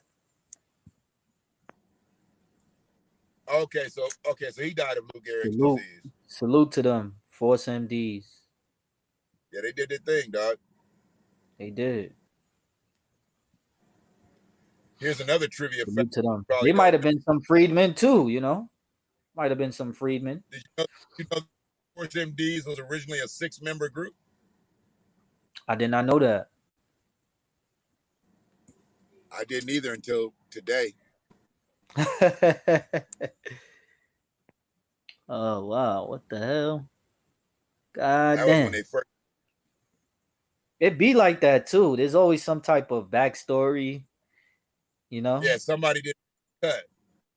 Yeah.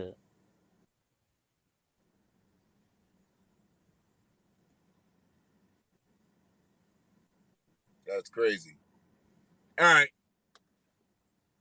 Tony, what the hell are you talking about? Lemon pepper and seasoning salt will get you.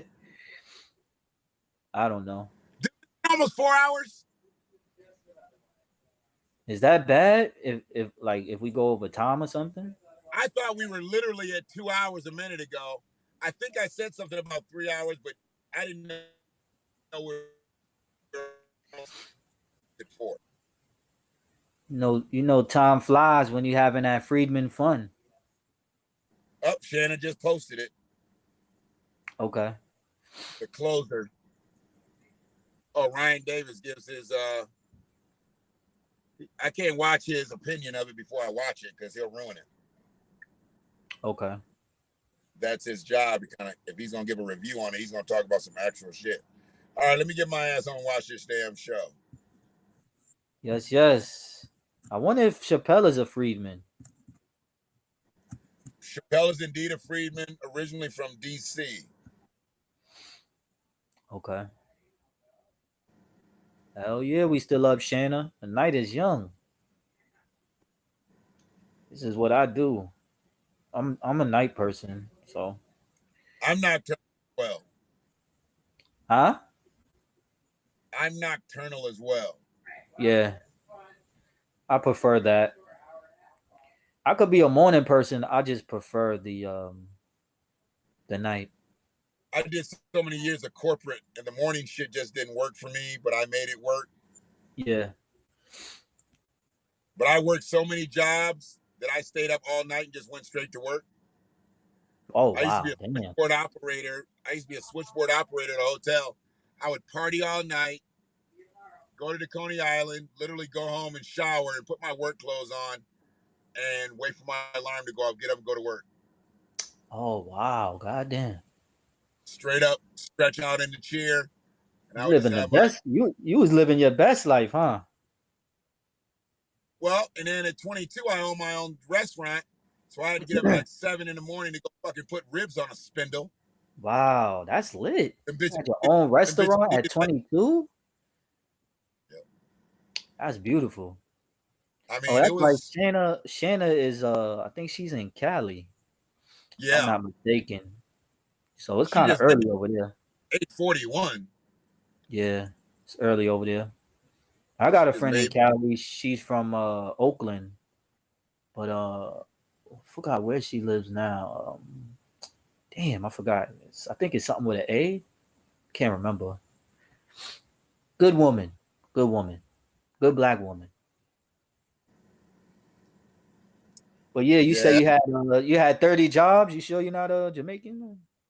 Well, I done had a lot of jobs, dog. You might think I am.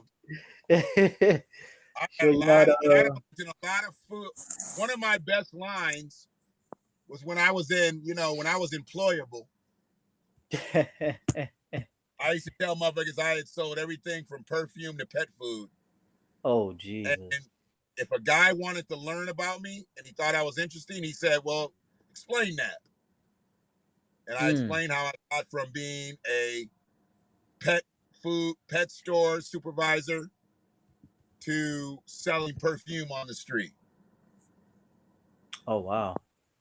So and you was a everything salesman, and everything in between. Hospitality, restaurant, right? Owner, working. business owner. Yeah. I've always been an interesting interview. It's just one of the things that my dad told me. He was like, you don't get a lot of jobs because if you tell a person you had all them jobs, they gonna think you're gonna come for their job. Right. That's how it was back then. Or like if you tell people you had a lot of jobs, they would think you can't keep a job. Well, see, I never worked fast food. I Mm-hmm. went right into some grown folk shit right as an adult. Mm-hmm. That's why I'm probably such what the people call an old spirit. Like Right. I got old fashioned ways because I never was on that young shit. Okay. So And I even when never you had was younger. when I was in high school, I worked at a 4-star restaurant. Okay. All right. So I learned from motherfuckers who were doing way better than me versus See. shaking fries next to the motherfucker who can't fucking pass English. Yeah, I never was on that level. I was on it at a different level. And it wasn't like I was better than anybody. I just never aspired to work in fast food. I could have plenty of fast food jobs. Yeah. I feel like they still do now, no? What? A lot of fast food, like a lot of fast food jobs available. Yeah, nigga, for $10.50 an hour. Yeah. Yeah. I mean, I'm not, They give you 50 an hour. when it comes to the freedmen, I don't think we should be, taking those jobs, No. I'll say it straight like that. Yeah, no. Why would Why we? take a job that you can't feed your family on? Yeah. We can't feed our family off of that. We're citizens here, like, yeah, we're original day one citizens. People shouldn't be able to jump the line, and a lot of these immigrant groups, they're able to come over here, jump the line, and just automatically elevate themselves into wealth. Like that's ridiculous. You know, I They don't I get don't rock with resources, that. they Yeah, get resources, and they get what they're starting programs now that's gonna help these motherfuckers come over here and buy houses. You haven't yeah, even done that for black folks. yeah, yeah. It's You're gonna ridiculous. create generational wealth for motherfuckers who weren't here last year. Right, right, right. It's insidious. It's insane. I don't get it. Oh, I get it. Brother, I see what it is. We know what it we have is. 4 hours. Is there like a time limit? Like, do we get penalized if we do like 4 hours or something? Like, how does that work? Nah, my stomach is saying, get off the shit, nigga.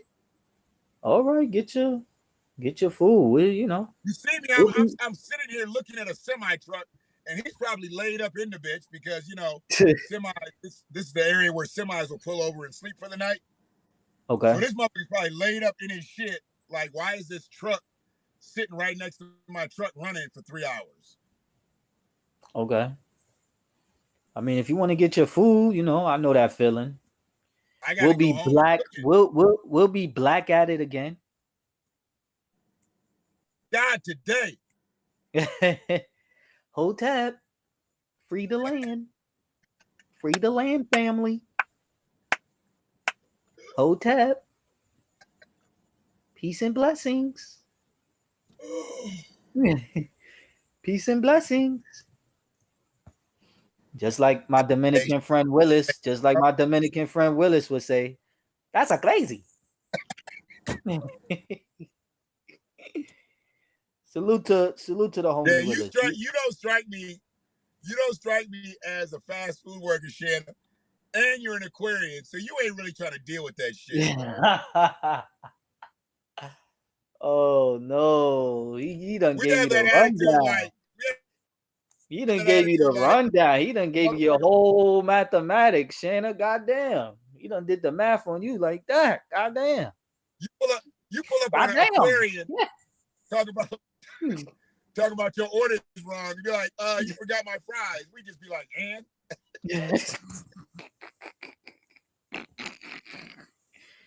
That's what you're gonna get from an Aquarian at the drive-thru, and?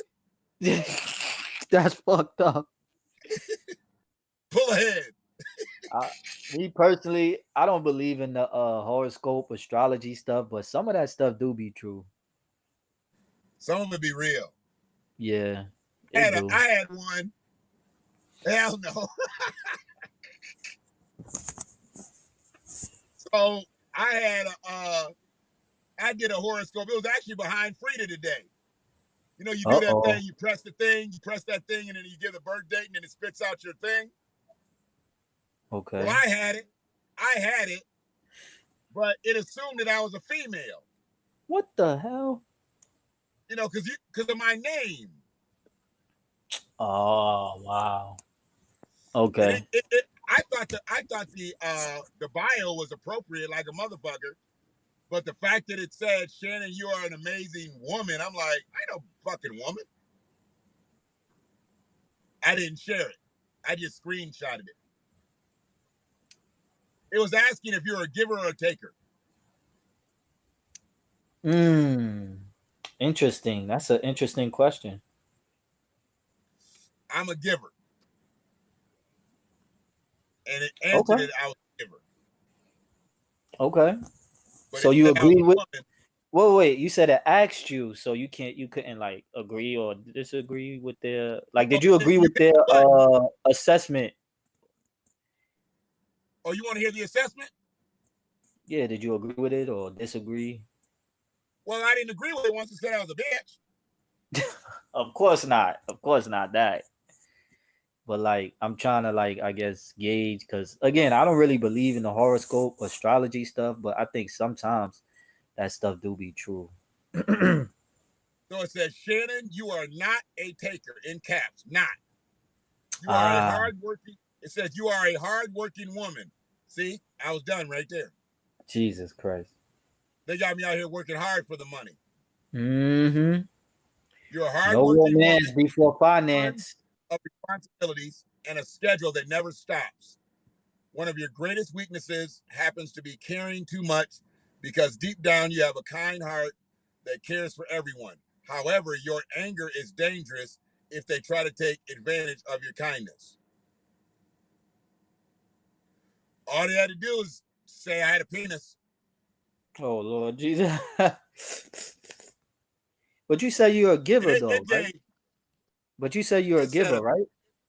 10,000%. Oh, okay. I seen some 1,000%, some 100%. I'm 10,000. I'm over the top with my givings.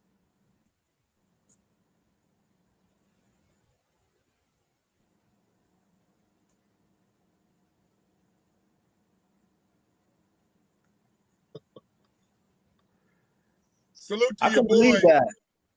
I can believe that. You know, you seem like a good guy, so you know you go all out. I get the feeling you go out for yours. You go all out for yours, as you should. You know. I cried, dog. When I commented on this post today, I had to screenshot it. Oh, hold on, what? I'm trying to see. Oi, is that who the hell? I can't really see. Is that Fat Joe and Big Pun? Yes. Oh, Lord Jesus. Yeah. And the girl said, she said, how does he even walk like that? Right? They look crazy. I put in her comment, crazy. Yeah, man, they look crazy. R.I.P. the fat. I mean, Big Pun. R.I.P. the Big Pun. And You ever see that motherfucker before he gained the weight? motherfuck Fat Joe. Did you ever see Big Pun before he gained the weight? I can't remember. Like Al B. Sure. Get out of here! No way. Get the fuck out of here. I'm gonna also just close it out with this.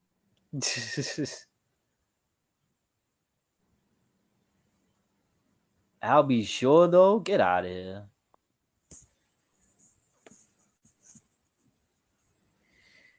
Close it off with a song or something. Some I'll be sure shit. Wow. That's Cuban Link, man. That ain't no damn Fat Joe. This is Big Pun, bro. Oh, that's Big Pun? Get out of here. That ain't no Look damn Big shit. Pun. That ain't Big That's Pun, Big man. Pun. You trolling. That's Big Pun, bro. You trolling, man. That ain't Big Pun. Big Pun before the fame and the weight. How old was he in that? Let me That say, is crazy. That is crazy.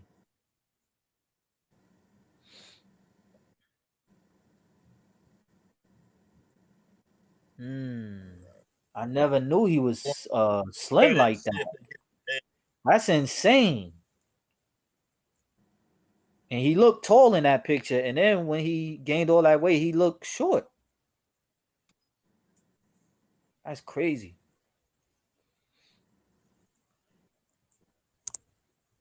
Everybody wanna be like Pun. There you go. Photoshop. Nigga, that's real, man. I've been watching this shit for years. Photoshop. Subway Shop.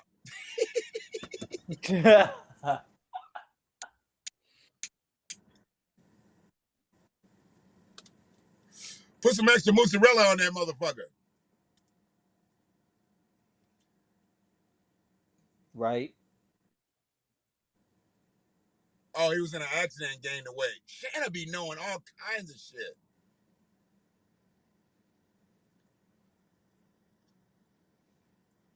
Tell you she is a fucking walking encyclopedia. I'm gonna start calling her Britannica Shanica. Yeah. Said don't body shame Big Pun. I'm not body shaming that motherfucker. Nah, he was It's joking. hard for a fat motherfucker to body shame another fat motherfucker. or because you're a big guy, or it's okay if you do it. Well, I still don't think it's excusable to shame anybody. I never knew that he got into an accident and that's what started his weight gain. I always thought that it was like health reasons because this guy was way small. So I thought maybe something happened health-wise and it caused him like a glandular, thyroid, whatever, you know, those issues where you gain weight, you just can't help what you do. Mm-hmm. Because he was so big, it was almost like it wasn't natural. So that's why I thought, you know, and his wife was a little thing. I mean, she wasn't little. Well, here she was when she was behind him. Look how little she is compared to him.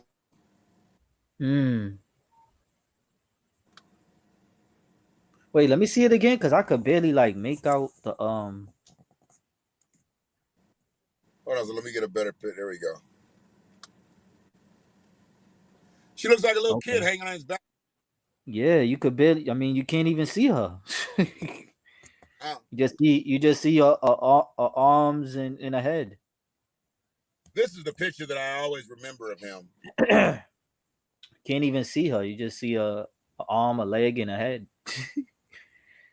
Right. But I never knew he was slim like that. That's crazy. Look like a whole. I Yeah. still think it's Photoshop. I don't believe it.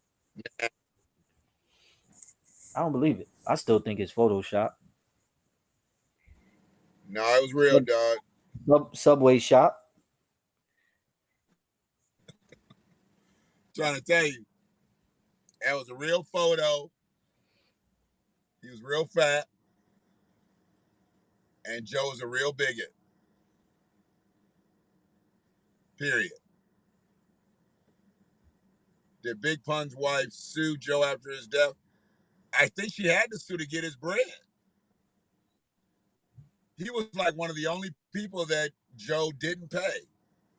He did her dirty. He probably tried to come in there like Stringer Bell.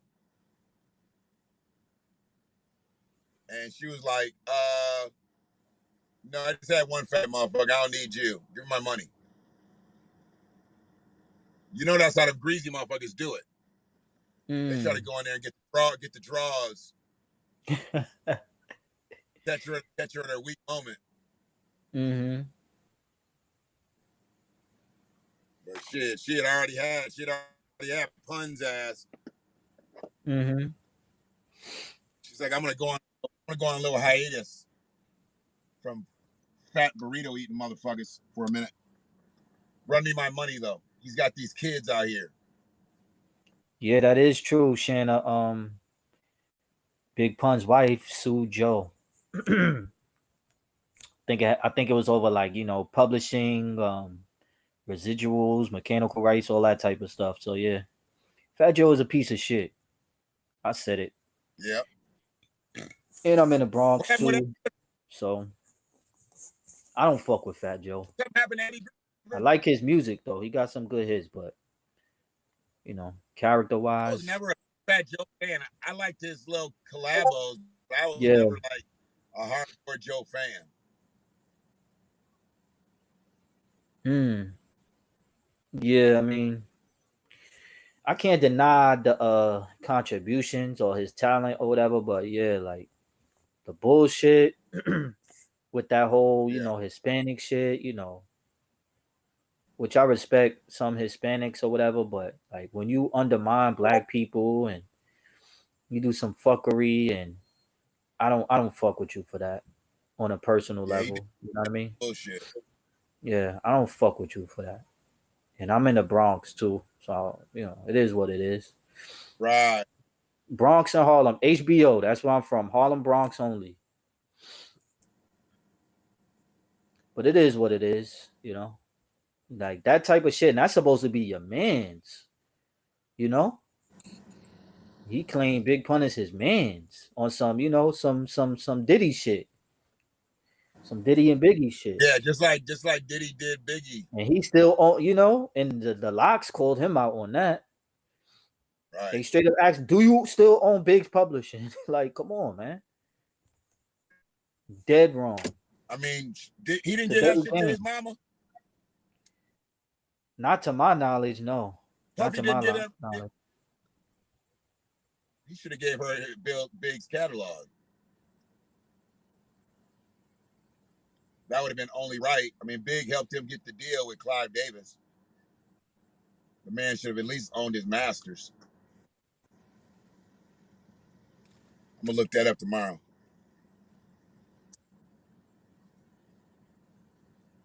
We got out what we needed to get out topic-wise. I think one more thing I want to talk about tomorrow. I already had it in the queue, but we didn't get to it. We really didn't talk about them two reporters and why they just chose to wear the Afro wigs. But it just lets you know how black people dictate culture. They chose to wear Afro wigs to salute the 70s when they could have easily wore bowl cut wigs, hippie wigs. Right. They could have wore the rainbow Afro wig because that was more acceptable for white people to wear. Mm-hmm. No, they wore 2 black Afro wigs. Mm-hmm. Talking about it's gonna be hot, Right. making fun of the heat. It's like they do it on purpose too to disrespect us, which I And then don't they want like. to apologize. Oh, it didn't mean And then they it want to meant act. it to Then be they want. insensitive. Then they want to act like they didn't know. And oh, I'm so ignorant. I'm white. You know, like they play that game. They play that bullshit game. I'm not with the bullshit, man. Not with it, dog. Not with it. If you're gonna sit there and wear an Afro wig, then you can have your bottom lip pierced. I mean, you did that's some bigoted shit right off the rip. Yeah. Yep. Shanna said something about Eddie Griffin, but I don't know exactly what it pertains to. Yeah. What? She said we forgot about Eddie Griffin. I don't know what did she mean by that. I know we were talking about comedians because he's actually a really decent comedian. Okay, yeah. Eddie Griffin was good. Yeah, he's a good comedian. And I actually like Malcolm and Eddie. Yeah. It was all right. I like Eddie's parts. Let me tell you this. I like Eddie's parts. I got a little tired of Malcolm Jamal Warner's goody two-shoe shit. Oh, Lord. I knew you was going to say something about that. He tried to carry Theo Huxtable over to that role, and I was like, look, nigga. Yeah, man. That's one of the problems with like having those type of roles. Yeah, that's one of the problems with having those type of roles. Like you sometimes can't even like all the Cosby Show kids got pigeonholed. Say what? All the Cosby kids got pigeonholed. That's why they couldn't get roles after the Cosby Show. Because everybody wanted them to be in the roles on the Cosby Show. That's why That's why Denise went all the way with Angel Heart. She went all the way with Angel Heart and had that fuck scene with Mickey Rourke. They're like, whoa, she ain't Denise Huxtable no more. Yeah. I mean, and some would say that like I guess messed up her relationship with Bill and kind of messed up her career, but she did what she wanted to do.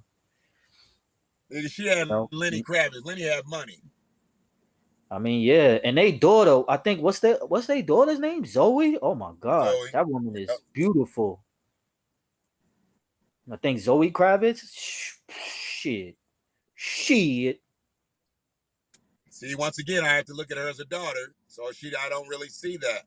Now I know she looks like her mama, and she's actually a crossbreed between Eddie, or not Eddie. What's her daddy name? Lenny and Lisa. But yeah, she's a beautiful woman. But Lenny came from Roxy Roker, nigga.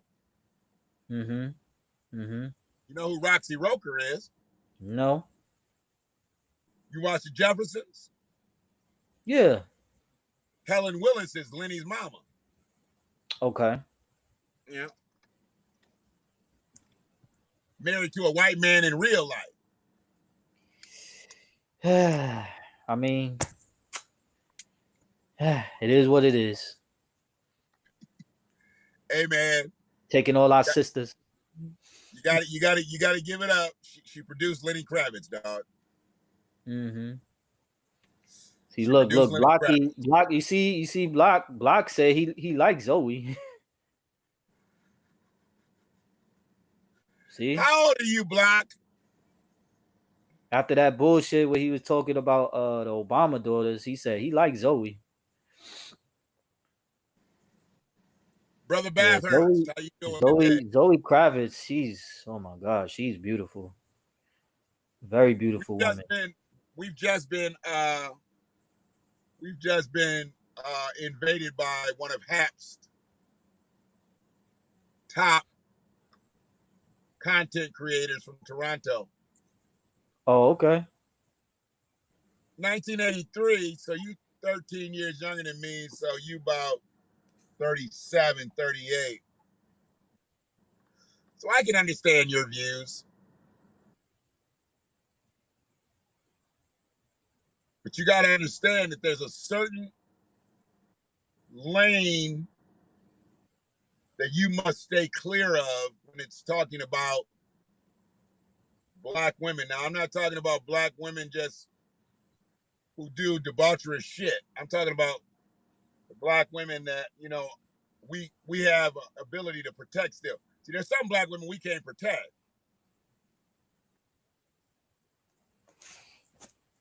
We know that. We tried, but we couldn't protect little Kim. And I think in masses, we could have protected her, but she allowed a few individuals call her ugly. And she went to trying to correct what was already perfect. Yeah. Lil Kim was definitely liked her before the surgery. Once you try to correct what's already right, you done fucked up the game. Yeah. That's what a lot of women are doing too. Like, it's ridiculous. It's unfortunate, but if you don't really appreciate yourself naturally or whatever, you kind of can make it worse. Like K Michelle. Oh my God, K Michelle is bad. That does it for me. God damn, Michael, I didn't know you was that old. Yeah, K Michelle is she's bad, and she got so much work. I was like, what the fuck? K Michelle is like my ideal type of woman, as far as looks, even personality, body. She's nice, thick cornbread, type of woman. That ain't cornbread no more. That's polyurethane. Ooh, man. Going to catch you some of them silicone butt cheeks. I mean, I might want to try that one day. Just to see what it's like. I don't want no fake booty meat. You don't want no what? Fake booty meat. Listen, man. I might want to try it.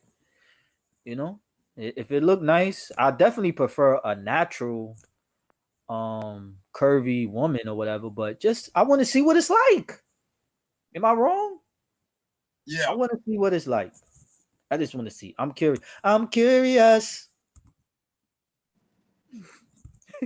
You better not have no safety pins in your pocket. I'm curious. Oh yeah, I'm gonna have that just in case for my protection. I'm gonna have that just in case for my protection. I got to. Yeah. That's for my protection. You're going to pop a hole in one of them booty cheeks. You'll be at the ER all night. Oh, I'm gonna be breaking something down that night. Okay. If I'm gonna be popping something. And she's gonna be popping something for me. Gelatin fluids.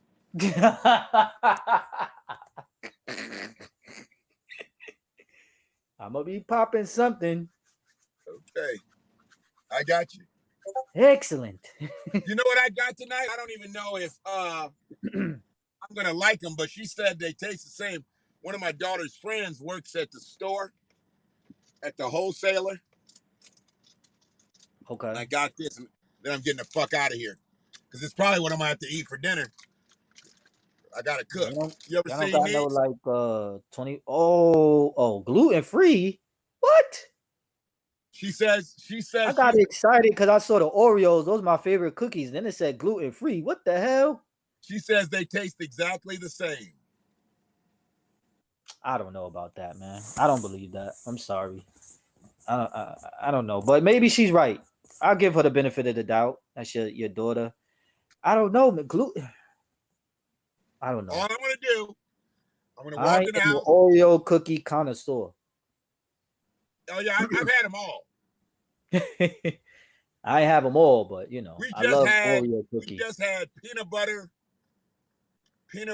and chocolate Oreos. Okay, see, maybe I'm not a connoisseur. I just like the Oreo, the regular joints. Those are my favorites. Oh, dude, we try all the different flavors. We tried the Thin Mints. The Thin Mints taste just like Girl Scout cookies. Damn, that's good too. I better get out of here. They got a street sweeper in this parking lot, and he's trying to get through. He's already going around the semi.